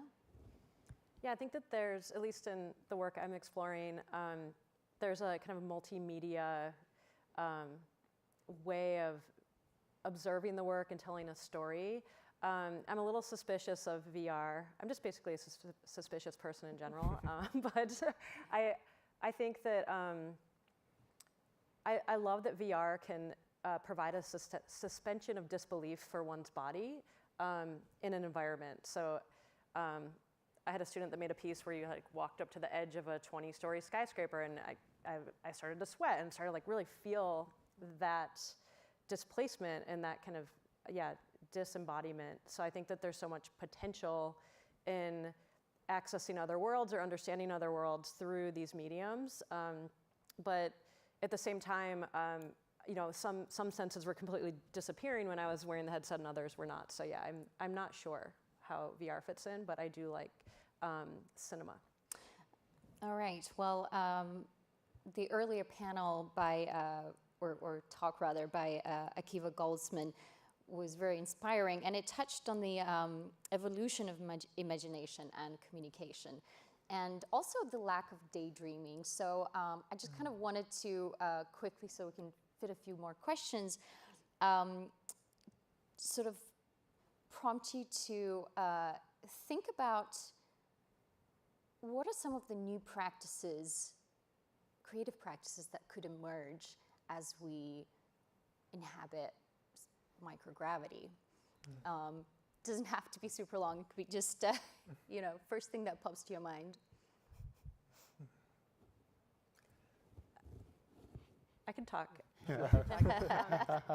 So the first thing that comes to mind is Matisse and how he did this experiment when he was coming through Fauvism, or kind of out of realism, in which he would make a stroke with a pastel. If it was red, it would be one direction. If it was blue, it would be another. And this kind of artifact of movement and orientation was present in the color. So this kind of index of just simple movement. So I think there's a lot of opportunity with ideas around orientation, where the body is in this environment, to activate maybe the way paint comes out of a nozzle, or a 3D printer does something. And what are the opportunities that we can utilize in this new space and understand it to affect the tools we're using to further activate the practice. So I'm very excited about all of that. Great. Zach? Yeah, that conjures ideas too of Richard Serra's action paintings, and yeah, in a like a three-dimensional space, how do you apply paint to a surface that surrounds you? That's a very fascinating idea. Also, Matthew Barney's drawn restraint, kind of being suspended and making a drawing. I think that the idea of how our body interacts with art, sometimes I don't think about it because I take it for granted a lot, and I think probably writers do, and in whatever medium a lot of us use, it'll be very interesting to see that the immediate impact of how our new microgravity setting will impact what we do. I think it'll be very different, and I think that it will resonate with the future us who have also experienced zero gravity at that point. I like that you bring up the sort of the physical experience, because one thing for sure is that when you are in zero gravity, everyone just starts to act like toddlers. Yeah. You know, no one has any idea of what to do and how to move. All right, and so just quickly for you guys. Yeah, so I think thinking about dance in a zero gravity environment would be very interesting. Specifically when you think about modalities of ritual dance, every pose is a channeling, a harnessing of energy. You're conjuring different kinds of states of mind. You're trying to channel or serve as a vessel for different kinds of dynamics to come into a physical space. And there are ways in which systems have developed that have really thought about very almost hyper posing and placements of the body for specific meanings and to do a certain kind of work. So if you have a context where the body is not grounded in the same way, that kind of affects the channeling that's able to happen. You get different kinds of flows with the body that are not necessarily easily predictable in advance. And the outcomes of what those new kinds of forms would mean and the impact that they would have is not something that would be automatically understood. So it would be an interesting space to explore how dance, when removed from a certain kind of terrestrial limitation, could develop and flower in new ways. Well, a lot of things are designed from a perspective of verticality and gravity. So on one of the Aurelia flights, we tested keeping two people together with some magnets and how that movement would be. So, you know, how do you stay together when you are in space? Mikael, any final things before we I was also, I mean, I think Marcus and I, we have like the same brain, so I was also going to talk about ritual dance. Well, yeah. I also say too, I mean, specifically in the ecosystem that we drew on for the film, there's this idea that the whole world is dancing. So literally from the smallest atom all the way up to large solar systems. So if the idea is that the world is a panoply of movement and a panoply of artistic expression, what would it mean to think about almost this primal human form in a completely new context and from a new lens would be very interesting. That's a very fantastic note to end on. Amazing. I think we can probably take one or two questions from the audience.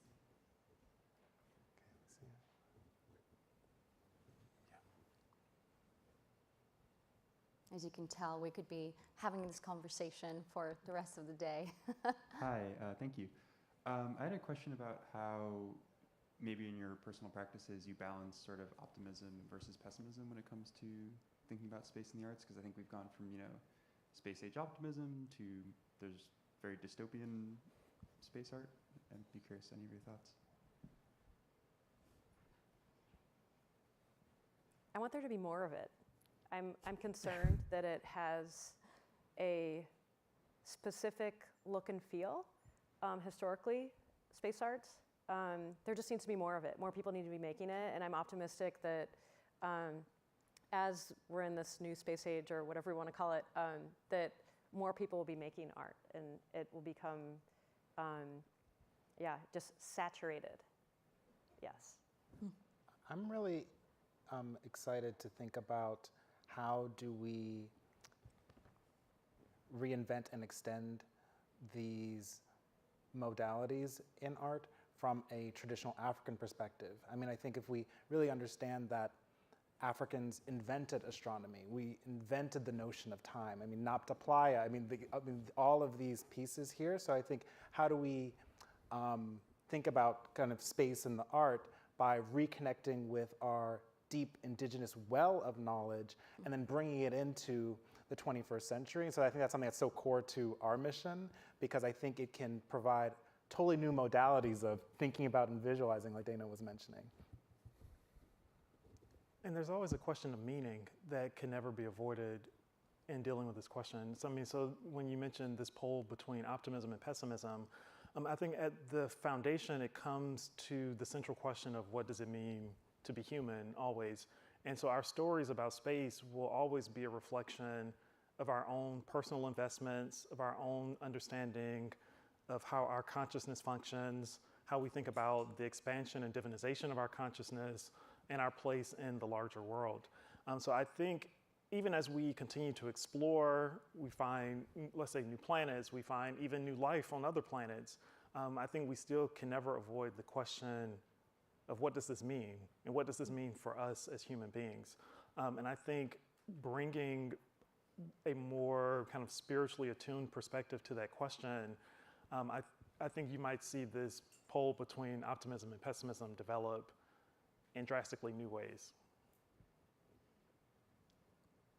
Zach, we might have just a little bit more time for you to answer. Well, I was just thinking about what Akiva again said earlier about quiet and distractions, and I imagine traveling over long distances of space and art being a compulsory thing. People need to do something to kind of express this long voyage, and so I think that whether it's optimistic or pessimistic, it's probably going to be a mixture of both, and I think that it will be also, as Marques said, I think that there will be a spiritual depth, I think, inherent with that, because I think it'll allow for more introspection, because we'll be in the vast dark of space, and I think that lends itself towards really kind of digging deep into oneself, and I think that would be really exciting to imagine. Well, thank you so much for painting this really different, interesting picture of potential future. I hope that you're inspired by that conversation as much as I am, and I think we're out of time. Look at that. We're like over the finish line just in time. Thank you so much. Thank you. Great. Thank you. Thank you so much, Victoria, and our amazing panelists for Space in the Arts, a crowd favorite every year at BTC. Thank you so much. Thanks again, Victoria. And we have special treats for you guys off stage. All right, up next, workshops. So just to give you guys a little bit of orientation, it's hard for me to recommend a favorite. It's like choosing between children, but we do have really fantastic sessions now between 2:30 and 4. So make sure at the end of your workshop that you get back up here at 4:15 p.m. We have an amazing astronaut augury session in dialogue between Katie Coleman and Mike Massimino, two fabulous astronauts. But between now and then, these are the 5 workshop options that you have. Humans in the Middle, run by Dorit Denoviel, director of Trish, really great focus on human spaceflight.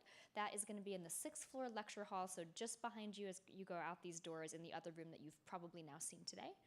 The Business of Space with Deloitte. So this is really analyzing how can a bevy of different companies get involved in the future of this emerging ecosystem, whether you already think of yourself as a space company or whether you are, Caterpillar, Disney, Microsoft. What is the future of really bringing more opportunity into this space? That will be on the 2nd floor, E14 240, so it's a big glass conference room. Take the elevators down to the 2nd floor, turn left, and you'll be right at those doors. Same for the Project Ice Melt. This is a workshop that's looking at the latency lag for deep space missions. How do we handle the 20 minutes single trip, 40 minutes both directions, of the lag that we'll have when communicating between family members and space flyers on Mars? And how do we perhaps add an AI agent and a little bit of AR or VR into that mix to maintain human connection for these deep space voyages? And that again, 2nd floor, take the elevators down, go to your left, and you'll find that there.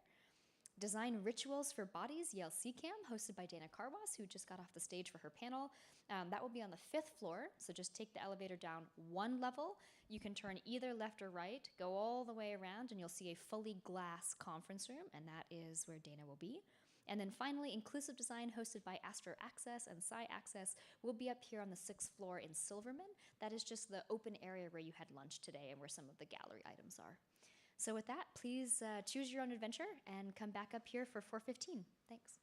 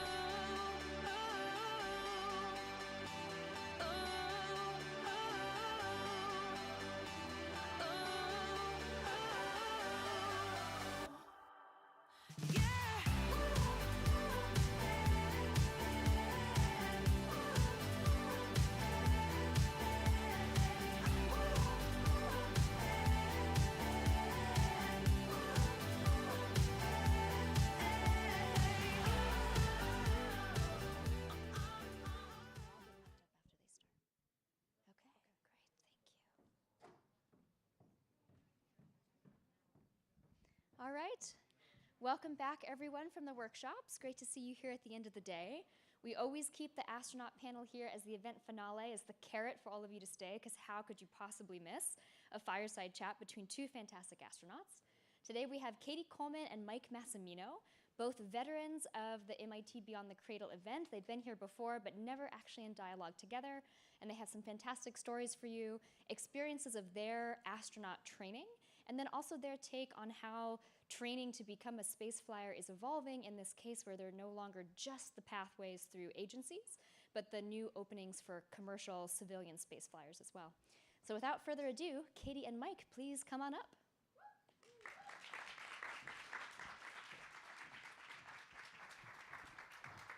Thank you. Thank you. Where are we sitting, Mike? Right there is good. You know? Hello, everyone. Hey there. Actually, it's bright lights, just like in the big theaters. It's scary. So thank you for coming. It's to Katie and we've known each other for a while. We shared an office for a while. I had blocked that Remember out that? of my... Yes, you can't remember actually, that? it's like doesn't even I just compute. remembered that for a few years. It was like after, when I was started to Capcom, I was in the Capcom office. And we were, our desks were, you probably really blocked this out because our desks were not more than like 2 feet apart for like a few years until I got assigned to my next flight, I think. But I do remember. it's a pleasure for us to both be here. We're going to start, let's start telling a little bit about ourselves. Like what was your path to becoming the astronaut and where you are now? Well, some of it did start here. Some of you know this story. I wasn't about to go to some like nerdy school. But the guys in my physics class were really determined to go. And it was really clear it didn't even occur to them that I might go. There's only like 6 of us in the class, like the 5 and me. And anyway, so I applied just to kind of like, teach them a small lesson. And my mom called me at the library where I worked and said, hey, you got into MIT. I'm like, Mom, you know I get in trouble when you call me at work, and I am not going to a nerd school. But my mom, being my mom, and that really is the path, just said, you can't not go unless you go look at it. And she put me on the train from Washington. I got off the train, South Station, went to Kendall Square, got off, and ran into Building 10, the one like the little triangle. I'm like, what is this place? And a guy from my high school showed me around, and I found people, as we all know, just people like me. I mean, there's lots of different kinds of people here, and some of them will be like you. And then a significant event did happen when I was here, which was that Sally Ride, the first American woman astronaut, was invited by the Women's Alumni Association to talk. For those of you that are MIT nerdy people, 10-250, big auditorium. And I remember exactly being there, coming in slightly late, which is my MO. And it wasn't that I just thought, well, if she could do that, I could do that. But I just found her relatable. It just was sort of like, just thought, wow, it's really important that she's really well educated and passionate about what she does and trying to move the needle there. And yet she also has this like great adventure in her life. And I just thought maybe I could try to do that. Cool. And you were ROTC at the time? I was. When did you? I so was. you came in ROTC at MIT? I did. Yep. So you were going to and then you went into the Air Force? I did. I took time out for grad school. Yeah. And then I, in 5 years of grad school. And then I went into the Air Force at Wright-Patt at the labs there. Okay. And got to work on some NASA projects. And then when did the NASA application arise? When did that happen? That was through the Air Force, I would assume. It was. Yeah. And it's a little complicated there because you have to go through the military. They have to say, yes, we will then pass your application on to NASA. I know we wanted to kind of cover, what applying was like. And I was not your traditional Air Force applicant. In fact, I was the first Air Force scientist, first military scientist, I think. And basically, I lucked out in that my application was one that was sent around as like, they've sent around a couple applications. Air Force astronauts go to the board to then help make sure they're understanding what NASA is really looking for. And it was graded like great, but not like astonishing great. And I know, I'm like, what's up? What do they know? Right? And they just said, listen, we just told you we're looking for people that do these kinds of things. And we're not saying that we're going to pick her. But if this isn't it, we don't know what is. We need to be able to look at people. And we, don't decide for us. Put forward people that don't feel like you, because we need a lot of different kinds of astronauts right now, not just test pilots that have a dozen years of experience. And, and I've come to understand a lot more about what everybody brings is the different kinds of mission specialists and pilot astronauts. But I really was particularly lucky in that particular instance. And I bought a lot of beer once I got selected. What was your science specialty in I'm school? a polymer chemist, plastics chemistry, so sort of on the chemistry and engineering too, but I'm more on the pouring stuff together, and for the Air Force, kind of bigger, better Kevlars. And we do a lot of material science up there on the station. Yeah, very valuable skill to have in the office. So what about you? So for me, there was a speaker earlier, the screenwriter, and it was a great talk if you got to see that. But he opened up saying, he goes, I'm an old guy. You remember that? Yeah, born in 1962. And that was when I was born, so I guess I'm an old guy too. And I would be I'm 1960, so be like really careful here. Yeah, but you look a lot younger. That's different. No, but I was born in '62, so I can remember Neil Armstrong on the moon. So that was what kind of got me interested, wanting to grow up. I wanted to grow up to be like Neil Armstrong, and then I realized by the time I was like 8 years old, I wasn't going to grow up to be like Neil Armstrong. I was afraid of heights. I still don't like heights, by the way. Was it about even over here? There's like a balcony over here that I was kind of staying away from earlier.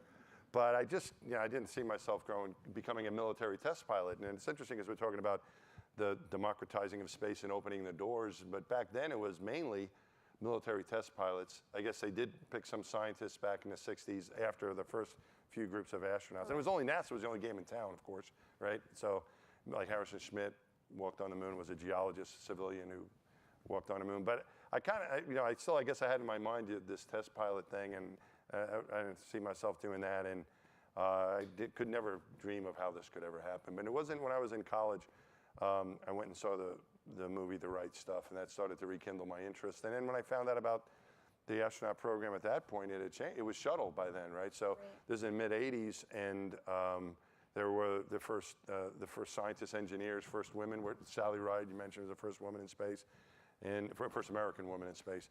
And first people of color were selected. There's lots of engineers, people of different sizes. I would have been too tall back in the early days, so it seemed like, well, at least maybe I could try to apply. I was an engineer, and then I came here for grad school after working a few years, and got rejected from the class before yours.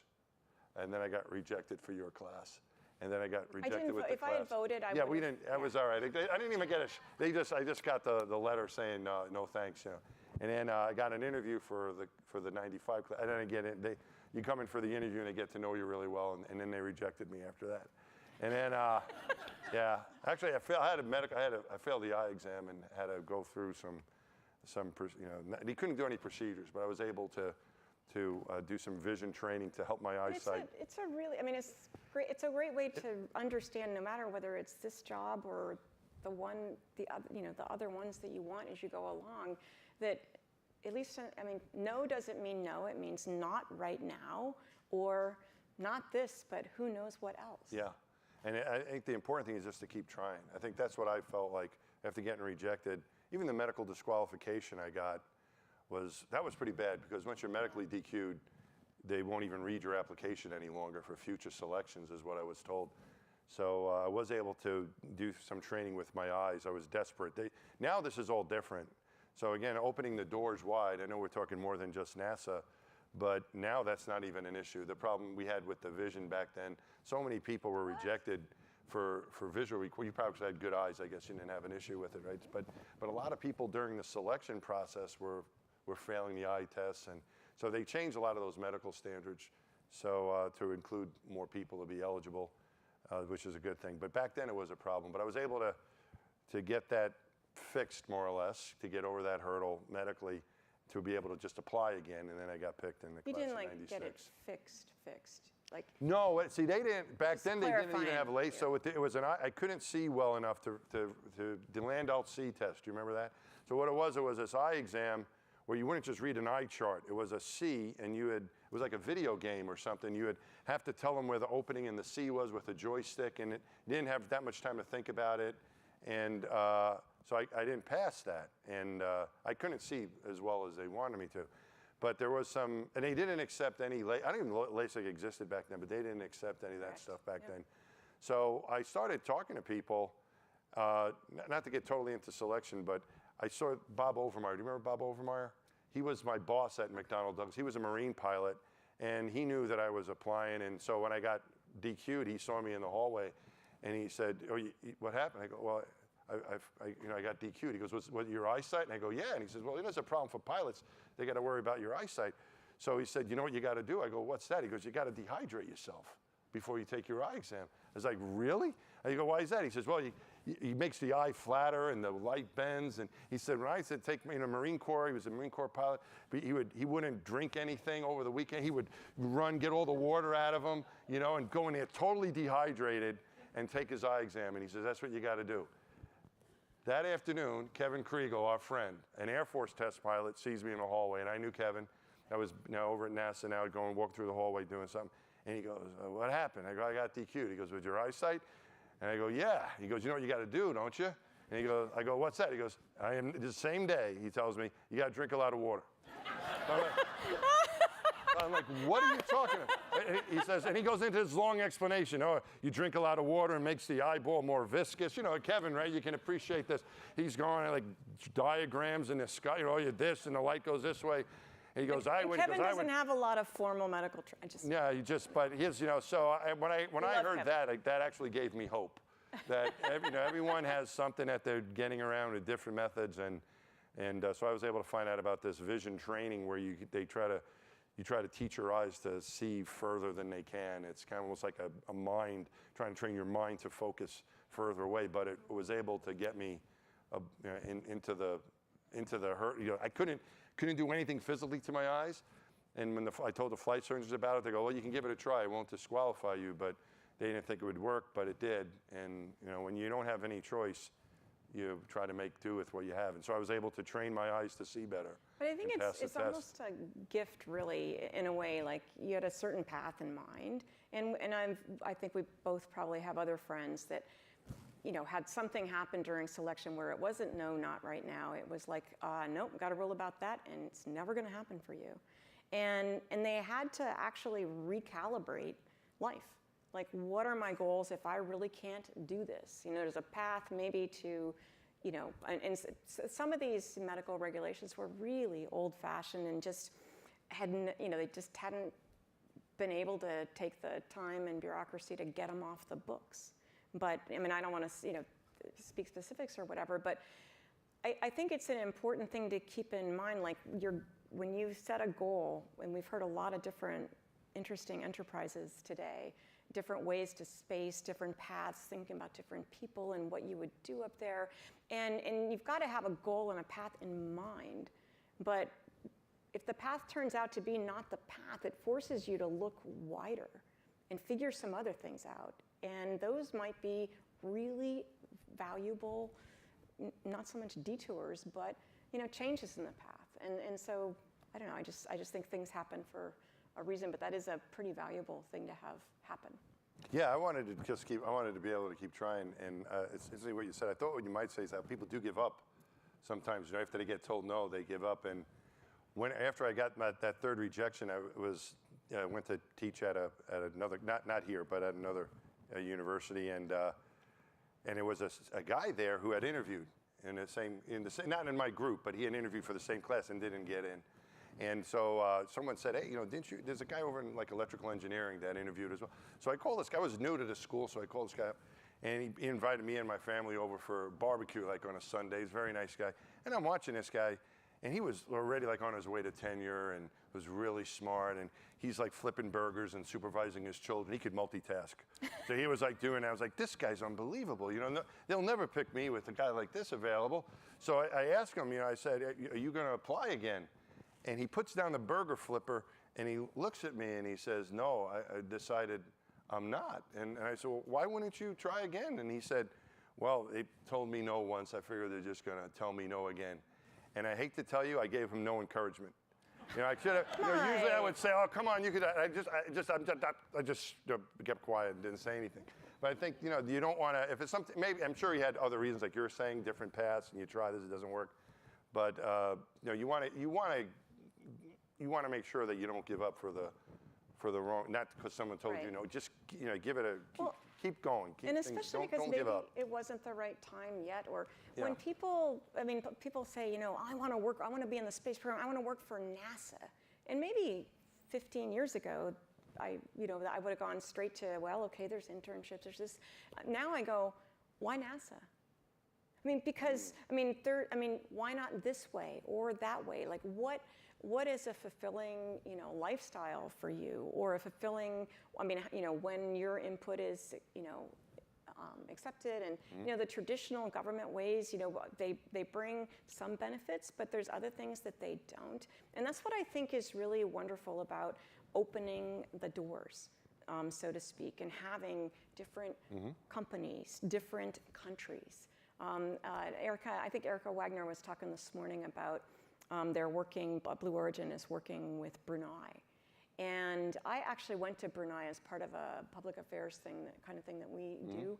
And I lectured to, I don't know, probably 7 really huge like high schools that were almost all women who were veiled and masked. And to me, it was like, I mean, it was a foreign country, but I just, you know, I thought, wow, this is really a different life than I've ever led here. And to understand that they're working with space and putting this kind of emphasis on, we want our citizens, 1 out of 7, I forget the number, Erica, but we want our citizens exposed, all different ones of them, to being able to do this. It really is a different ball game now, and yet you'll still, even though you think, you know, you fit in that path, there'll still be times that it just doesn't quite work that way right then. And I think what's really important is to keep remembering who you are. I mean, I remember actually, for getting back to the Air Force selection, the person in charge of selection said, you know, well, you don't have 4 years active duty. And I said, well, but if I was a civilian with a PhD in this and this, you know, then I'd be really well qualified. And he looked at me and over the phone, looked at me, and Mr. Peterson. And he said, ma'am, you are not a civilian. I was like, well, you'd be correct about that. And he said, you'd need a waiver. And I said, so how do I get a waiver? He goes, you'd have to be some kind of exception. I said, well, I am. And, you know, and do I really feel that way? No, I am pretending, right? You know, I said, I am. And Mr. Peterson, you probably have a desk that has like the glass top on it. You should write my number down and my name and put it under the desk, because it may not be this year, but sometime we are going to have a conversation about this, because I'm going to figure out how to do this. And, you know, I think it's hard to, you know, some people are born with that kind of confidence. For me, I kind of try it on like a role. I'm like, well, let's just try this and see, like, if people are like, people buy that. And then they do. Yeah. Sometimes. Yeah. We do have questions. What was, and so we were going to, I thought you'd given us a good segue in there, talking about the commercial opportunities that are pick up that ball. So like when we were looking to fly in space or become astronauts, there was really only one game in town. That was the NASA selection, right? When you were in the Air Force, I was civilian. But now there's all kind. What do you think about what's going on now with all these other opportunities? Well, I think it's awesome. I was, and we did have a question about like what was our favorite events this year in space. Yeah. And just a couple of weeks ago, I attended an event at Arizona State University, where I am an adjunct professor and their Explorer in Residence, and Global Explorer in Residence. And the event was to honor Cyan Proctor, who's an astronaut who flew with SpaceX, the Inspiration 4 crew, and also Ed Dwight, who is the first person of color to be an astronaut candidate who was not selected. And he was appointed by President Kennedy, who after Kennedy's death ended up just not being selected. I mean, he was sort of, you know, put on a path. He was already in test pilot school, and that just didn't work out. And he actually became a sculptor, a very famous sculptor, Ed Dwight.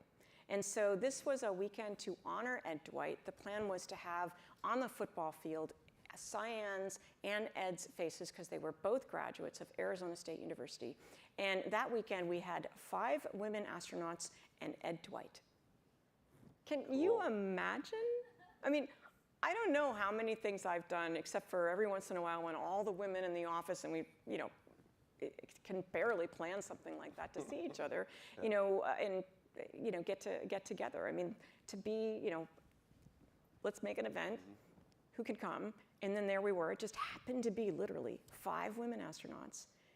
It was Sarah from Egypt who was talked about today, Nicole Stott, Haley Arsenault, Cyan Proctor, and myself, and Ed Dwight. We had a ball. So that was my favorite kind of thing. But I think it also just shows you that that's one of the things that is magical. And each of us has a way, and I think there's a certain privilege you have when you get to go to space in whatever capacity, or to work as part of an endeavor that is bigger than you, which I think everyone in this room is interested in doing. And I think part of what comes with being able to be part of that mission is that you have to actually try to use that platform to bring other people along with you. Yeah, I think for us, like, I wonder if I was a student here now and I wanted to become an astronaut or fly in space, or you'd be tired. I'd be tired. Yeah, I don't know if I was a student here now, it's a tough thing. But it was tough back then. I think it's even much tougher now. But I think though what I was, once I got into this thought in my head that that's what I wanted to do, I think I wanted to work in the space program. Maybe I wanted to fly in space, but if I couldn't do that, I wanted to work in the space program and help other people go and be a part of that.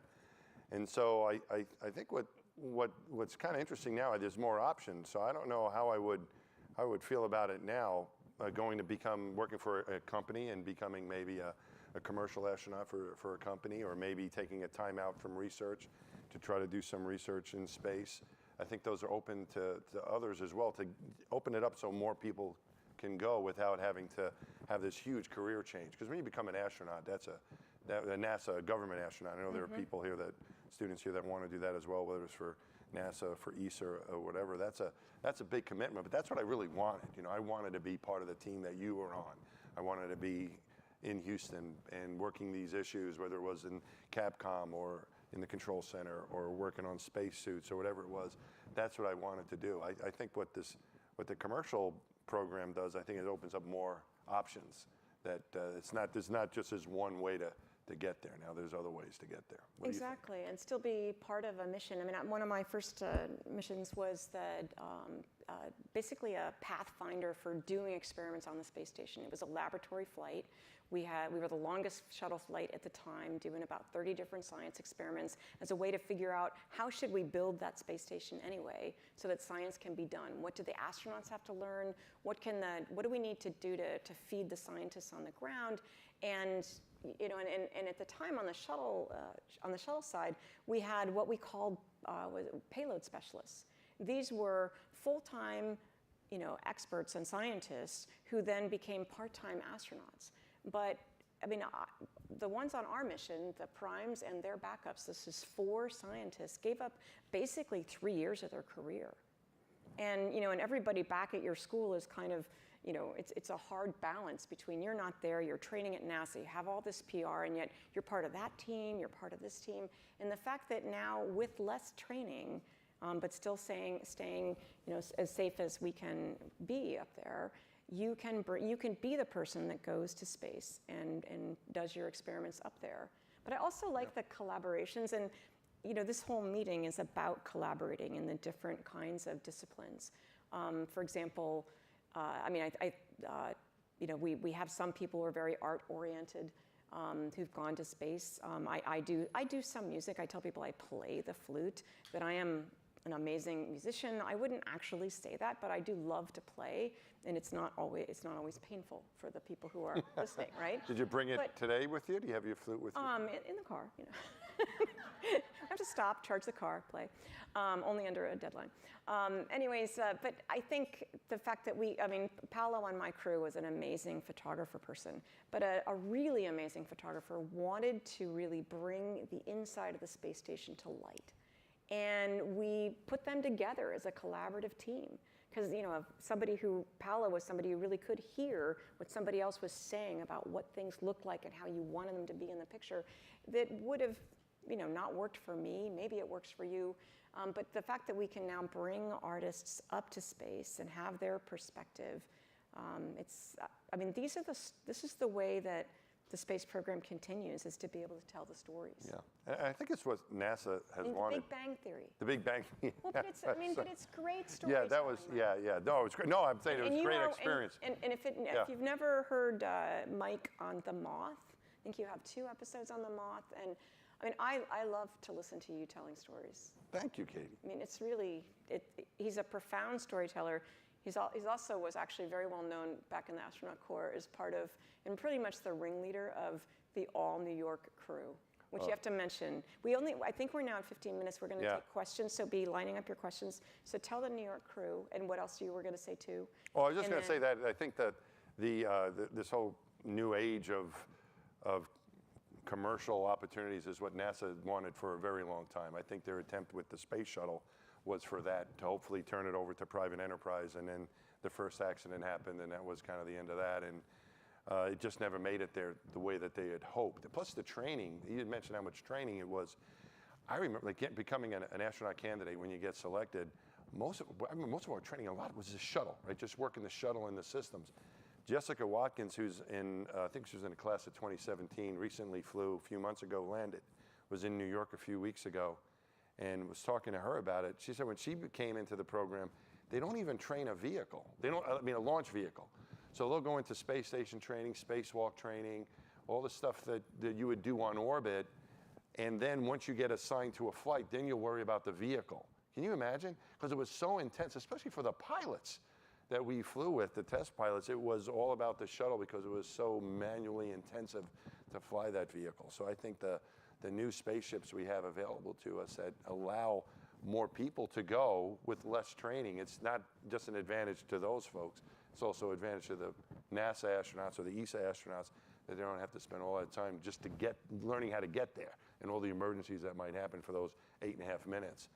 They can concentrate on the other things. So. Well, and I know for me, I mean, actually, I think we were talking today about hotels and wanting things to be comfy and that kind of stuff. And I mean, I would have gone in any vehicle, anywhere, anytime. I just wanted to go, and I wanted to stay. You know, to me, even on that 16-day shuttle mission, you know, the fact that we started to turn around and come home, I'm like, why? We have so much work to do up here. And I just wanted to, I mean, it's a world where, I mean, it's new, and to be some of the people that get to sort of explore what some of the options are. And when you increase the diversity in every respect of who's looking at what the new world looks like, it's pretty magical. Should we go to questions? Yeah, just the New York crew was a skit. We used to do skits in the astronaut office. We did. We were required. The new class has to do them until the next class came in. Your class came 3 years after our class. No, that was the slugs. Oh, the and that's why they were called the slugs. We came after the slugs. Okay. We were 96. the sardines. Yes. So, but it was those slugs that showed up late. So you had Do you have 3 a years of sardine doing that stuff. Yes, I do. Yeah. This is my sardine patch. Where's your? Do you have your? What were you guys? You guys were the. We were the hogs. We hogs. adopted Vietnamese pot-bellied pigs and snow leopard cubs at the Houston Zoo because one of the guys in our class is a veterinarian, Rick Linehan, and nobody calls us the snow leopards. We're just the hogs, right? But I love their other little sort of joke patch was it's just got a can of sardines. It says, "For sardines, space is no problem." Yeah. We were called the sardines because we were a very large class. And 44 people. Yeah, 35 Americans, 9 international astronauts, and we were getting jammed into an office that was perceived to already be crowded, so we were jammed in there like sardines. And there was a crew that Kevin Kregel was on, the second time I'm mentioning him. He was an honorary Ohio person for this one flight. It was the all Ohio crew. Everyone else was from Ohio, and their patch was in the shape of that, the Ohio O, from Ohio State. They had that going on. And so as a skit, we thought it would be, we had a couple New Yorkers in our class. We had a couple of everything in our class. We even had twins. We had the Kelly brothers. We had so many people in our class. So we had enough New Yorkers where we could have this make-believe New York crew. So what would it be like if you had a bunch of New Yorkers going to space? And that's what the skits were about for a couple years. And of course, they had to film it, right? Or were you just practicing? You're filming. Some of it was in the simulator. The first time we did it all live, and then I think the next year we did it. And so they're filming. This is what I heard anyway. We agreed we could make stuff up, but this is true. Anyways, that they were in the simulator, in the shuttle simulator, in Building 9, figuring all this out with proper props and everything. And John Young, okay, STS-1, John Young was giving a tour. He opens the simulator, looks in, and just says, "Yeah, it's a little. We're going to go see another simulator." we were doing our skit inside, and it was maybe a little off color or something. But what was funny is he came in, and we were like mortified because we were kind of new to the office, and here was John Young. If you don't know who John Young was, he flew in space 6 times. Was in the second group of astronauts on the first Gemini flight. He went to the moon twice, walked on it on one of those missions, and was the first commander of the space shuttle. And he was still an active astronaut. We got to fly with him in a T-38 when we were there, so that was kind of cool. But no, here's like the most esteemed astronaut ever poking his head in, and we're joking around in the simulator. Wearing like strapped T-shirts. It was it was it's like, not pretty. Yeah, we don't want to. And so it was just all of a sudden this guy. So I saw him like the next day, and I go, "John, I'm sorry we got him." He goes, "Oh no, Mike, I'm glad someone's finally making good use of that simulator." So he understood we were doing a skit, so he gave us a pass. Well, and we wanted to share crew stories with you just because, what you're doing now, each of you, and the things that you're working on. I mean, there's no question that you are on a crew. You may or may not be on a ship, but you're a crew with a mission, on the team that you're working with. And, this kind of camaraderie, it doesn't just happen. And you have to invite surprising people to be on your crew. And that is part of the secret, is to invite people that you almost like you certainly don't understand, and you might even kind of barely like, right? I don't know that we would have picked to be in offices together. I hadn't actually thought of it in a long time until you mentioned that. But apparently it meant more to me than you, Katie. You didn't remember. I remember, you telling me the ropes of how to be a good Capcom and all that stuff. Yeah. I have some Kleenex here. Okay, any questions out in the audience? Yes. And I believe this is one of our postdocs at MIT in Astro, right? So I was going to ask to both of you, how long after your first mission did the overview effect last? Like the analog, like what I can think about it is Grand Canyon, when I hiked it, it lasted 9 months. Like after that, Monday things started to bother me again. So I was wondering how long it lasted. I actually always object a tiny bit to the overview effect term, in that I think it's very much a real thing, but it's almost like by giving it a name, it means that it's somehow the same for everyone. I know you're not really meaning to prescribe that to me, but somebody gave me advice before my first flight, which was that a lot's going to go on, and you're going to end up with a flight film that's 11 minutes long, and pretty soon you're just watching a movie of yourself, and it's really hard to remember you were actually there. And you have to promise yourself that during the flight you are going to just store away some memories that are just yours, that sometimes you don't take them out for a long time. Like the Grand Canyon, I'm sure, is still there for you, right? The way you felt, and I would say that it's always something that is accessible to you, and you just have to actually try to make sure you take it out and try it on and think about what it means now with what you know now. And I'll just digress for a second, which is, I try to move the needle in terms of making, opening the door wider.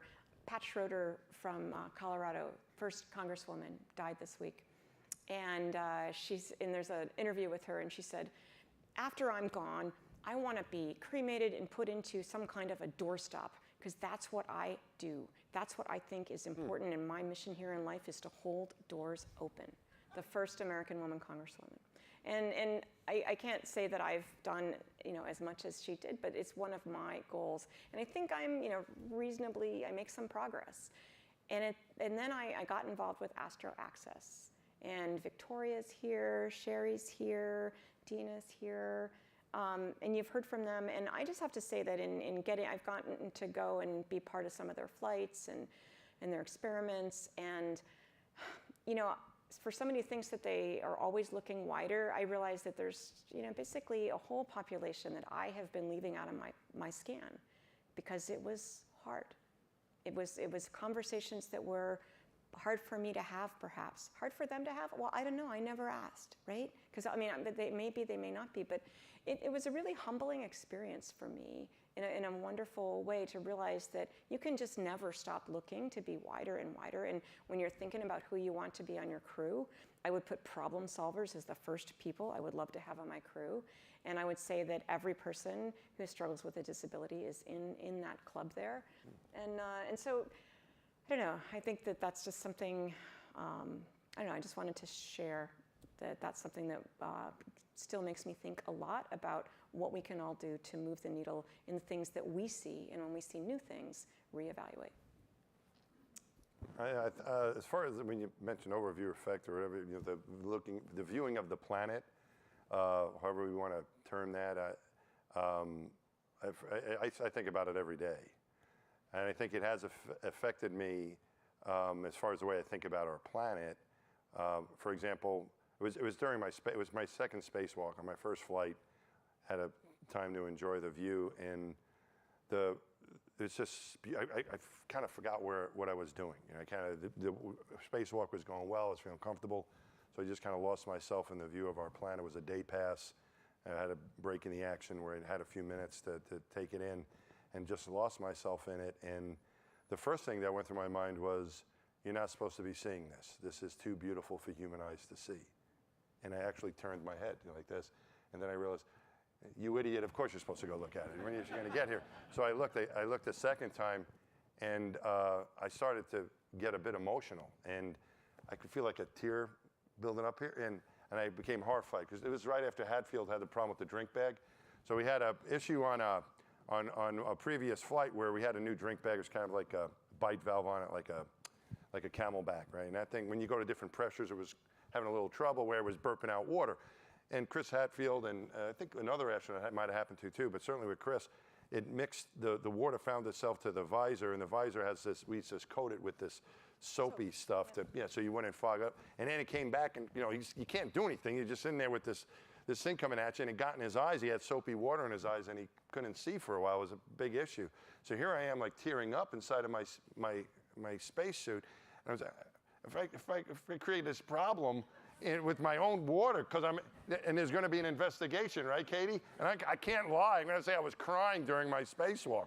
So I got myself under control, and I looked at like a third time after I got myself together, and the thought that went through my mind is, this is a view from heaven. It's just a perfect view of our planet. And then I dwelled on that, and I thought, no, it's more beautiful than that. This is what heaven must look like. I felt I was looking into absolute paradise. And I think that's where we are. I think we live in an absolute paradise. And I think the Earth was meant to be seen from space. I think we can really see it the way it was meant to be. And I think you take, at least I have, and I think most people have that have been there, you take that with you. That you might, now, but you also said something about going in a Grand Canyon and the effect wears off. That's different. That's the effect of the Earth, like life, I think. The way I take it. So like where we live, I think it is a paradise. But you get back to Earth, and then all of a sudden, there's like shingles missing from the roof, and the pool pump's broken, and what happened to this and that, and you're dealing with life.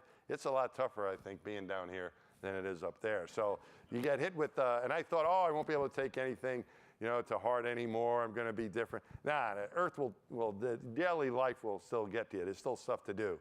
But as far as the beauty of our planet, it is something that I don't think you ever forget once you see it. I have another question. Hi. Katie, Mike, this is a fantastic conversation, and I wanted to ask something that relates to accessibility. My name is Dan, and I work in one of the Aeroastro labs. And actually, thanks to one of the organizers here, I had the opportunity to work on a microgravity experiment. And, as engineers, we get requirements on how you design an experiment like this. You get specs. But I wonder, what do you think? And you've worked on a lot of microgravity experiments. I know that your final mission, Katie, was to the ISS. What do you think makes a successful microgravity experiment? And do you have ones that were particularly memorable, either because they were really good or either because they were not particularly great to work with? That's probably for you. You did. I was going to say, we always say that like the best experiment is one that can be completely automated and doesn't need a human. And the worst experiment is one that is completely automated and can't involve a human, right? And that, I mean, I'm just being funny, but it really is. I mean, crew time is quite. Now they have a lot more crew time up on the space station, and that makes a big difference. I loved this experiment just because maybe it'll make you think. It was called Capillary Flow Experiment, CFE, and its first iteration was on our lab shuttle flight, and we literally had little containers that were in Ziploc baggies, and we would open the stopcock to let some liquid into the container, and you would get to see what shape the liquid took, because you get to see what liquids really want to do. And it really led to, I mean, so it was a very, very simple experiment that then is now on the station, and now it's more sophisticated, and the vessels are, put in place. We had them kind of dangling in Ziploc baggies where they wouldn't get jostled, and then we'd take pictures of them. And it was just to show what that experiment could really do. But then up on the station, we've done more sophisticated parts of that, and it involves everything that is flow through a pipe down here on Earth. And so it is everything that's made in a factory. It's rivers and everything that, when you have water and soil that are interacting, it's pollution, it's the flow in our pipes, put a drop of something on a slide, have it climb up and tell you something about your health. It's all about the little interfaces. And it's this very simple experiment up there that its data is easy to send down to the ground, video and photo. So thinking simple and thinking astronaut proof. Because if it can be broken, we really try to break it on the ground because that's what's going to happen in space, right? Yep. Can't be astronaut proof. I think I'm seeing zeros here. Do we need to be quiet now? Or time for another one? Or? How about a final question? Yeah, another question. You choose. Can you see anybody out there?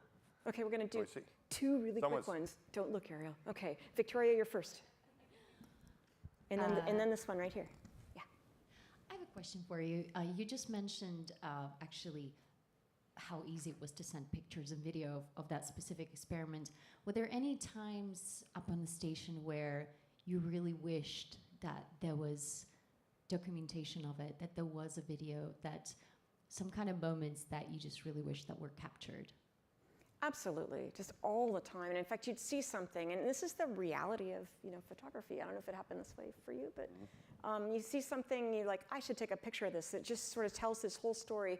And then actually, it takes you a little while to take that picture and reconstruct it, or realize you need the other lens, you really should take it with that lens. And getting a picture that really tells the story, especially if you're not fluent in that, it takes some work. But Mike, what do you think? Were you asking for like troubleshooting or just to have the photos that you moments? Yes. Yeah, my friend, Katie was talking about your memories on your flight. John Grunsfeld, who I flew in space with twice, an MIT alum, told me before our first flight, he goes, Mass, remember, when you come back from space, you're going to have two things. You're going to have your photos, and you're going to have your memories. And memories fade. And I'll never forget him telling me that we want to take as many photos as we can. And we tried to take as many photos of each other, of doing stuff, and whatever we could. Some of them were for the mission purpose, but it was just to enjoy looking at these afterwards. And so we had that, and we had a lot of in-crew video, as much as we could take. One interesting thing was we had, during our spacewalks, we had helmet cameras going the whole time. And I lost track of these. So my first flight was in the days of VCR tapes. So there's a stack of VCR, there's a box of VCR somewhere in a storage unit in New York that I'm afraid to go try to find because they're buried. For my second flight, they gave us DVDs. I don't know where they are either. And I hadn't seen them, and I'm actually working on an art project with an artist in New York who was asking me about some, and I hadn't seen these tapes, but I got over to NASA and they were able to send me my tapes. And they're amazing to look at those. And I hadn't looked at them in 10 years. And I was looking at them with this artist looking through some of them, it was just incredible to hear the talking back and forth, working a problem. I was one of those astronauts who, they didn't make it astronaut proof. I did break something on the Hubble, but we were able to come up with a solution and it worked. And I listened to just going through that problem solving with my friends in that moment, and it brought back those emotions. I hadn't really thought about all the I thought about it a lot, but what got me during this tape, I'll share this with you, is that I had made this terrible mistake, and I thought I had ruined the spacewalk. And then we came up with a solution after troubleshooting for over an hour, and it worked, and we were going to be able to continue. And I was engaged the whole time, but you could see in my helmet camera, they give me another thing to do, like right after now the problem's over, get to the next. And I said, and Drew Feusler was the guy inside, and I said, Drew, can I have a minute? And he goes, yeah, Matt, take a minute. And you can see me like leaning back and just like resting after working through that problem. And so that to me was very special. I'm not sure how it's conveying to all of you, but for me it was really cool to relive that moment of what it was like getting over that problem with the ground helping me, and then that relief. And so it wasn't like a beautiful image of the Earth, but it was an emotional time that I was going through, trying to get through this problem that I had created, that the team came up with a solution for, and then relaxing those moments. So I think, I don't know if that's what you were asking, but you get, looking through that stuff I hadn't looked at it in over 10 years. That flight was 13 years ago. And I'm so grateful that I have that tape to look at, so yeah. One last quick one right there. Oh, thank you so much. This is such a fantastic talk. And I'm really curious about, is there anything that you wanted to carry with you to this space, if there's anything? And also, what type of food that you're actually missing when you're on this space? Wanted to bring my husband and my mom. That was not possible, and I didn't have to pick which is really good. Mostly, I brought things that would kind of bring other people with me up there. But I would say the really special things would be like my son was 10 when I was up there, so he had a little tiger named Hobbs, like Calvin and Hobbes. And so the little tiger got to come to space and have adventures up there, and have various movies that the tiger made as well, which was good. So, but it's mostly ways to feel more connected to Earth in a way. And favorite food, I know I liked beef stroganoff. That was my deal. I like beef stroganoff. Yes. Items. I flew something for Deva and Guy, like a little Buddha. Yeah, that was pretty cool. I'm from an Italian background. Most of my relatives sent me like religious articles to protect me in space. Like St. Christopher medals and stuff like that. So I flew a lot of things for my family members. For my kids, I flew Beanie Babies and some music that they would listen to. I flew a home plate from Shea Stadium. I'm a New York Mets baseball fan. That was quite a project. Awesome. I had to call him Don Pettit. Someone mentioned Don Pettit earlier today. So Don Pettit helped me figure out a way to get that stowed in the space shuttle. Cool. I flew my Snoopy. There's a picture of me as a little kid with a Snoopy astronaut, dressed up like an astronaut. I was with Snoopy, and I still have that Snoopy. I took him to space with me. So there were some things I took like to remind me of my path, like the Snoopy, of things that I like just for fun, like the baseball home plate, and then probably the most meaningful things are things that you bring for your friends and for your family. I brought an MIT shirt with me, and Dave arranged, we brought like a Galileo cover for a book. I think the museum has it, hopefully.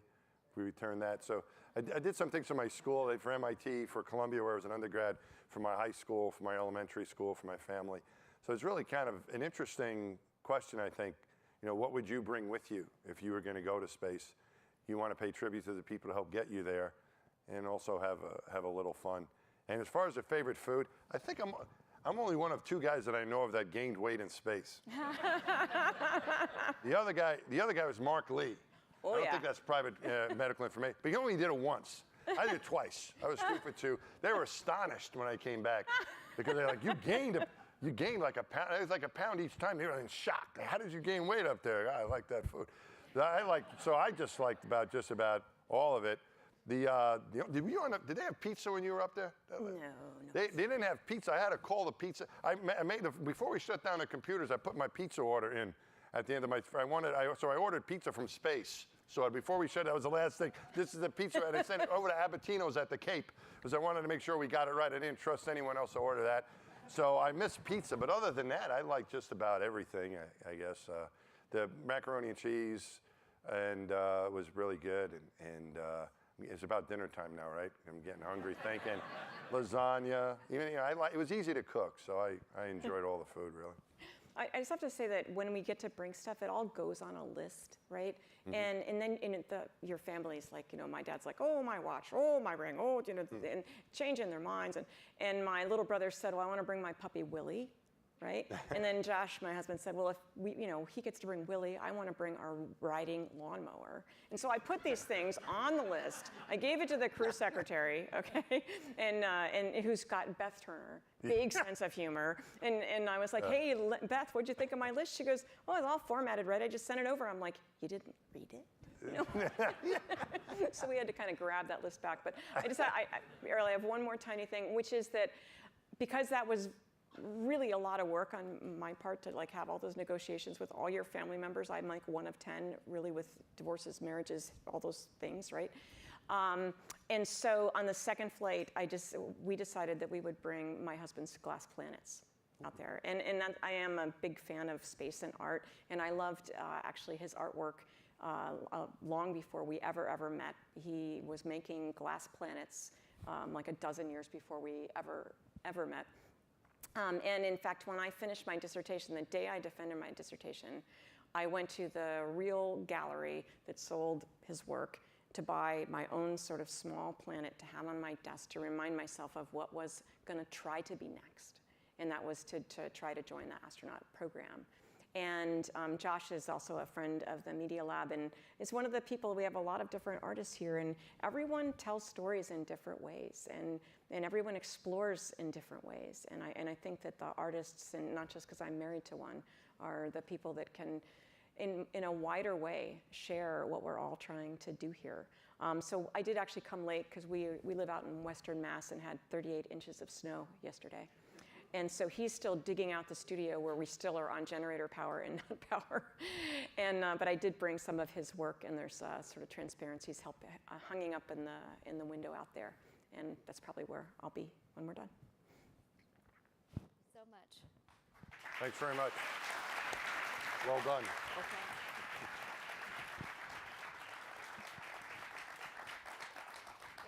That was amazing. For our extra minutes. Always.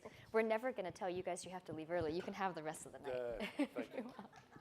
Thank you, Mike. Thank you, Katie. As a funny little aside, my family has this phrase stolen from A League of Their Own, that there's no crying in baseball. And I think it's actually really special that Mike shared the extent of the emotion in space, that there actually is crying in space. All right, I would now like to welcome up my team as we close out the end of the day, because they're all part of this amazing event that you've been able to be here for today and part of the future that we're going to announce. So Sana, Danielle, and Cody, please come up to the stage. Thank you.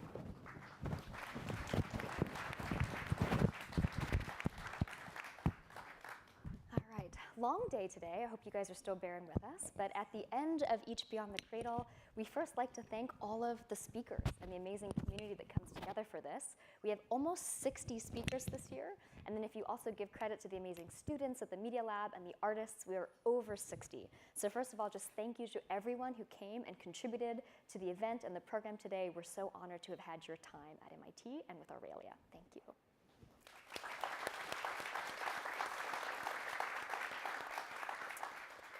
And of course, in addition to all the fantastic people you heard from today, it takes quite the team to make that happen. And so I just wanted to really specially thank Steve and Laird and their production companies for making this big extravaganza happen, Marcia for Via Lago for catering, and Jess Souza. Will you raise your hand? Jess, thank you. I just want to tell a quick story about Jess. I've known Jess for 8 years, since I arrived at the Media Lab. Every single fabulous event, the fabulous ones, the truly best events at the Media Lab is a Jess Souza event. Jess, I won't want to do a Beyond the Cradle without you, so thank you so much for supporting this again this year. Great. And And last announcement before we get into the story of the Space Exploration Initiative and what's coming next is we had over 500 people join the live stream today. So thank you to all of you who tuned in from all over the world. We really appreciate your time and attention. All right, with that, there's a little bit of a tradition every year that I give you guys all an update on the Space Exploration Initiative, which is the organization behind today's event and everything that we do throughout the year when we're not putting on Beyond the Cradle. So our mantra is that we are designing, prototyping, and building the artifacts of our science fiction space future. So if Elon Musk and Jeff Bezos and NASA and ESA and others are working on the rockets to get us there, wherever there may be, we are working on the human lived experience of space and what really makes it a life worth living once you're up there. This is our launch pipeline.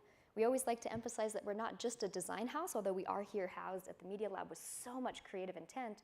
We also really take students and their projects and their payloads out into space. And so these are the different ways that we support those different projects to actually get tested in microgravity, and of course now have our sights set on the moon, and I hope you guys got to see the rover and hear a little bit more about that research today. We're officially at 7 years, lucky number 7, and so we just put some numbers together here to give you a sense of the scope. I'm pretty sure we're going to hit 100 payloads this year, which I'm absolutely thrilled about since the beginning. So that means 100 different research projects on zero-gravity flights, suborbital rockets, International Space Station missions, and now 2 payloads on the surface of the moon, hopefully by the end of the year. And then many, many, many different graduate students, staff and faculty, academic papers, and over 30 theses. And it might be kind of a nerdy thing to call out here, but this is what makes MIT MIT, is that we're not just doing these things as a one-off fun project, but that this is really depth of rigor work that goes into master's theses and PhD theses. And so we're really proud to have been able to, we hope, positively touch the lives of so many different students. I'm going to show you 3 slides now with some highlights about what we've been up to this year, and then also what we're working on in the next year. This is our annual zero-gravity flight. I say this every year, so some of you will have heard this, but if you don't know what a vomit comet is, this is it. This is a plane that does what you'd want a plane never to do, pitches really steeply upwards at 45 degrees, noses over, pitches really steeply downwards at 45 degrees, and flies that parabolic arc 30 to 40 times in the sky. Both Katie and Mike have been on that many times, training as astronauts, and it's also where we had the incredible privilege to bring our students and the people that collaborate with us to test out their work. So this is a student testing a future boiler for boiling food so that maybe eventually we can feed Mike even better food than that freeze-dried packaged food that he seemed to like so much. And I wanted to call out 2 very special specific projects here. Rachel Belisle, who couldn't be with us today, is leading an amazing project, a suit that is going to be flown on the AX-2 flight coming up in May. She's a very special private space flyer who is going to be testing out that suit. And so she says hi to everyone here. They're actually down at NASA right now testing it, or else she would be here. But she's had a chance to fly on 2 of the flights and is leading just amazing research in Davis Lab over in AeroAstro. And then the MIT Humans Project, which I think you did get a chance to hear from Maya Nassar today about.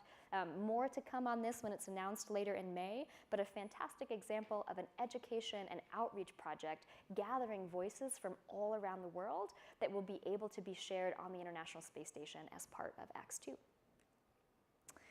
Svalbard, hopefully you guys got a chance to see the Svalbard lounge that we had today out by the elevators.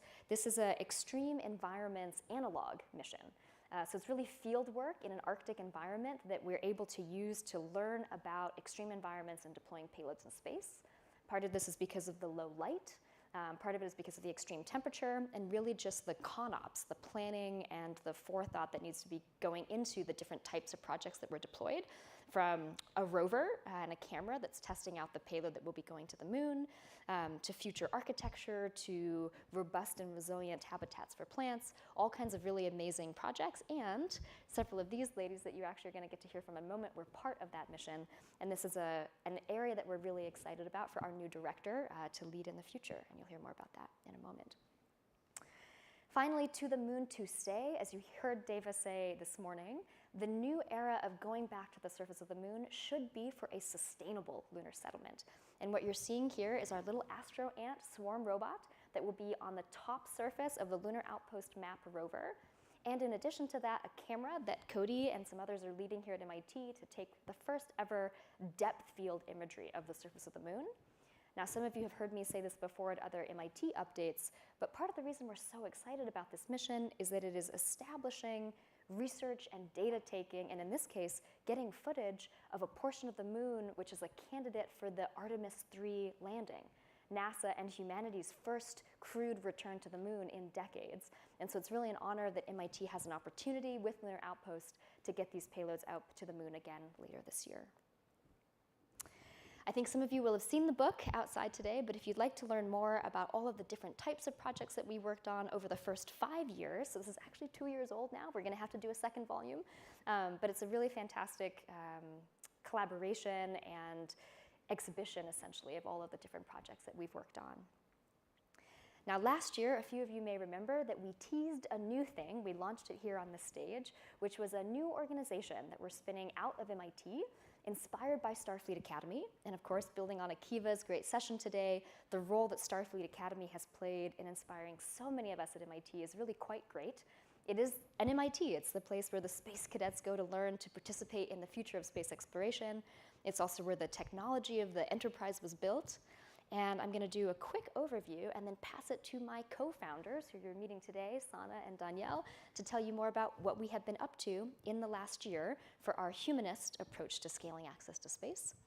And just as a quick recap, this is our vision from last year. We are still laser focused on this vision, and it's a 3-part mission around architecture, R&D for space architecture, education and outreach, and a policy hub dedicated to being good stewards of the space commons. How can we make sure that we are thoughtful citizens of the anthropocosmos?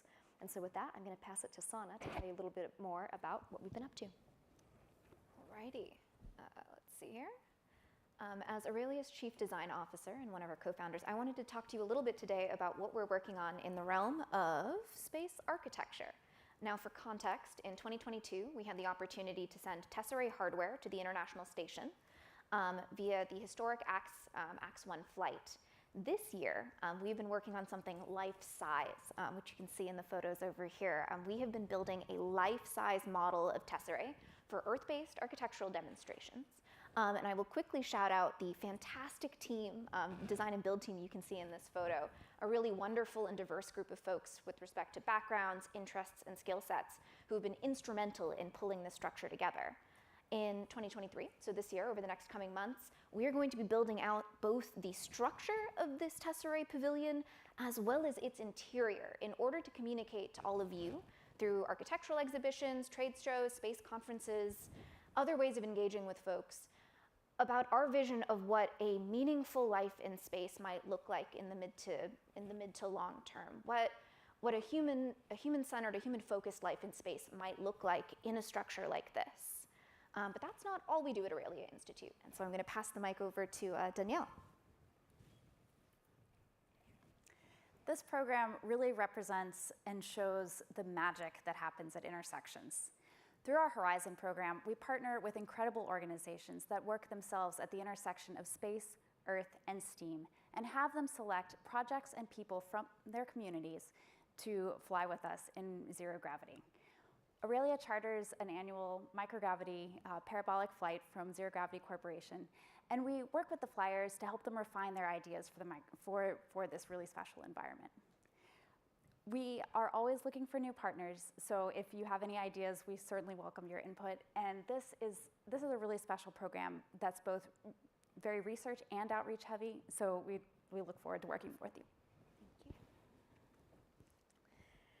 And so you might be wondering about what next and how are the two organizations related. In the context of all this really exciting and expanding work for Aurelia, it's particularly important to me that MIT SEI continue to thrive, continue to grow, and serve more students. And so reflecting back on the last 7 years, I'm actually really thrilled to announce today that we are so lucky to be in a position to grow and expand SEI, and we're announcing today a new director for the MIT Space Exploration Initiative who will start in September.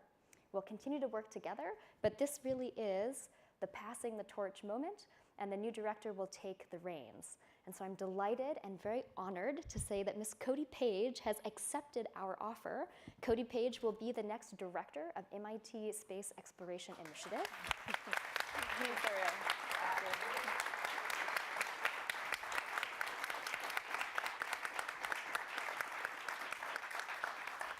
and I'm now going to take my privilege and tell you just a little bit about how amazing Cody is, and then she'll take a moment to say hello to all of you.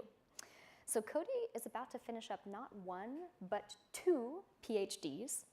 Cody is a PhD candidate completing her degree this year in 2023 at MIT in MIT Aeroastro, and is also completing concurrently a PhD at Dalhousie University in Halifax, Canada, in the Earth Sciences program with a focus on novel methods of using in situ carbon-14 for geochronology analyses in a certain valley in California.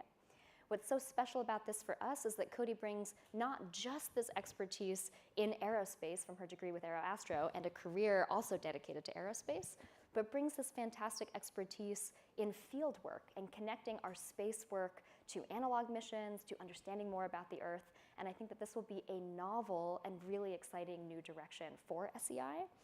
In particular, Cody brings the research expertise, demonstrated leadership skills, and space and Earth domain knowledge to be able to lead a really exceptional SEI team forward. And with that, I welcome Cody Page. Thank you. Thanks so much. There's no more slides, yeah. Thank you so much. I am so excited to be taking on this role and to be working with Ariel. She's going to help me transition and give me a whole lot of advice and teach me how to really lead SEI the way that she has been doing it, and then to be able to hopefully expand and add my own touch as well. I've had an incredible opportunity to be able to work with SEI for the majority of my thesis. I got to do zero-G flight. I was on the Svalbard expedition, and I'm also working on the lunar payload for the CLIPS mission this year. So I really have been able to experience a lot of what SEI has to offer, and I'm excited to be able to bring that forward and hopefully expand the expedition program, bring in my geology background there, and really be able to give what SEI has continued to give to students, which is the opportunity to actually interact with space in a really real way. So thank you. I'm very excited. Thank you.